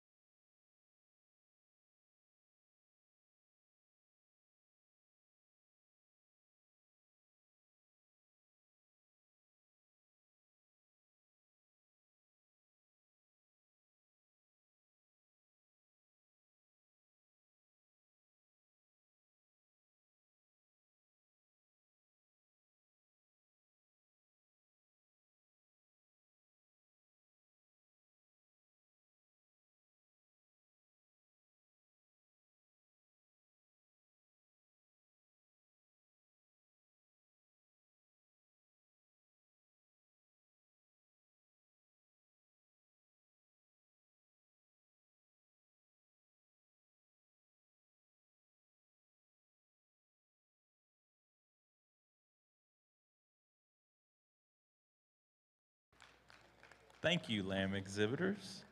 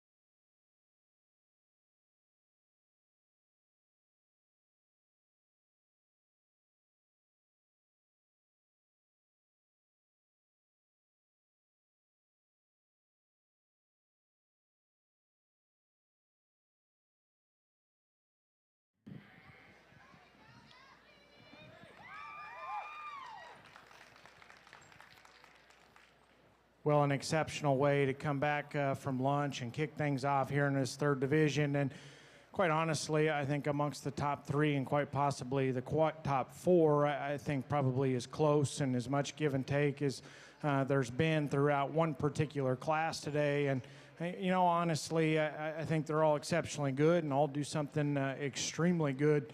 But I think there's some parts and pieces to pick apart in each of them. And it's just a matter of just coming back to one I'm just a little more comfortable with because I think there is some give and take in these, especially in this top pair. But I think just an awfully good one to start. And I'm not going to sit here and tell you that he's just ultra dynamic from the side. He could be a rib longer. I think he could be picked up in his tail just a little bit. But as I stand at a rear three-quarter of these goats, to me, there's no question as to which one is the more genuine underneath in terms of width, spread right up through his chest and blade, turn to his forerib and center body, squareness out of his rump, depth to his twist, turn to his stifle. All of those things are in overwhelming favor of the one that we go ahead and start. Again, you back off to the side of him, he strikes me as just a nickel short, and I like to crank him up in his tail set just a little bit. But that's a goat that I think handles his extra width and squareness and rib cage extremely good in terms of just getting out and being comfortable on the go. I think when we get out of him, he's got just a nickel brisket up in him. I think you could lean him up just a notch in between his front legs. But nonetheless, I think one that I read to be a little more youthful about his skull, a little bit better in terms of his transition from his shoulder into his forerib. And again, just stand at a rear three-quarter of the livestock. There's no question which one has the advantage. The one that comes in second is interesting, and I really want to like parts of him. You know, I think just in terms of his length of neck, his shortness of shoulder, just the way he kind of props up and gives you a look from the side, in particular his front two-thirds, I really, really like him. But you start breaking him down. One of the things that just strikes me right off the bat with that thing is he just looks really old. And I know we're getting to a time of year where they're all old, but I read him to be exceptionally old. Just about his skull and his poll, to me, I just don't think he's quite as youthful there. And then you study him at a rear three-quarter. Not near as neat in the way his shoulder blade fits into his body cavity. I don't know if he's truly just as bold in the turn to his forerib. And my biggest hang-up on him is just his back third. Again, you get behind him, a little low in his tail set.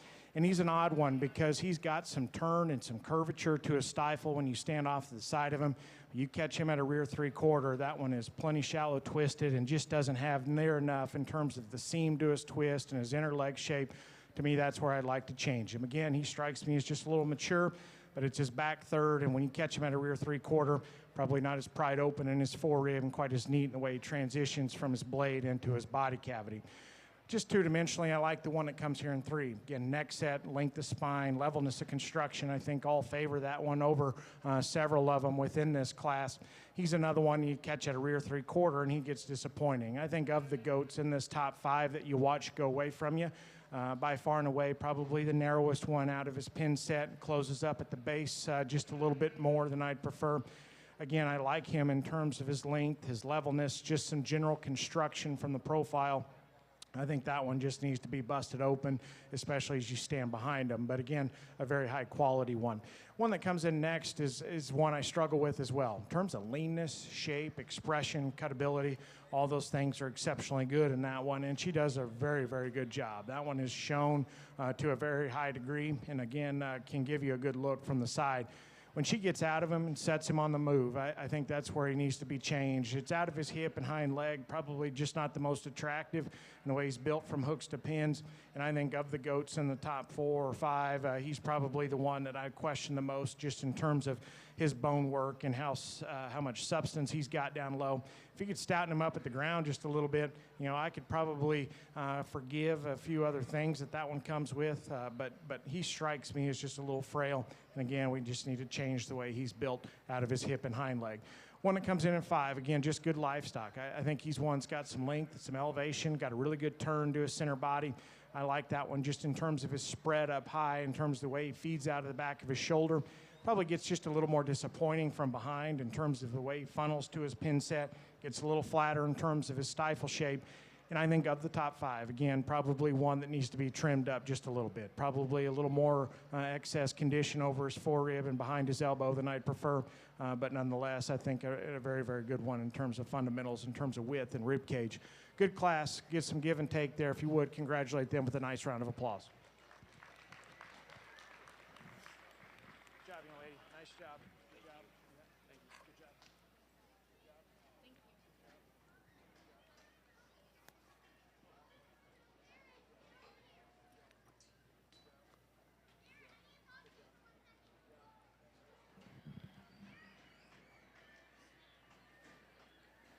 How are you? I'm Fred Weber.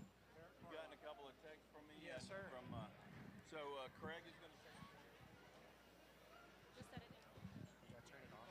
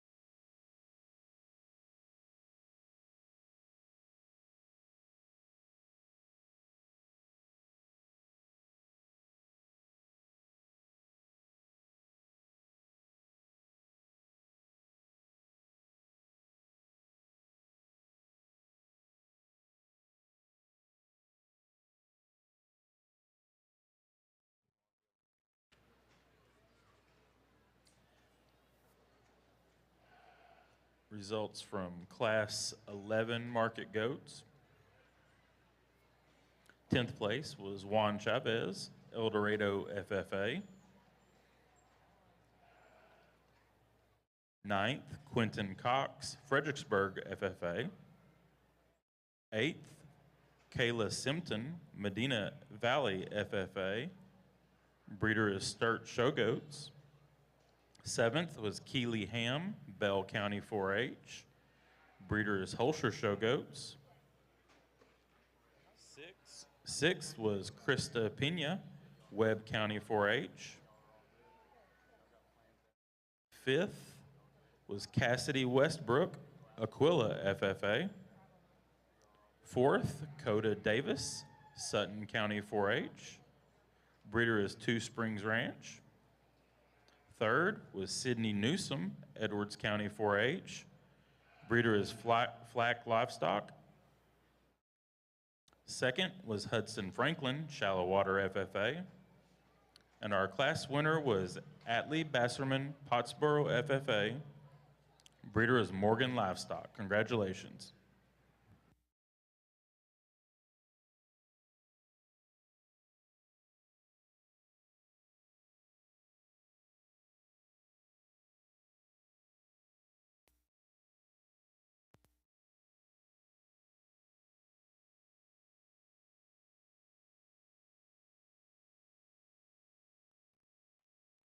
Class 13 market goats should be checking in. Class 13.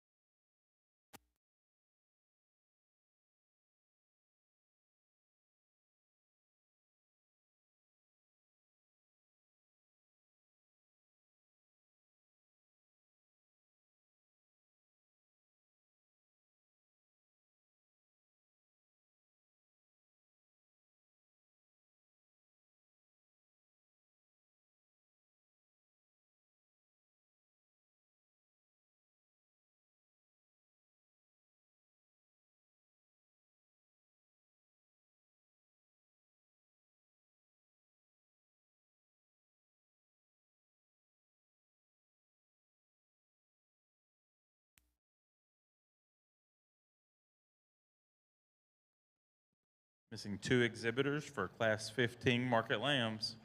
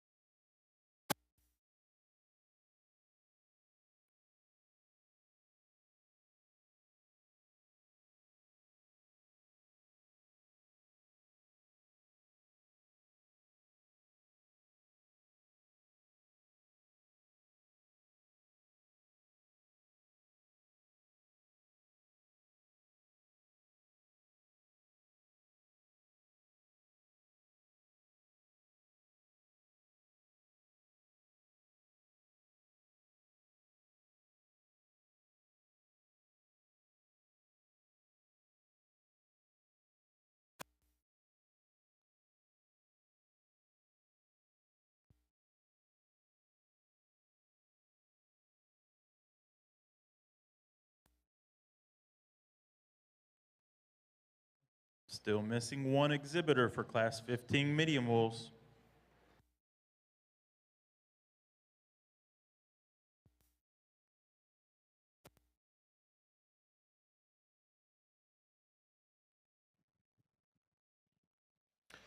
Well, we get into Class 3 and another nice class here with a set of, on the top end here that you really got to like a lot of things about, little things on each one of them that I'd like to say, man, there's the one, we're going to take him and run with him. And the more they stay out here, you start evaluating and analyzing where you're at.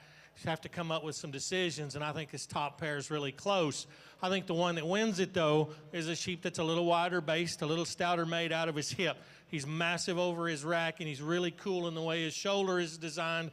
His chest floor is up in him. That neck comes out of the top of his shoulder, maybe just a hair better than the sheep we have in second. He's a little rounder ribbed in his forerib and rear rib, but both of these sheep I think are really, really nice, very similar in their type and kind. When you turn the one in second loose, he wants to roll that shoulder forward just a hair, drop his chest plate just a little bit, and he's not quite as powerful right through his loin as the sheep that wins this class. But a really nice pair on the top end of this deal. I like those two a lot. I think they match up very well. The one in third handles like a dream. Big top sheep, big rack in him, a big loin in him, maybe a tick shorter, maybe one that wants to drop his front end just a little bit more and get a little down fronted when you put him in motion. He's not as long neck and elegant about his front end as the two sheep that are in front of him.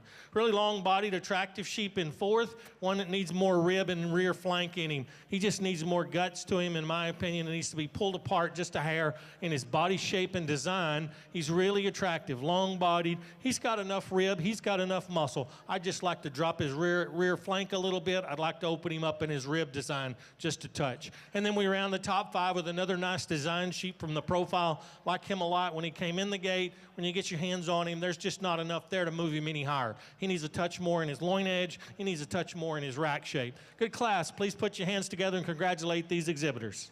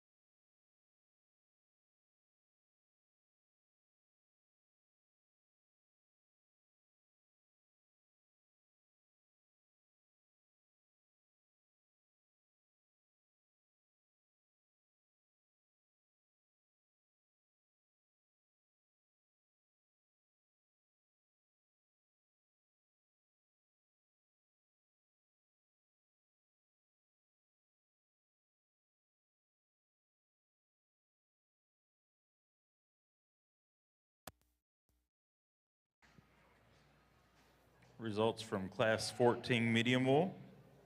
10th place was Rylan Morris, post FFA. Breeder is Diamond C of Ropesville. 9th was Amy Moore, Tom Green County 4-H. 8th, Carson Smith, Hall County 4-H. 7th was Emma Hoprick, Parker County 4-H. Breeder was Fraze of Hyco. 6th was Elliot Johnson, Pilot Point FFA. Breeder was Fraze of Hyco. 5th, Lacey Matney, Lavernia FFA. 4th was Alyssa Faust, Lampasas FFA. 3rd was Luke Krippendorf, Davenport FFA. 2nd was Sydney Newsom, Edwards County 4-H. And our class winner was Corbin Garner, Leonard FFA. Breeder is Pruitt of Abbott. Congratulations.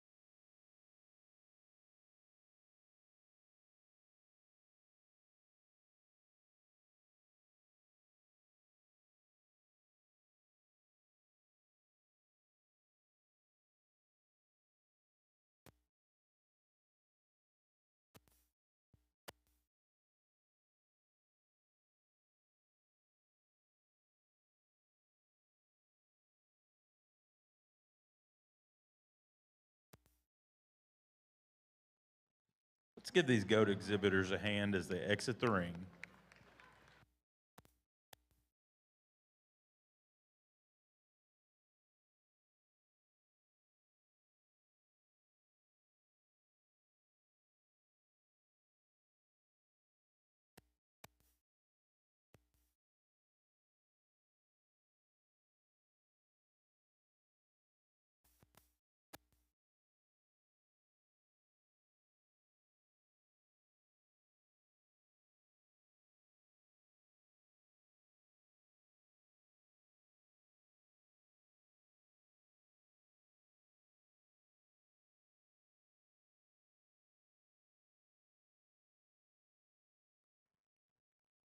Missing 2 goats for class 13.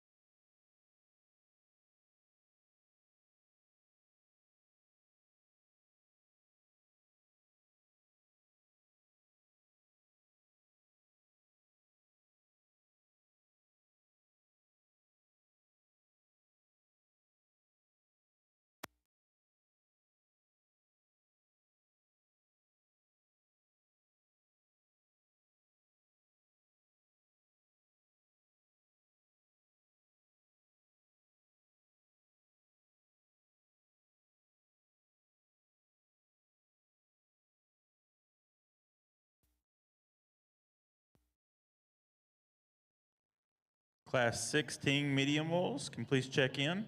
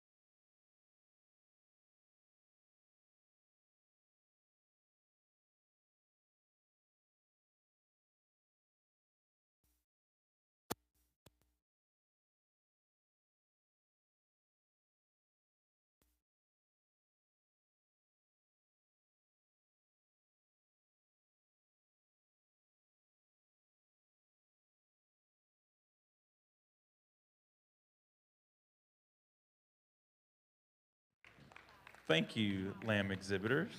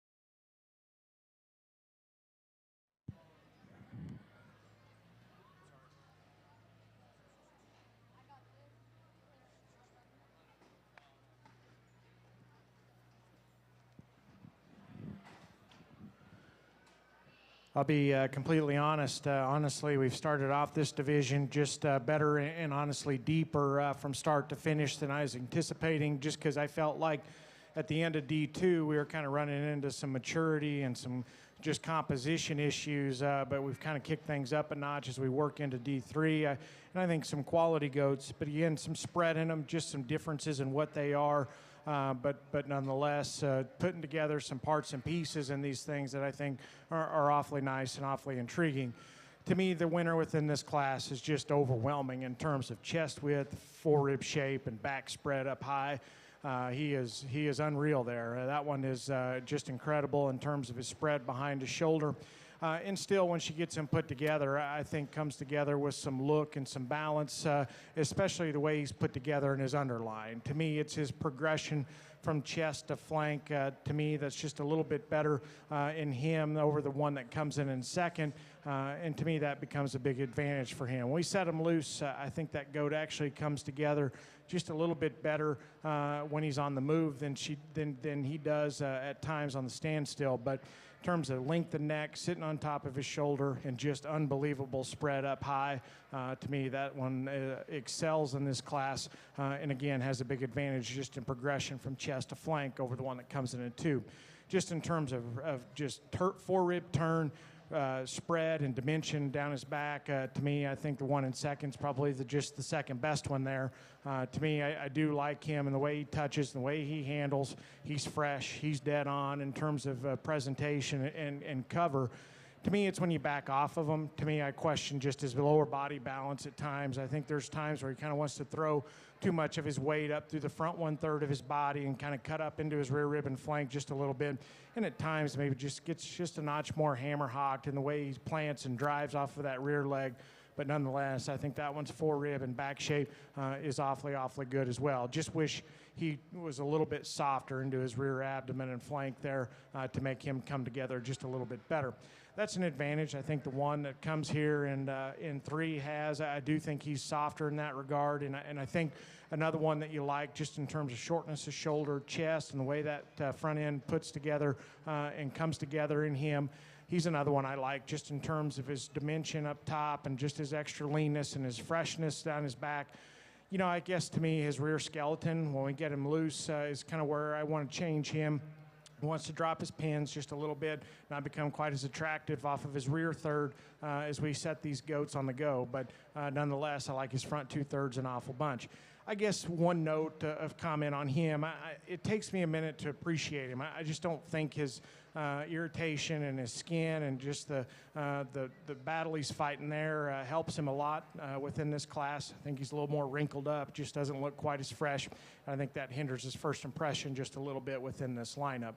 One that comes in next, again, just in terms of leanness and freshness, I like that goat a good deal, and I think deserves to be up here at the top end, and quite frankly is why he beats the 1 and 5, just in terms of leanness over his forerib and cutability.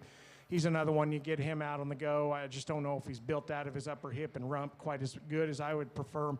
A little more jammed up out of his back third, and I think he just needs to be lengthened up and cranked up in terms of his pin bone and his tail set there. But another one I like just in terms of his spread up top and having some freshness when you get your hands on him. One that comes in 5, again, just a good piece of livestock. He's moderate, he's opened up. You stand behind the goats, and that one's exceptionally square and big in terms of his rump and really impressive when you get on top of him. I guess when we set him loose, he's a little more stilty in his shoulder. I don't know if he reaches and just goes with as much length of step out of his front end as I'd like. And he's one, I think, with the fact that he's a little softer over his forerib, combined with the fact that he's just a little fuller, to me, he just doesn't ever strike me quite as athletic and quite as striking in terms of his first impression. Again, wide, square, bulky, a lot of mass. Just need to lean him up, take a little more fill out of him. But again, a good piece of livestock to be 5th there. If you would, put your hands together. Really, really good class again. They deserve your congratulations. They exit the ring. Thank you.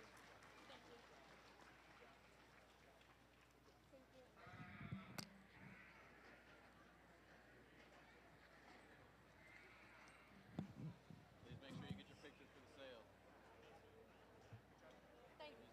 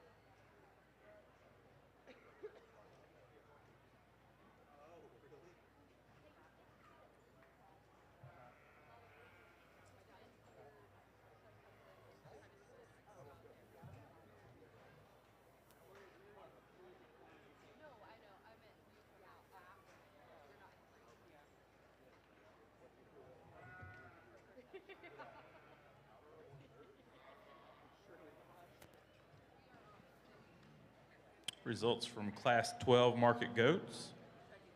10th place was Maylee Cates, Burnett FFA. Breeder is Luke Livestock. 9th, Kenton Carley, Comal County 4-H.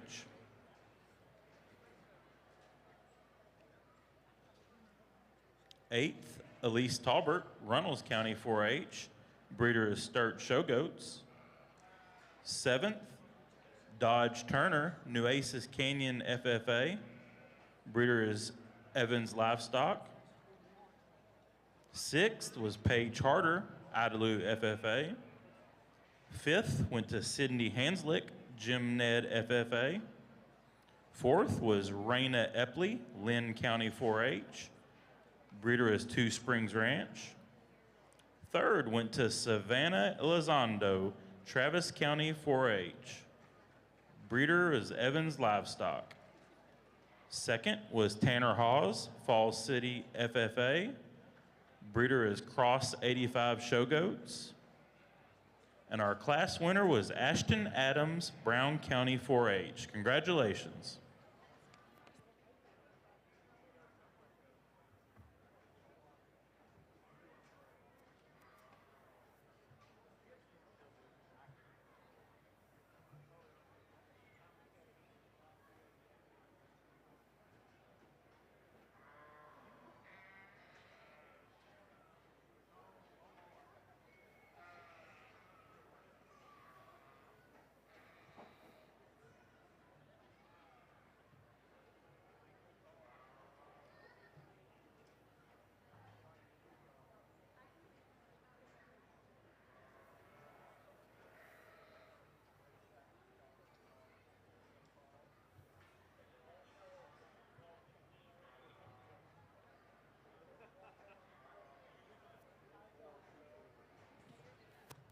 Tag number 44243. We need you to check in. 44243.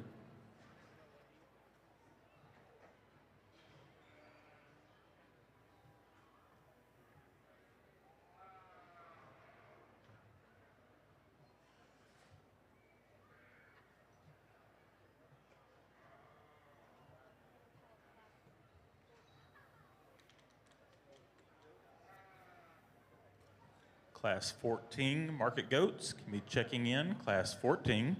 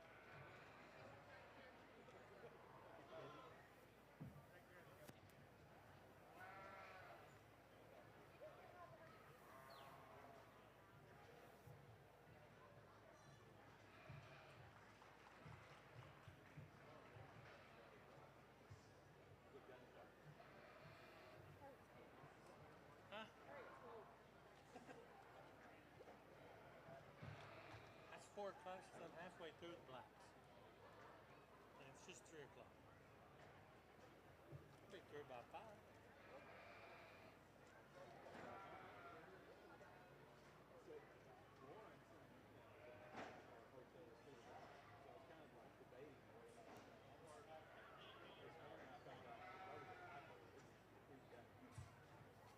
I hope ours is tomorrow because I ain't going nowhere.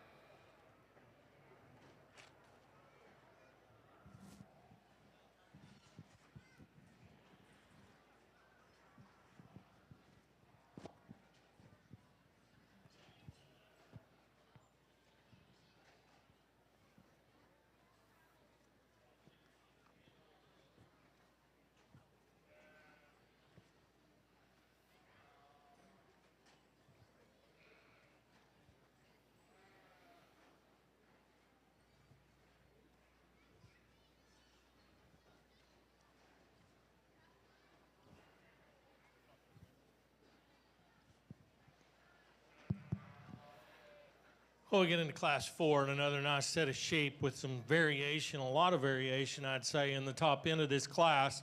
I think the one I'm going to settle on, hits me the hardest, is the one that's really long-bodied and attractive, and he's got a great touch handle to him. Massive back in this one, really long-sided, long hind-saddled sheep. Love his hip and hind leg when he moves. Yeah, he's probably not the best in my mind in terms of the way he gets out and wants to go a little bit downhill when you put him in motion, but I think he's one of the ones that handles his front end as good as any in this class. And boy, what a rib shape and rear flank in him, and a lot of product to go along with it. The one in second's got to follow him in terms of type and kind. There's one that's up-fronted, long-bodied sheep, not as muscular as the ones on either side of him, but I think he's the smoother of the two between second and third. He's the one that's leveler in his top line. He's better off his front legs, gets out and moves off that hind leg really well, got enough muscle to go along with it, and a young lady can just flat out stamp one out and get him shown.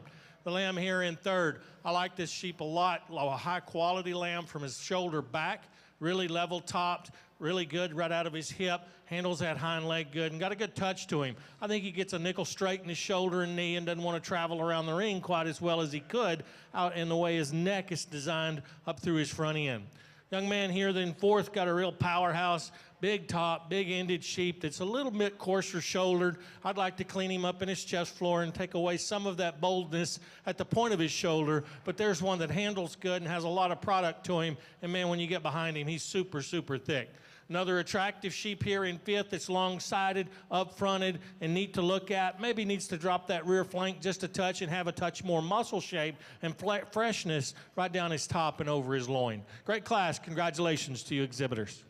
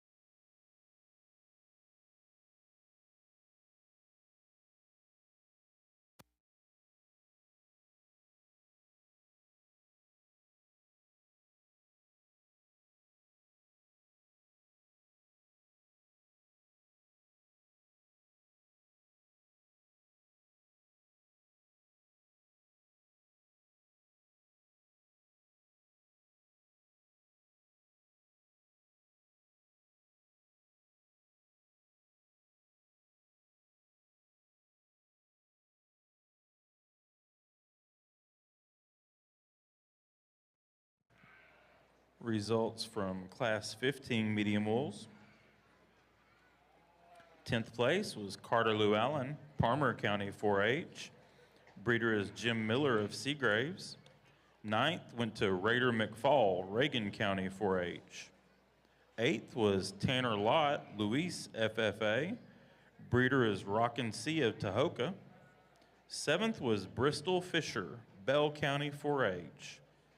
6th went to Avery Sissick, Navarro FFA.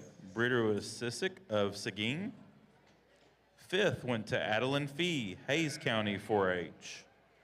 4th was Caleb McMullen, B County 4-H. 3rd went to Landry Lane, Parker County 4-H. 2nd was Megan Retzloff, Live Oak County 4-H. Breeder is Bowles of Breckenridge. And our class winner went to Beckton Hogg, Lubbock County 4-H. Congratulations.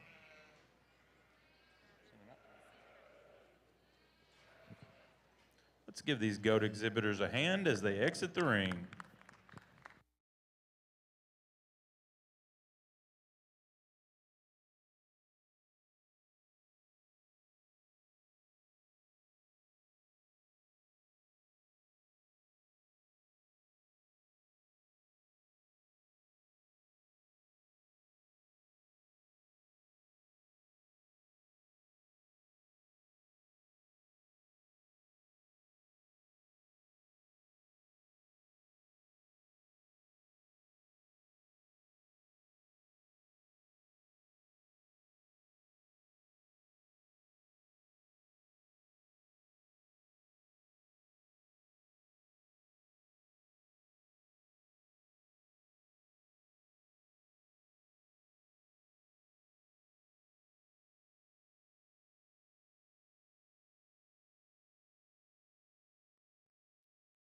Missing 3 goats for class 14.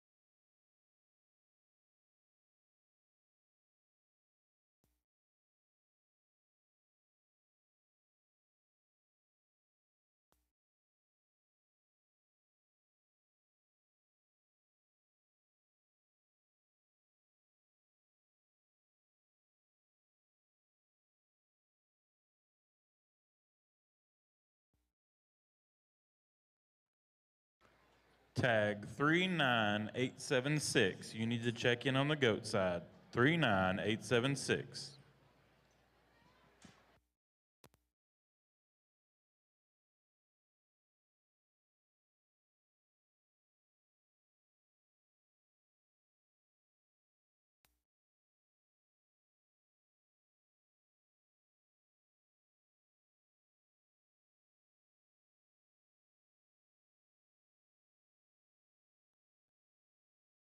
Class 17 medium wools can check in. Class 17 medium wools.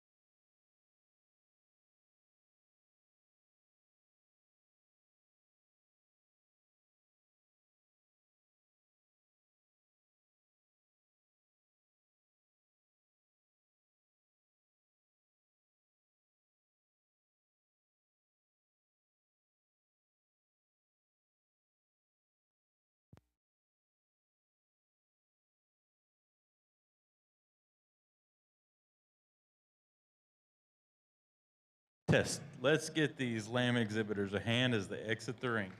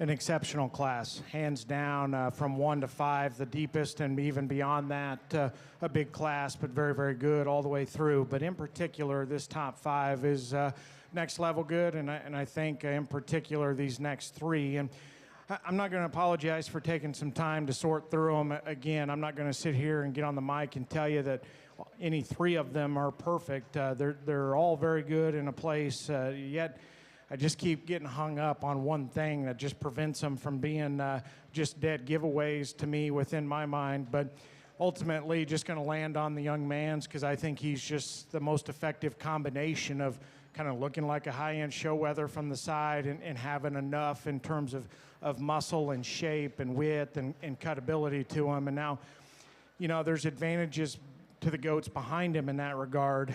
But in terms of just piecing one together in terms of look and skeleton, I think his hind leg is substantially better than the one that comes in second, and probably sits down with a little more foot than the one that comes here in 3. Now, when you get behind him, I'd say of the top 3, he probably ranks 3rd in terms of pin set.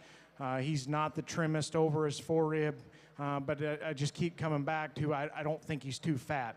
And it's just the look and the first impression from the side in terms of being seamless in the way he's pieced together, having some extra length to rump, and then in particular being a little bit bigger bone than the goat in 3 and being quite a bit better in terms of his hind leg design and security than the goat that comes in 2. So ultimately that's where I land. I think he's just the one that's just the combination goat for me.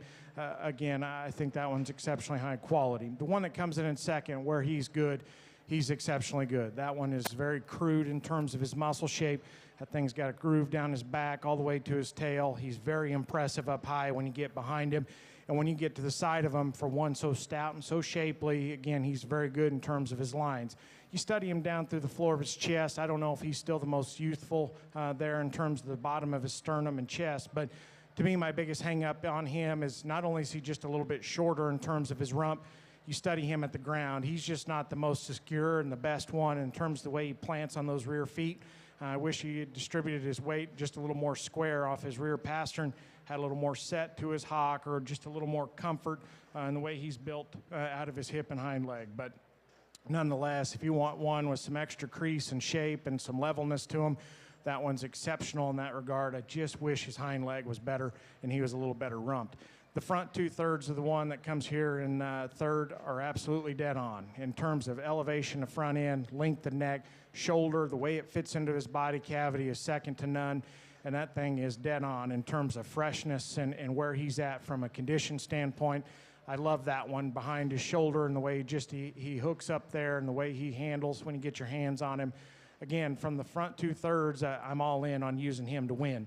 To me, it's just when you study him out of his rear third. I think he's just a little bit lower in terms of his tail set when you get those goats on the move. And then you study him at his rear ankle and the way he goes off of his rear leg. He's just a notch more rigid in the way he bends his hock and goes. It's not so much that, to me, that bothers me. It's just the fact that he's just too refined in terms of his foot for me. And to me, that's where we need to change him. Crank his tail up, stouten his bone work up. That thing wins in a smoke. One that comes in next, again, just in terms of leanness and cutability, I like that thing and a great deal. Again, very, very fresh. And when you set him loose, I think he's one that's probably just a notch lower in terms of his hip design and his tail setting. Another one that gets just a notch more refined in terms of his bone work. But in terms of turn to their body shape, spread, and freshness up high, he's very, very good. I like the skin, the handling quality, the extra touch and expression of the goat that's going to come here in 5. That white-headed one is very, very good just in terms of the way he handles and the way he touches out here. When you get those goats stopped, I like that one a ton. Again, just in terms of the way he hooks up behind his shoulder, the way he's built out of his hip, his parts and pieces just blend together very good. He's another one that's stouting up in terms of his rear leg just a little bit, but we set those goats in motion. He's just too hindered in the way he hinges out of his hip and hind leg. He needs to be hinged quite a bit looser there out of his hip to move up any further within this class. But nonetheless, from top to bottom, by far and away the best set we've had through the ring today. If you would, put your hands together for that set of exhibitors. Thank you, sir. I want to give this to Marty real quick. You bet. Well, I believe this is Class 5 on the medium wool side, and an awful good set. Really nice one to win the class. I think he wins it pretty handily. Really, really good handling sheep that's built really good from the ground up. I appreciate a lot of things about him. His length of neck, the way he ties his shoulder into his neck, progressively gets wider from front to rear, better in his rear flank than he is his fore flank. I mean, this one's really pretty neat. Great touching sheep that's really good off his feet and legs and moves well. The one in second, I think, has got to follow him in terms of body type. He's a big-topped, square-backed sheep that's got a lot of leg underneath him. I don't think he's quite as flexible off of each end as you watch him move, particularly in his front end. He gets a little shorter neck. He gets a little straighter in his shoulders, but that's a big back, square, ribbed kind of a sheep that's got a lot of good things going for him. The blue sheep, or the blue dapple sheep that comes third, really nice design from a profile standpoint. I like him being up in his chest floor and having some real roundness of rib. He's not as good down his top as the two that stand in front of him. He's a little faded in his loin, not quite as powerful there in his loin edges, but a nice design sheep, one that's good off his feet and legs and moves well when you put him in motion. Big powerful sheep in fourth, tremendous amount of thickness over his rack and through that loin, a lot of hip, a lot of thickness to him. Gets a little frailer in his bone work, not quite as neat and attractive in the way his neck ties into his shoulder and his breastplate lays into him up front, but a real powerful one, nice one there to be in fourth. Love the design and shape and in profile of the sheep here in fifth. That's a really nice looking one. He's up front and he's long-sided. He looks like he gets progressively wider from front to rear. He disappoints me when I get my hands on him. He's not as square and thick down his top as some of the sheep that are in front of him, but really does progress well from front to rear. Good class. Congratulations to these exhibitors.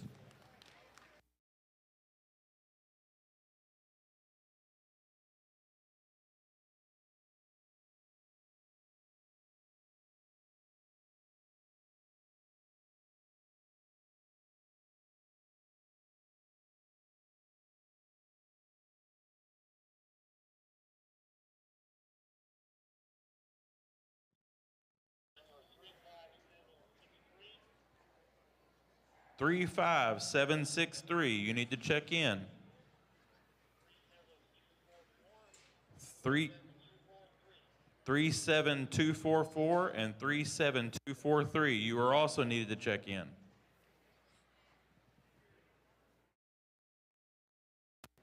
Results from Class 16 medium wool. 10th place was Tanner Hawes, Falls City FFA. 9th was Olivia Sandy, Erath County 4-H. 8th was Jocelyn Kolar, Abbott FFA. Breeder is EBS of Robert Lee. 7th was Briar Sherrill, Hockley County 4-H. Breeder is Neff of San Angelo. 6th was Mackenzie Evans, Burnett County 4-H. Breeder is Silvers of Junction. 5th was Caselyn Etheridge, Lubbock Cooper FFA. 4th was Kaylee Griffin, Uvalde County 4-H. Breeder is Rockin' C of Tahoka.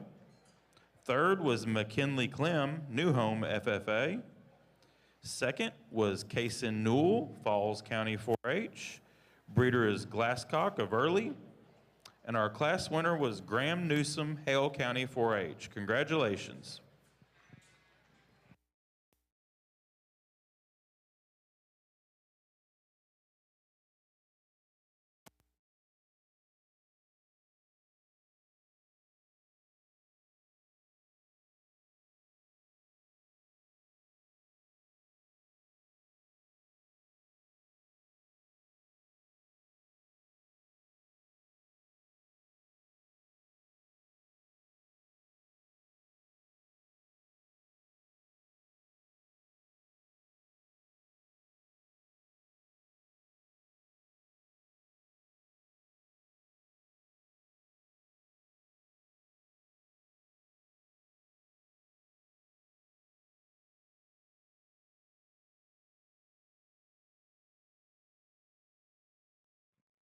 Exhibitor with tag number 35763, you need to check in.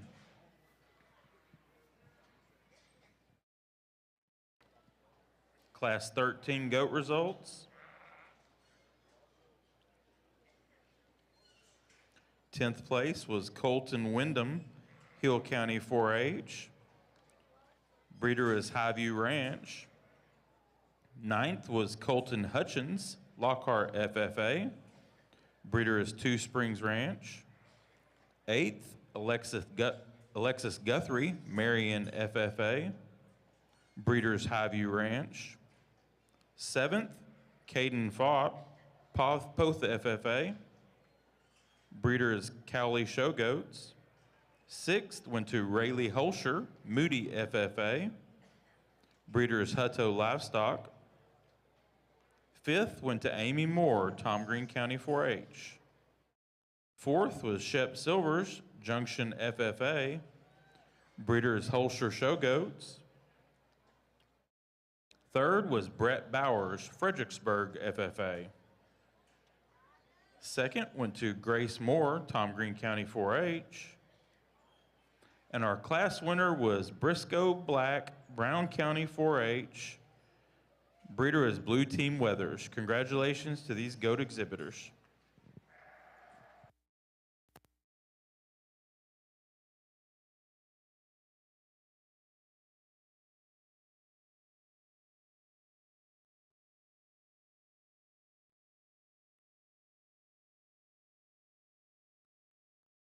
Class 15 market goats should be checking in.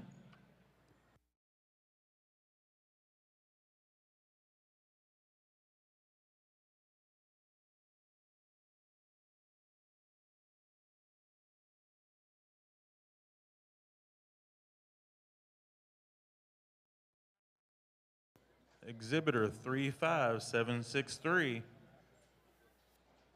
This is last call.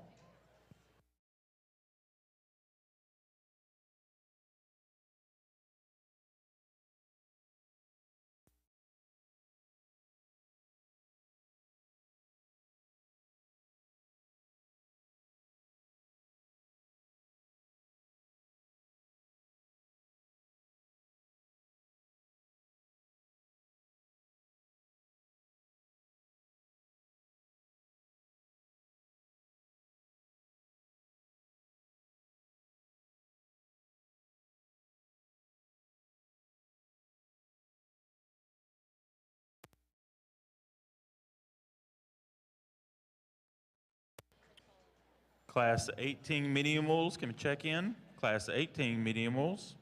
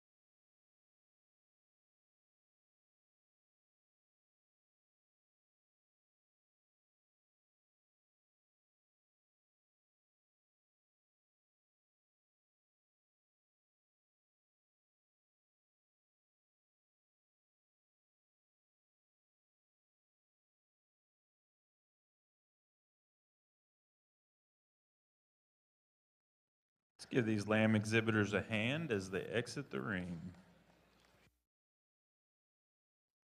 And let's give these goat exhibitors a hand as they exit the ring.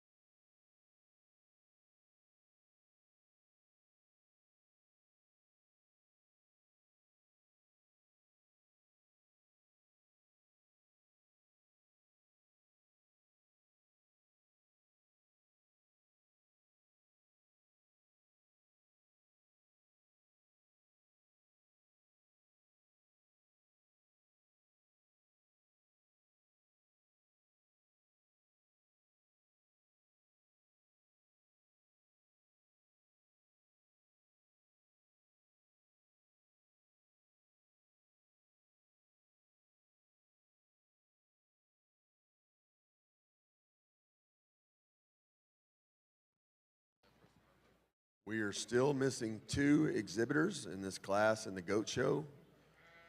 If you are in class 15, we need your show goat to the ring.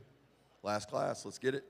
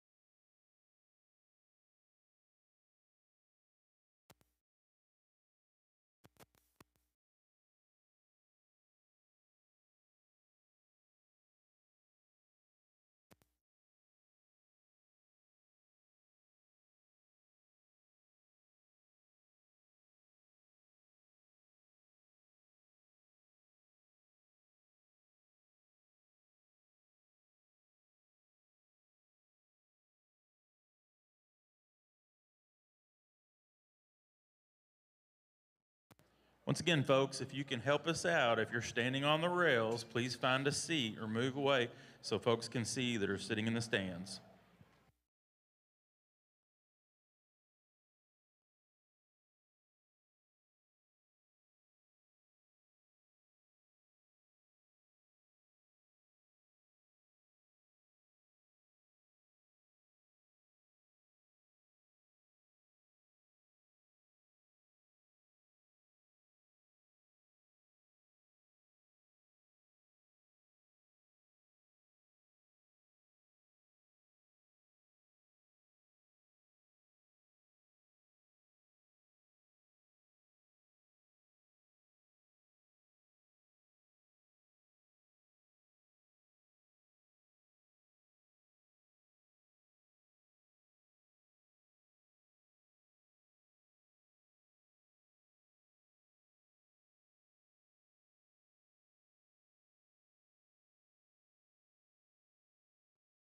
Missing one exhibitor for Class 18.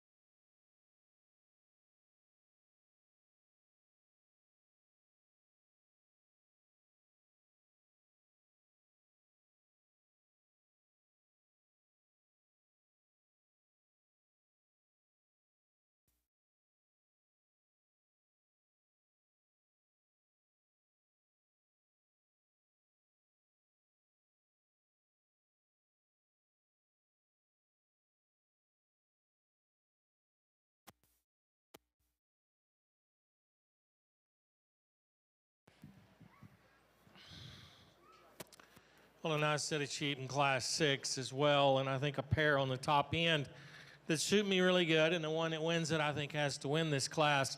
There's a stout-made sheep that's big-backed and big-footed, big-ribbed sheep with a lot of product and muscle to him and got a good touch and handle down his top. Now, you could make him smoother and crisper in his lines. You could do a lot of things about this one, but in this class, I think he's got to work his way up towards the top just because he's got the touch and handle to go along with it.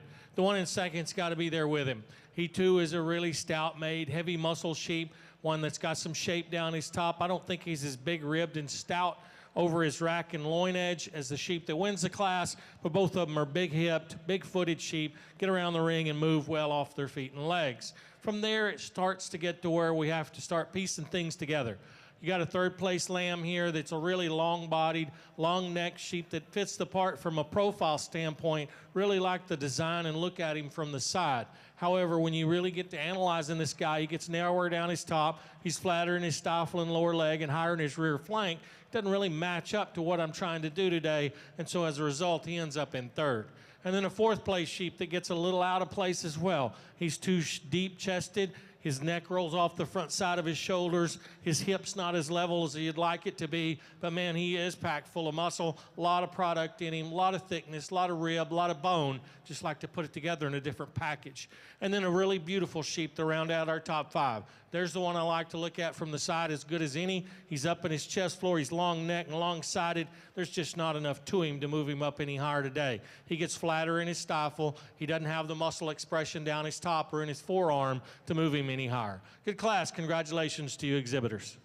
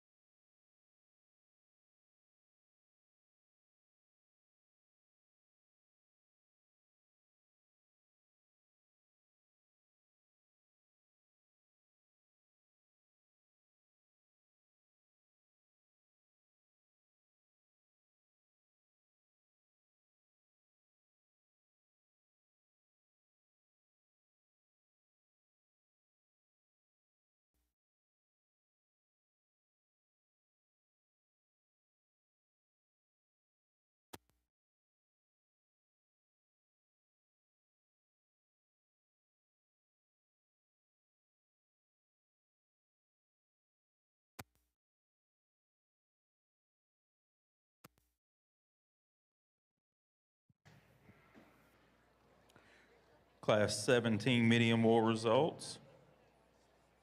10th place was Jaden Lemuel, Klein Kane FFA. 9th was Cole Miller, Blanco County 4-H. 8th, Macy Morse, Splendora FFA.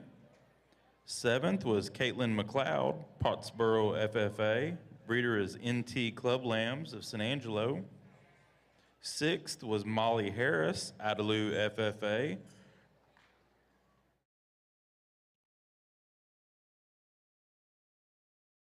Fifth was Shep Silvers, Junction FFA. 4th, Avery Fisher, Collin County 4-H. 3rd was Lily Appleton, McCullough County 4-H. Breeders Benson of Hillsboro. 2nd, Briscoe Black, Brown County 4-H. Breeder is Turkey Farm of Stonewall. And our class winner was Amberly Davis, Glasscock County 4-H. Breeder is Jimmy Struby of Garden City. Congratulations.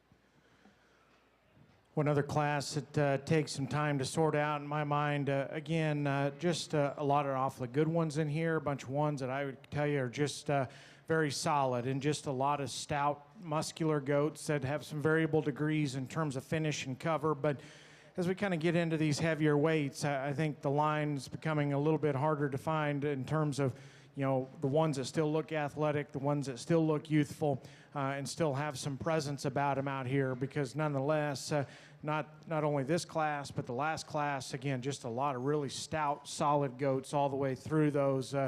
Just becomes a little harder to kind of shake it out from there on back. I think within this class, I think the one that we start with is pretty easy to find within this class, and there was never a doubt in my mind that was the one to start with. And just in terms of freshness and presence and first impression, to me, that's where that goat excels. Again, just incredibly sharp to the eye, and one that handles exceptionally good. And it's another goat that I like probably even better, just in terms of when we get him out and just let him roll. I think that one kind of draws you in, is in terms of being a high-quality goat that kind of sets the stage within this class. To me, compare him to the one in second. His biggest advantage is the way he feeds right behind his shoulder. A little more turn to his forerib, a little more spread up high. To me, that ends up being the difference in that pair. Again, just a good one that's presented well. He's fresh. He's got some substance at the ground. There was just never getting around that one within this class.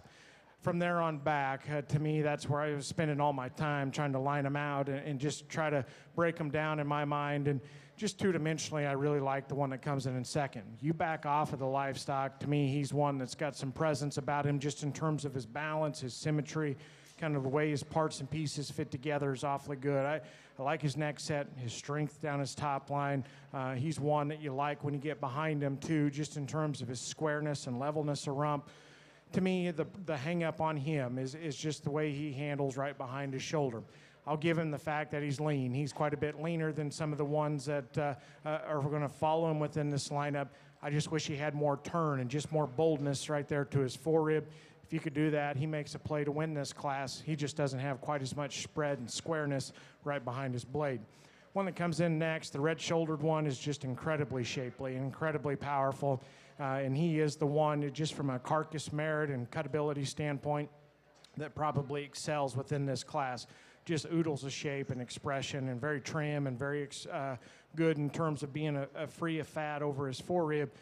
I think the front two-thirds of him balance up good enough. I think for a power goat, I think his extra length of neck, his shoulder, and the way his sternum's put up in him is certainly acceptable. It's just the way he's built out of his hip. I don't know if he's ever cranked up high enough in terms of his tail set. Just wish we could lengthen him out of his rump, make him a little bit leveler, both standing and on the go. And that one gets in the conversation to move up a couple of spots for me. Again, shape, expression, freshness, and cutability are all in that one's favor. One that comes in 4 is interesting because there's times where he really strikes you just in terms of his length of neck, his shortness of shoulder. There's probably not many in this class that are just shoved up in their chest floors. That guy is. And that one's got a big rump and a big square stifle shape in him when you get behind him.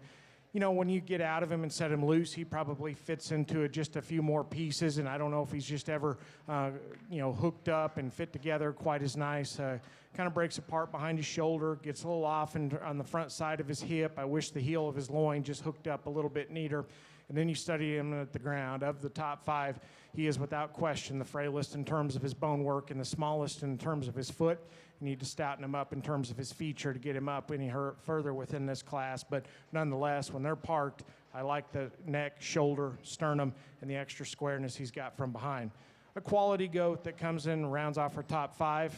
Honestly, just a little overcooked, a little overbaked for me. I think that one's one you appreciate just in terms of his width, his squareness, his rib and body. That's one that just strikes me as a nickel short when you get off the side of him. And today, I think one that's just carrying a little too much fill, which makes him look even shorter out here to me. And then of the top 5, probably the fattest one out here as well. We need to trim him up, suck some middle out of that guy. I think he gets just a little more athletic looking, but just in general, just a little too quick and compact for me, and maybe just a little bit rounder off of both ends. But another good class, really nice one there at the top end. If you would, put your hands together for them. Folks, please move off the rail. If you are leaning on the rail, we need you to move so people can see. Results from Class 14. 10th place, Madison Condra, Lubbock Cooper FFA.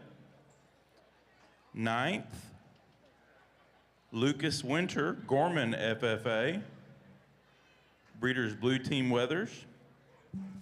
8th, Reagan Laminack, Tom Green County 4-H. 7th, Gentry Phillips, Llano County 4-H, Breeders Newsom Ripley Show Goats. 6th, Cooper Evans, Burnett County 4-H, Breeders Evans Livestock. 5th, Brindley Hogg, Lubbock County 4-H. 4th, Kaylee Ottmers, Bandera County 4-H. 3rd, Amy K. Mathis, Clayburgh Kennedy County 4-H. 2nd, Avery Walker, Uvalde County 4-H. And our class winner, Chanley Kirksey, Bell County 4-H, Breeders Blue Team Weathers. Congratulations.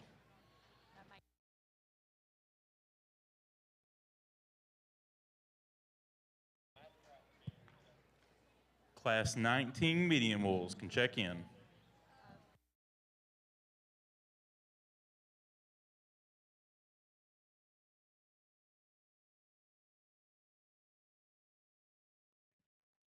Also, our first and second place goats for classes 11 through 14 check in for the 3rd division drive.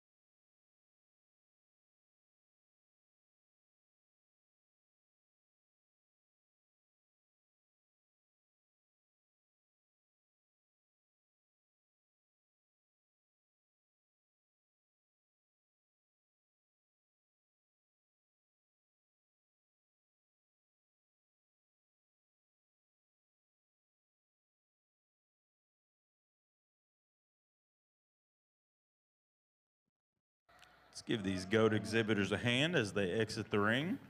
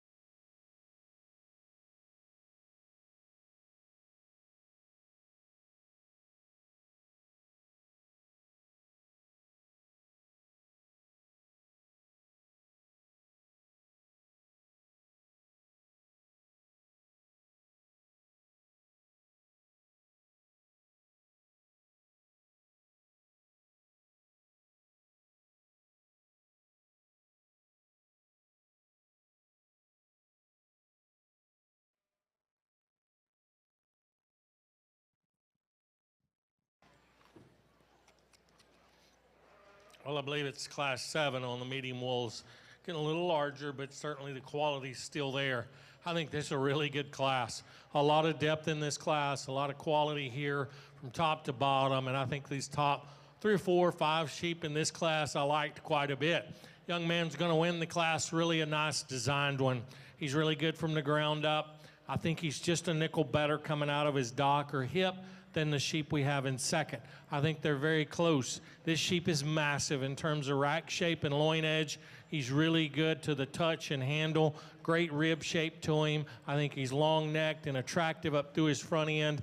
A nice one to lead the class off. And I think the one in second's got to follow him. I don't think he's quite as big over his rack and rib design coming out of his shoulders. He's certainly not one that ties into his dock and pin set quite as wide and opened up as the sheep that leads the class. But I like that one a lot. He's wide based underneath. He's got some rib to him, got a great look to his front end. And in my opinion, probably better fronted than our class winner. I love his shoulder placement, in the point of his shoulder and the side of his body, and the way his neck comes out of the top of his shoulders is really, really neat. The one in third takes a great picture from the profile. A nice designed one. Touches good, handles good. Need to open him up. He gets too narrow based underneath from behind, has a little more set to his hock when you put him in motion. But there's parts to this one you really gotta like. Love his front end design, love his rib cage. Need to see just a touch more to him and open him up underneath, and I think he becomes more competitive. The lamb that ends up in fourth, another one that's really powerfully made. Big top, big ended kind of a sheep that stands on a lot of bone, a little rougher to the eye. Not quite as neat to look at. He's bigger shouldered. He's weaker in his top line in the way he's put together in his hip loin junction. Just some little pieces you could put him together better to make him blend better, and I think he becomes more competitive in his class. But a really nice one in terms of muscle shape and skeletal thickness. And then we round the top 5 out with a sheep that, again, is long-sided, very attractive on the profile, need more to him. He gets a little flatter in his rib design. He's not quite as opened up and stout from the rear. Great class. Congratulations to you exhibitors.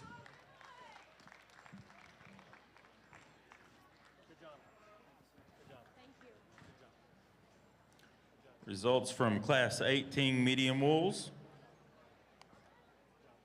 10th went to Brindley Cody, Burnett County 4-H. Breeders Benson Livestock of Hillsboro. 9th was Emerson Garner, Leonard FFA. Breeders Benson Livestock of Hillsboro. 8th was Cole Bynum, Mildred FFA. 7th was Brindley Hogg, Lubbock County 4-H. 6th, Zaylin Burnside, Jordanton FFA. 5th, Emily Peters, Kendall County 4-H. 4th, London Watson, Blooming Grove FFA. 3rd was Carson Noisy, Comal County 4-H. 2nd went to Ashton Adams, Brown County 4-H. And our class winner was John Austin North, Sanger FFA. Congratulations to these exhibitors.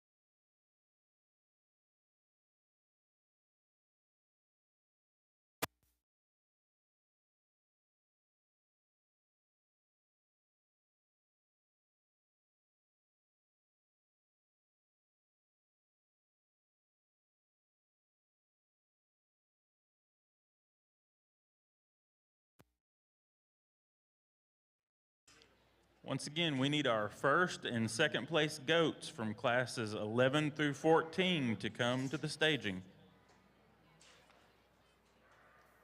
We also need our first and second place medium wolves to come check in as well.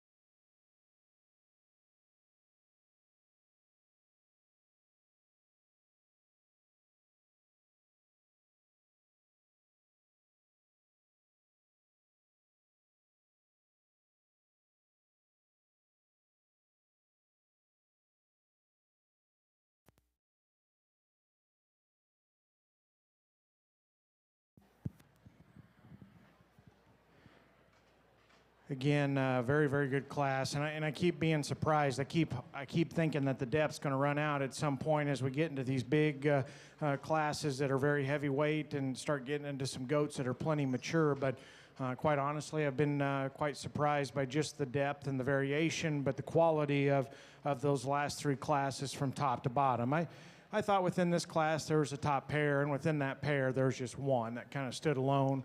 And to me, I think he's pretty obvious to find. I think for a goat of this size and this weight and this maturity, it's hard to find them still that neat in terms of their neck and the way it hooks into their shoulder, the way they're built in terms of their sternum and breastbone. To me, I think that's what's very unique about him.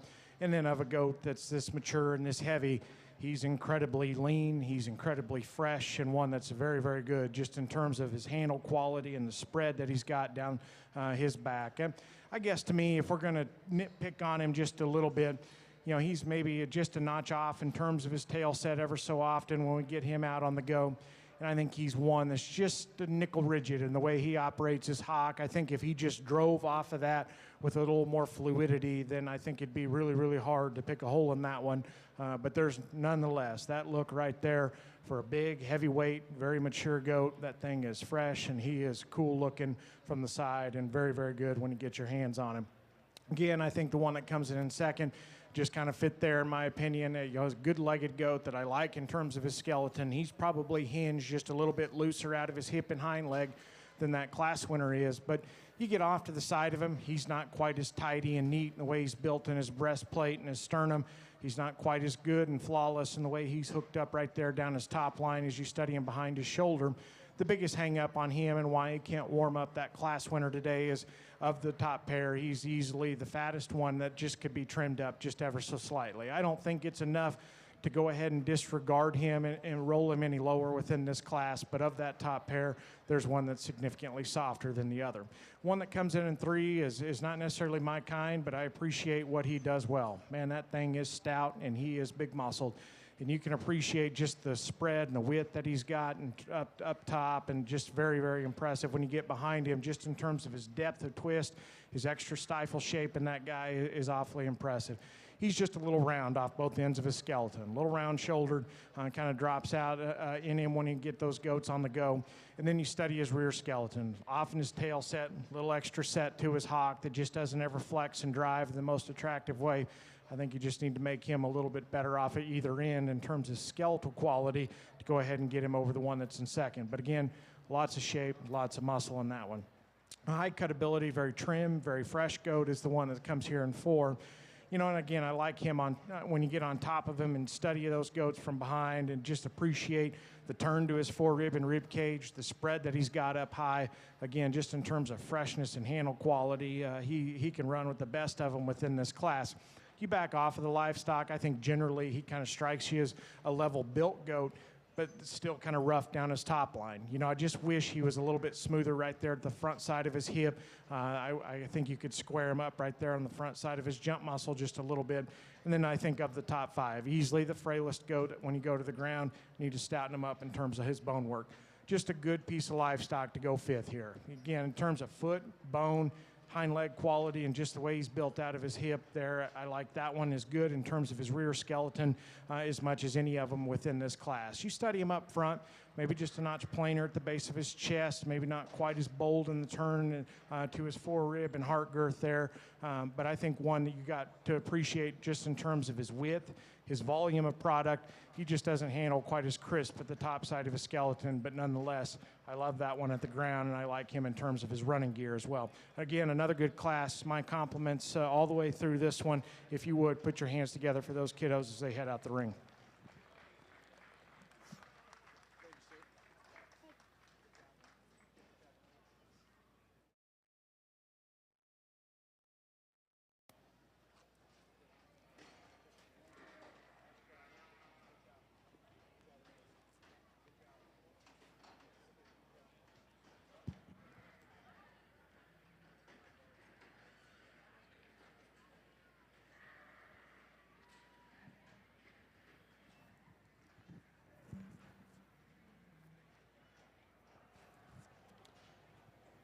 Once again, we need our first and second place medium wolves to come to the staging area.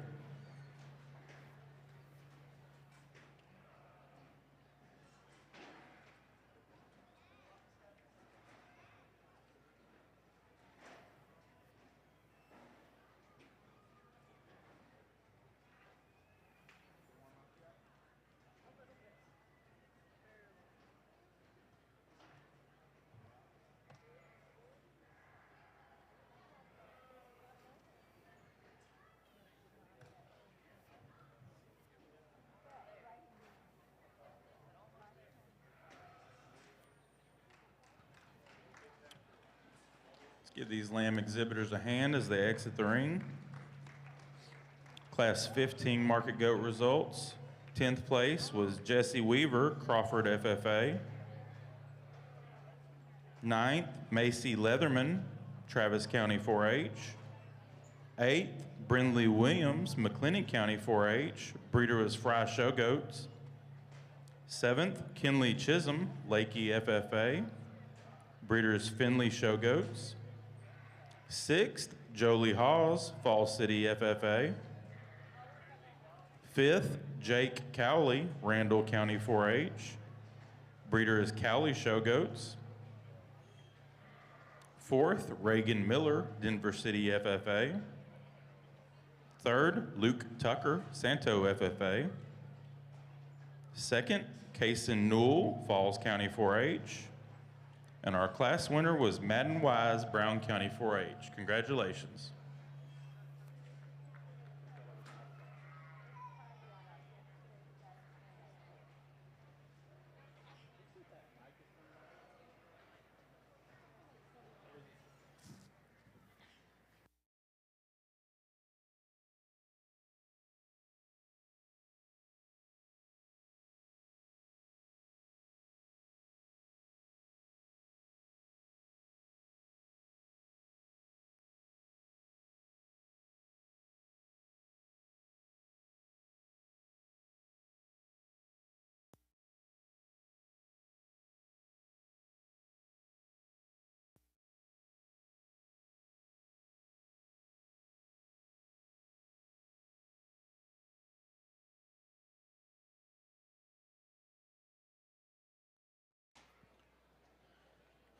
We will also need our lightweight and medium weight champion and reserve goats to come to the staging.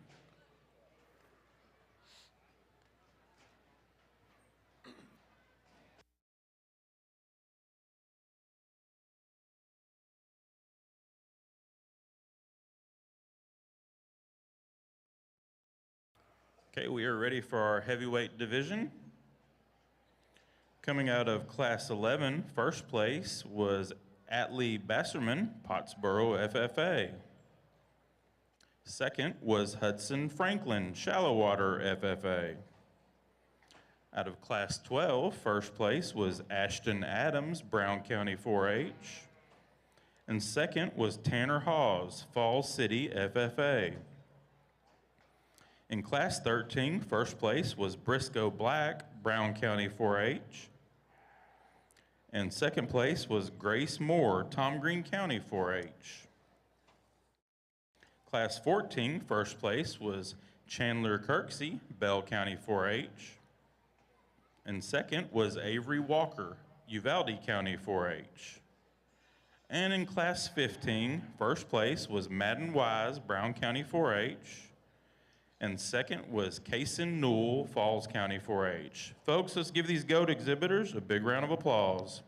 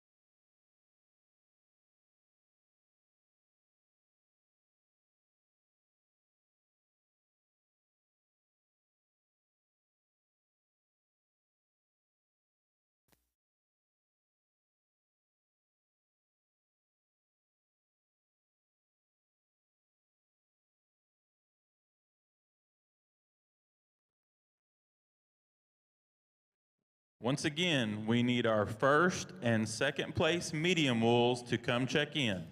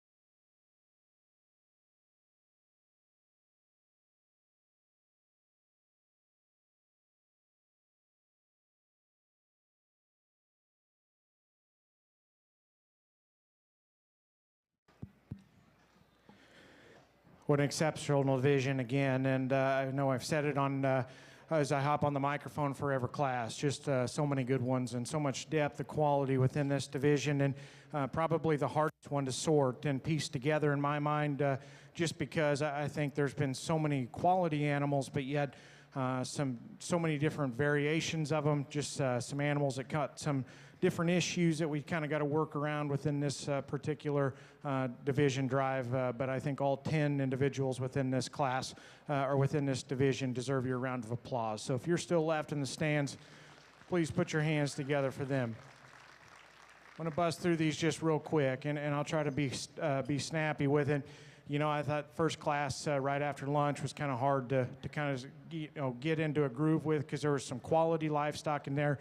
I just didn't know if there was one that just had to win. We ended up gravitating to one, and I thought if you caught it a rear three-quarter, was just a little more genuine and more pried open underneath, probably a little bolder in his forerib and a little more depth of twist and stifle. To me, that was the difference in that pair. Get him out here, probably just a little shorter, a little rounder off of both ends. I thought the next class was interesting. That winner, to me, the more he's out here, you know, he's one that, you know, has got some big, far-reaching pieces. You know, I think to me, you got to ask yourself if he just kind of ties them together. There's times where I think he's really, really cool, and then there's times where I'm just like, I just can't get past the way he's built right behind his shoulder. But that is a big chest and a big forearm and a big forerib. I just wish those three things just kind of fit together a little bit better. But that one is awfully nice, and it's got some far-reaching pieces. I think, again, out here, he's kind of got a little bit of reaction to his hide. I think he's kind of got a pink undertone, starting to wrinkle up a little bit. I think that kind of detracts from him just ever so slightly. The next class, three really good ones in that class, exceptional ones, actually. I thought all three of those were really good. To me, you get off to the side of them, this is the one that I preferred. Some length, elevation up front. I think just his parts and pieces fit together seamlessly. I love his turn to his stifle when you study him from the side. I think you get around the front of the goats. I think of the five in these class winners, he's probably the most generic in terms of his chest and forearm, and probably just not quite as bold and expressive right behind his shoulders I'd prefer, but he's still fresh. Again, he's got a good look and a good silhouette from the side, and I liked him at the ground, and I liked his running gear and his hind leg quite a bit better than the one that was second in that class. One that comes out of that fourth class, honestly, the more they're out here, kind of grows on me. You know, I think if you compare him to some other goats on either side, you know, you can get wrapped up in saying he's not as extreme in any one area. But I love that one in terms of his forerib and his back shape and his freshness. Again, his hair and his hide and his skin quality are all dead on. You get around the front of those, he is impressive in terms of his chest and his forearm. You know, I like him when he gets out on the go. I just wish he stepped with a little more reach, a step out of his shoulder and his knee. But nonetheless, I think that's a high-quality individual that just strikes you with some extra presence because of his skin and his freshness and the way he's presented. Heavyweight, you know, honestly didn't expect to find one that quite looked like that in that last class. And he's hard to ignore out here, you know, just in terms of being so big and so heavy, yet he is so fresh in terms of his touch and his tone. He's lean. And again, his parts and pieces fit together so well. We talked about in class, you know, ever so slightly, I wish he just drove off of his rear leg with a little more authority. But that look right there is kind of hard to ignore out here. And to me, you know, I thought that one was just awfully impressive where he was good. I'll set the mic down and let Marty talk his class. This division has been exceptional. It has been challenging. And honestly, I think you could flip a coin out here and land on just about any which one. And I wouldn't argue with you too much. So if you would, put your hands together. All 10 of them deserve your round of applause.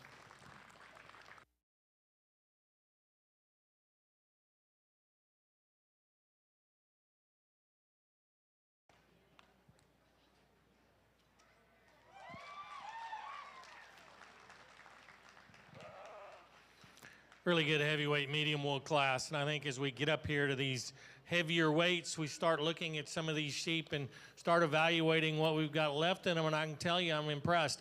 A lot of these sheep have some youthfulness to them. They got the right shape and design to them still in them. And I like this one that leads the class off quite a bit. I think he's got enough muscle shape to him. I think he's good off his feet and legs. He's the most complete of anything in the class. Super youthful up through his front end. Long neck sheep that's level down his top line. Handles with enough muscle and shape to go with it. From there, it starts to get a little challenging. The sheep that comes second, I think, has got to follow him. I don't think he's quite as good in his lower 1/3, especially up in his forerib or his rear flank as our class winner. I don't think he's as good off his feet and legs as our class winner. But there's a trim-made one that's got a big square top in him, big in his loin edges and square out of his hip. I think you got to move him up there pretty high. And the blue sheep that comes third, another one that's got some youthfulness to him up front. Again, this is a sheep that's not as fresh in his loin. He's not as powerful when you get right behind him as the two that are right in front of him. And then the fourth place lamb, I really like the body on this one as well as anything in the class. There's one that's really nice designed. He's got a big back in him. He's big hipped, gets progressively wider from front to rear. I just wish he is a little stouter featured. He's a finer boned kind of a sheep that's smaller in his foot size and bone size. He doesn't really want to balance up quite as well when you get him on the profile, but man, he handles really good.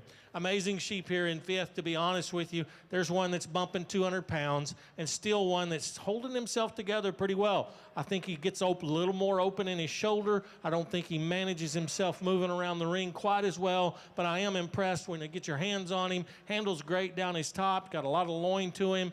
A good sheep, just probably on the verge of getting a little too big to go any higher in this class. Congratulations to the exhibitors on a nice class. We do need our breed and reserve breed champions on the lamb side to come check in. Our champion heavyweight division goat went to Madden Wise, Brown County 4-H, and reserve went to Chandler Kirksey, Bell County 4-H. Also on the goat side, we do have some showmanship prizes donated in memory of Lauren Julig, Memorial Showmanship winners. Buckles and jackets are given in memory of Lauren Julig, whose showing career and life were cut short by tragedy. She was an avid Leander FFA and 4-H participant. Her love of showing her animals won her state showmanship awards and prospect shows. The champion buckle is donated by Morris Glass. And the reserve jackets, 2 jackets, are sponsored by the Hawkins family. Our champion showmanship for goats goes to Briscoe Black, who wins the belt buckle. And the 2 jackets, in no particular order, go to, for reserve champion, go to Madeline Howell and Mason Smoot. So if y'all are still in the barn, you can come find Wanda Hawkins after the show for your prizes.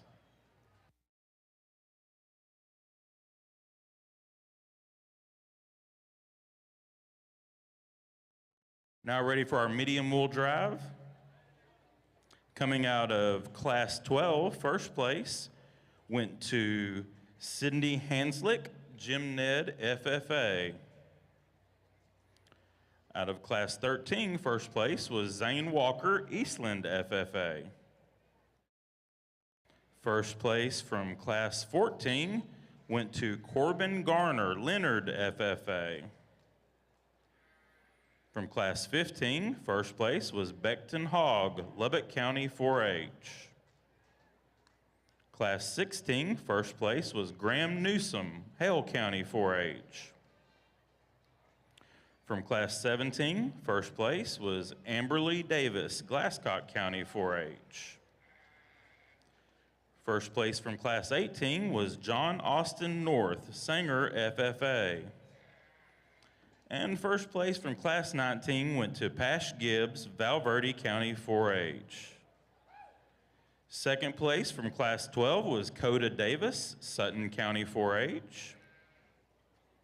From Class 13, second place was Raylyn Ward, West FFA. Second place from Class 14 went to Sydney Newsom, Edwards County 4-H. Second place from Class 15 was Megan Retzloff, Live Oak County 4-H. Second place from Class 16 was Kaysen Newell, Falls County 4-H. Out of Class 17, second place was Briscoe Black, Brown County 4-H. From Class 18, second place was Ashton Adams, Brown County 4-H. And second place from Class 19 was Journey Mathis, Willis FFA. Folks, let's give these medium wool exhibitors a big round of applause.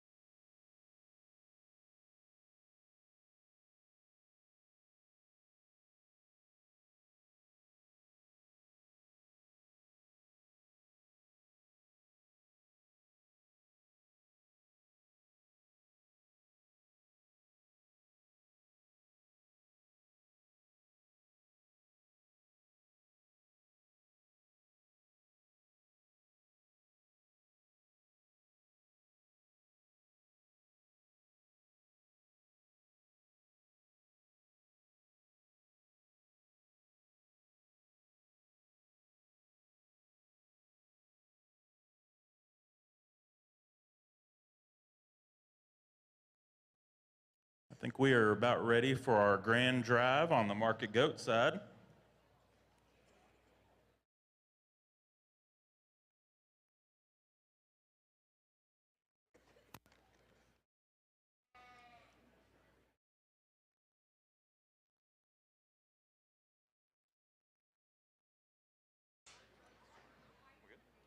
Okay, our division champion in the lightweight division went to Carson Kirksey, age 11, from Belton, Texas.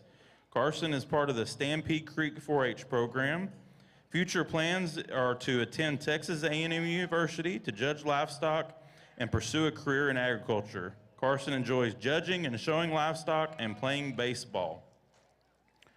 Our reserve division champion in the lightweights went to Danica Walker, age 15, from Cotulla, Texas, member of Cotulla FFA. Danica plans on attending Texas Tech or Texas A&M University and studying animal science. Enjoys showing goats, hunting, fishing, and spending time with friends and family. Our medium weight division champion went to Brendan Gross, age 12, from Grandview, Texas. Brendan is a member of the Grandview FFA program, enjoys judging livestock, wants to judge at Blinn or Texas A&M, also enjoys playing baseball. Our reserve medium weight champion was Kenzie McCall, age 12, from Windthorst, Texas, member of Archer County 4-H. Kenzie wants to judge livestock in college at Texas Tech University, enjoys playing basketball and showing goats and lambs. Our heavyweight division champion went to Madden Wise, 16 years old, from Brownwood, Texas, member of Brown County 4-H. Madden wants to attend Texas Tech or Texas A&M, enjoys showing livestock and spending time with friends and family. And our reserve heavyweight champion went to Chandler Kirksey, age 13, of Belton, Texas, member of Stampede Creek 4-H, wants to continue in the livestock industry, enjoys playing volleyball and livestock judging. Folks, we've got an outstanding set of goats, an outstanding set of exhibitors. Let's give them a big round of applause.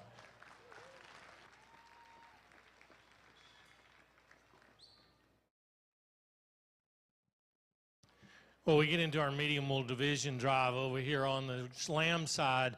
An outstanding set of sheep, in my opinion. I tell you, I'm really pleased with the quality that's out here and all of these 9 classes, 8 classes, whatever we had here.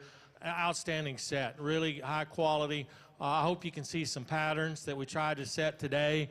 Sheep that have some look and design and shape and still functional off their feet and legs and have some rib and get around and move and still look the part.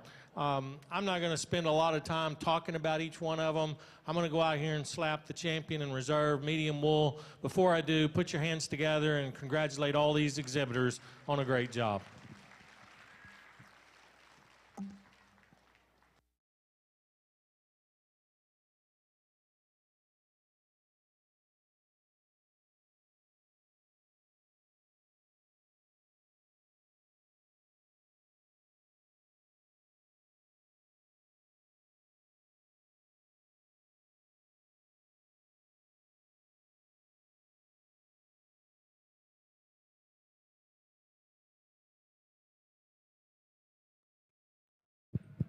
Our champion medium wool went to Graham Newsom, Hale County 4-H.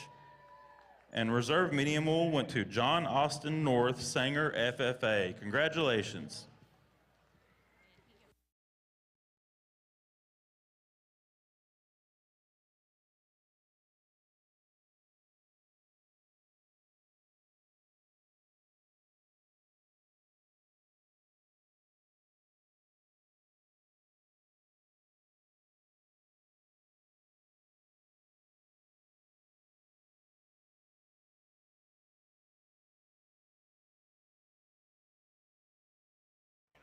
We need a parent or advisor for the champion and reserve medium wools to come to the arena.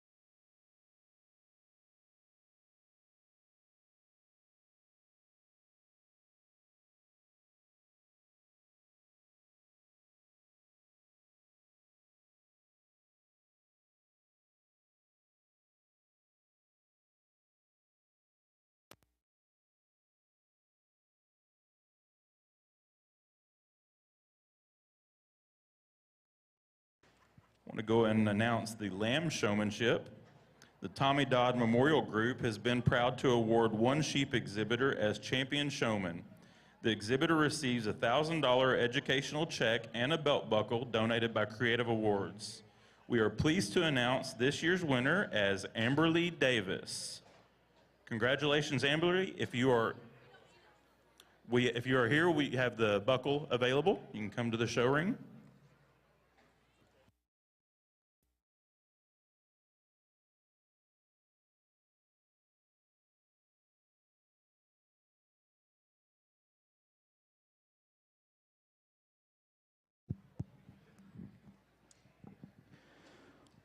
Well, what a day it's been.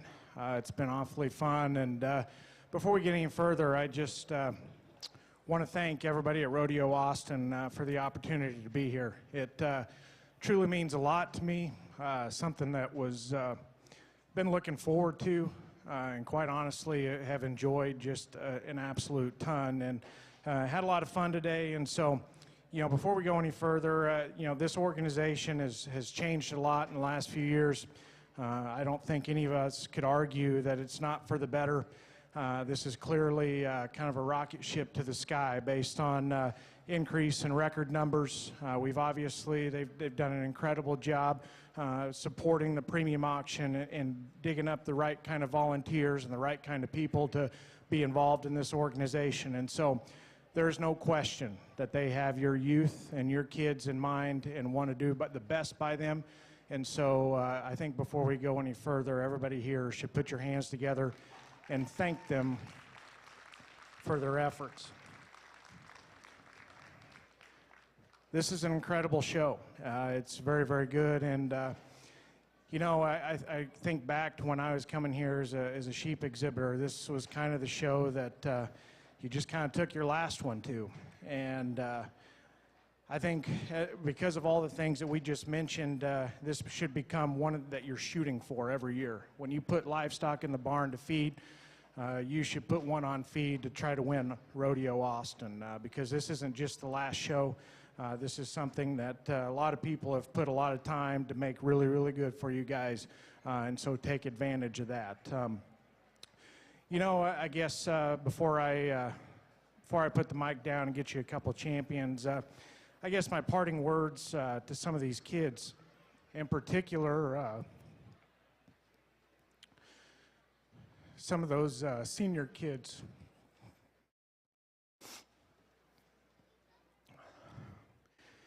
As I think back to my showing days, the last time I ever showed a sheep was in this ring. And you don't realize that how much your world changes for the better, but how much you miss getting to participate in this. And so as I think back to some of these kids who are fixing to enter the real world, it's pretty scary. It's pretty overwhelming at some times. And I think a lot of times this generation kind of wants to spend time on the internet to be the cool kid.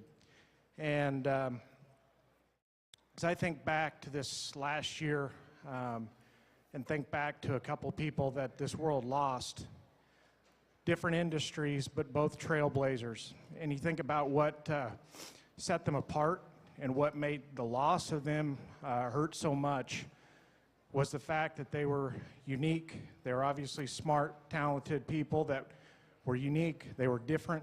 Some might say quirky, but most importantly, they embraced it. And I think of the words of our good friend C. Jason Spence and Mike Leach. Those people are memorable, not because they tried to be the cool kids, but because they were unique and they embraced it. It's what set them apart, and it's why we loved them. And so, as I think about these kids, you know, my message to you guys is be different. You know, don't surround yourself with an echo chamber that can be social media. Challenge your perspectives, surround yourself with people with different opinions, and embrace what makes you different. Don't get hung up in trying to be the cool kid. I guess one last thing I would tell these kids, you know, as you embark on your journey from Rodeo Austin, some of you may never show again. As we highlight that message, just embrace what's different to you. But when you get done showing here, thank the people that made it possible. It's an endless road of people that gave you the opportunity to be here. And then I guess my parting word would be this: find something that you're passionate about, and not only just enjoy it, but find a way to give back to it. This all gets better as we leave here and begin to give back to what gave us so much. And so that's my message to you guys. I have thoroughly enjoyed it. Again, I appreciate the opportunity. In regards to the goats, it's been a lot of good ones. It's been a lot of different ones out here, and you could go a lot of different ways, and I'm not going to argue with you. I just tried to spend time describing them, the little finer details that split them in my mind. I apologize to Marty. I'm sure there's some times where he wanted the mic and I wouldn't quit talking, but when it gets good, I enjoy talking about them, and that, to me, that's all I can do. I beat some good ones today that just got, you know, one or two things I'd like to change, and I tried to tell you about that. So, exceptional lineup of goats out here, 6 awfully good kids, but there's been a lot of them through the ring today that deserve your round of applause. So before we give you a couple of champions, put your hands together for these.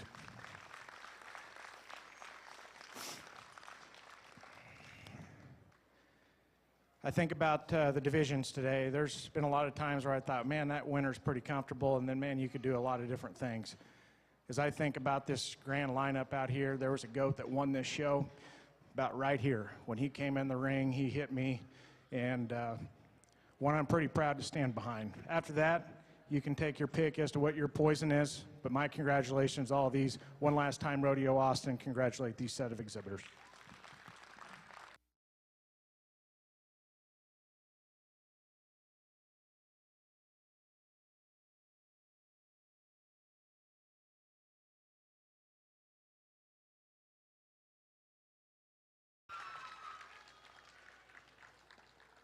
Our grand champion goat goes to Brendan Gross, Grandview FFA.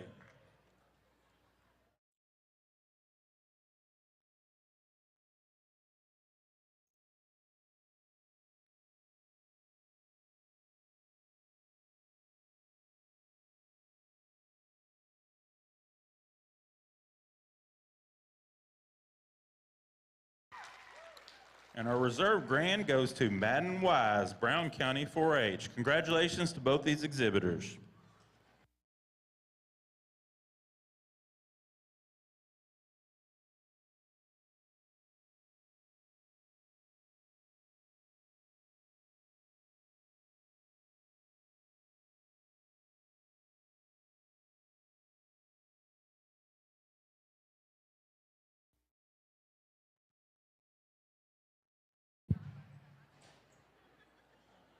Okay, I think we are ready for our grand drive on the Market Lamb side.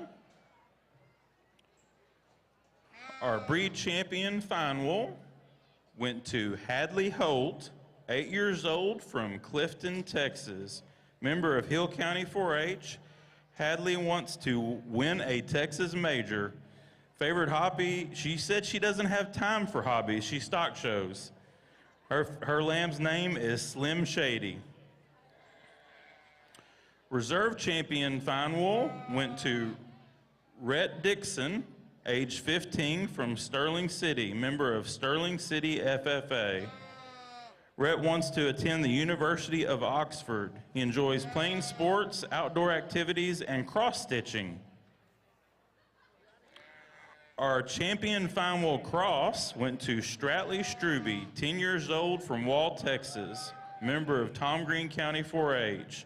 Stratley wants to attend the Texas A&M Vet School. She enjoys playing volleyball, 4-H food challenge, church activities, and raising puppies.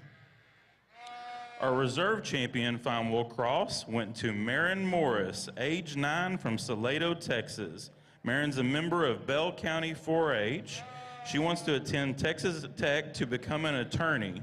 She enjoys playing basketball, volleyball, and showing sheep. Our champion South Down went to Tristan Neal, 9 years old, from Smyre, Texas, member of Smyre FFA. Tristan wants to attend Texas A&M and become a vet. Enjoys showing sheep and wakeboarding. Our reserve champion South Down went to Madison Mutina, age 17, from Riesel, Texas, member of Riesel FFA.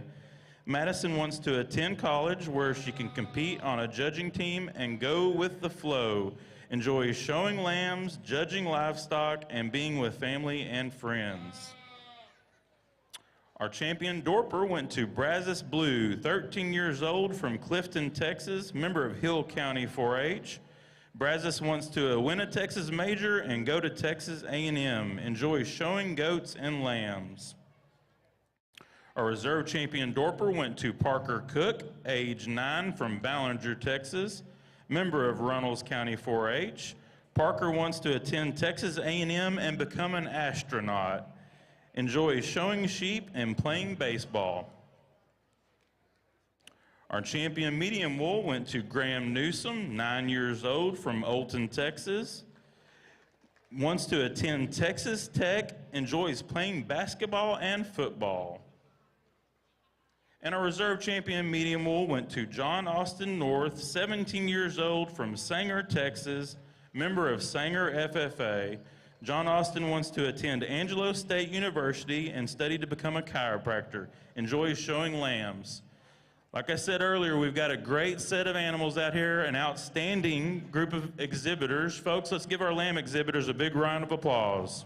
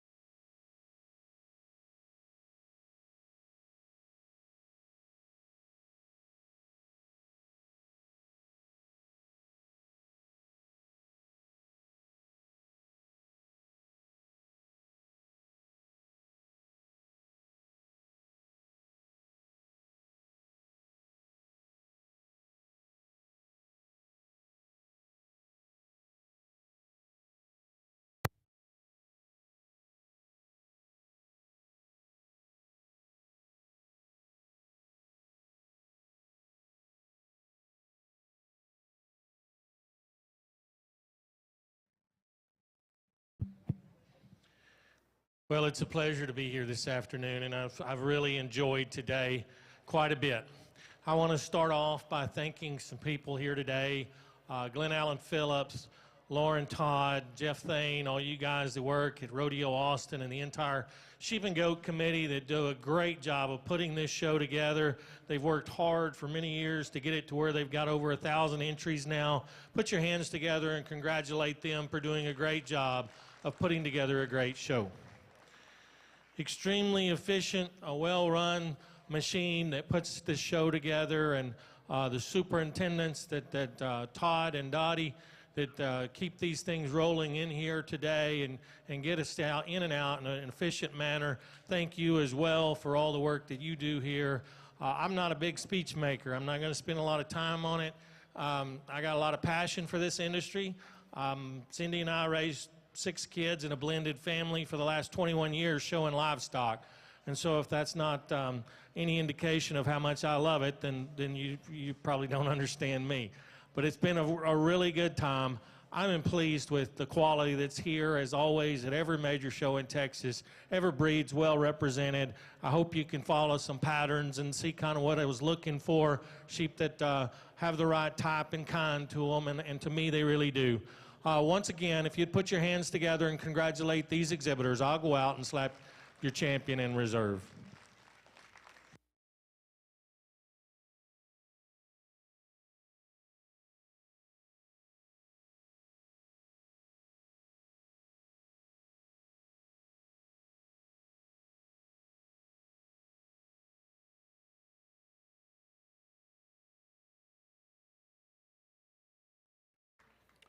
Our grand champion lamb goes to Graham Newsom, Hale County 4-H.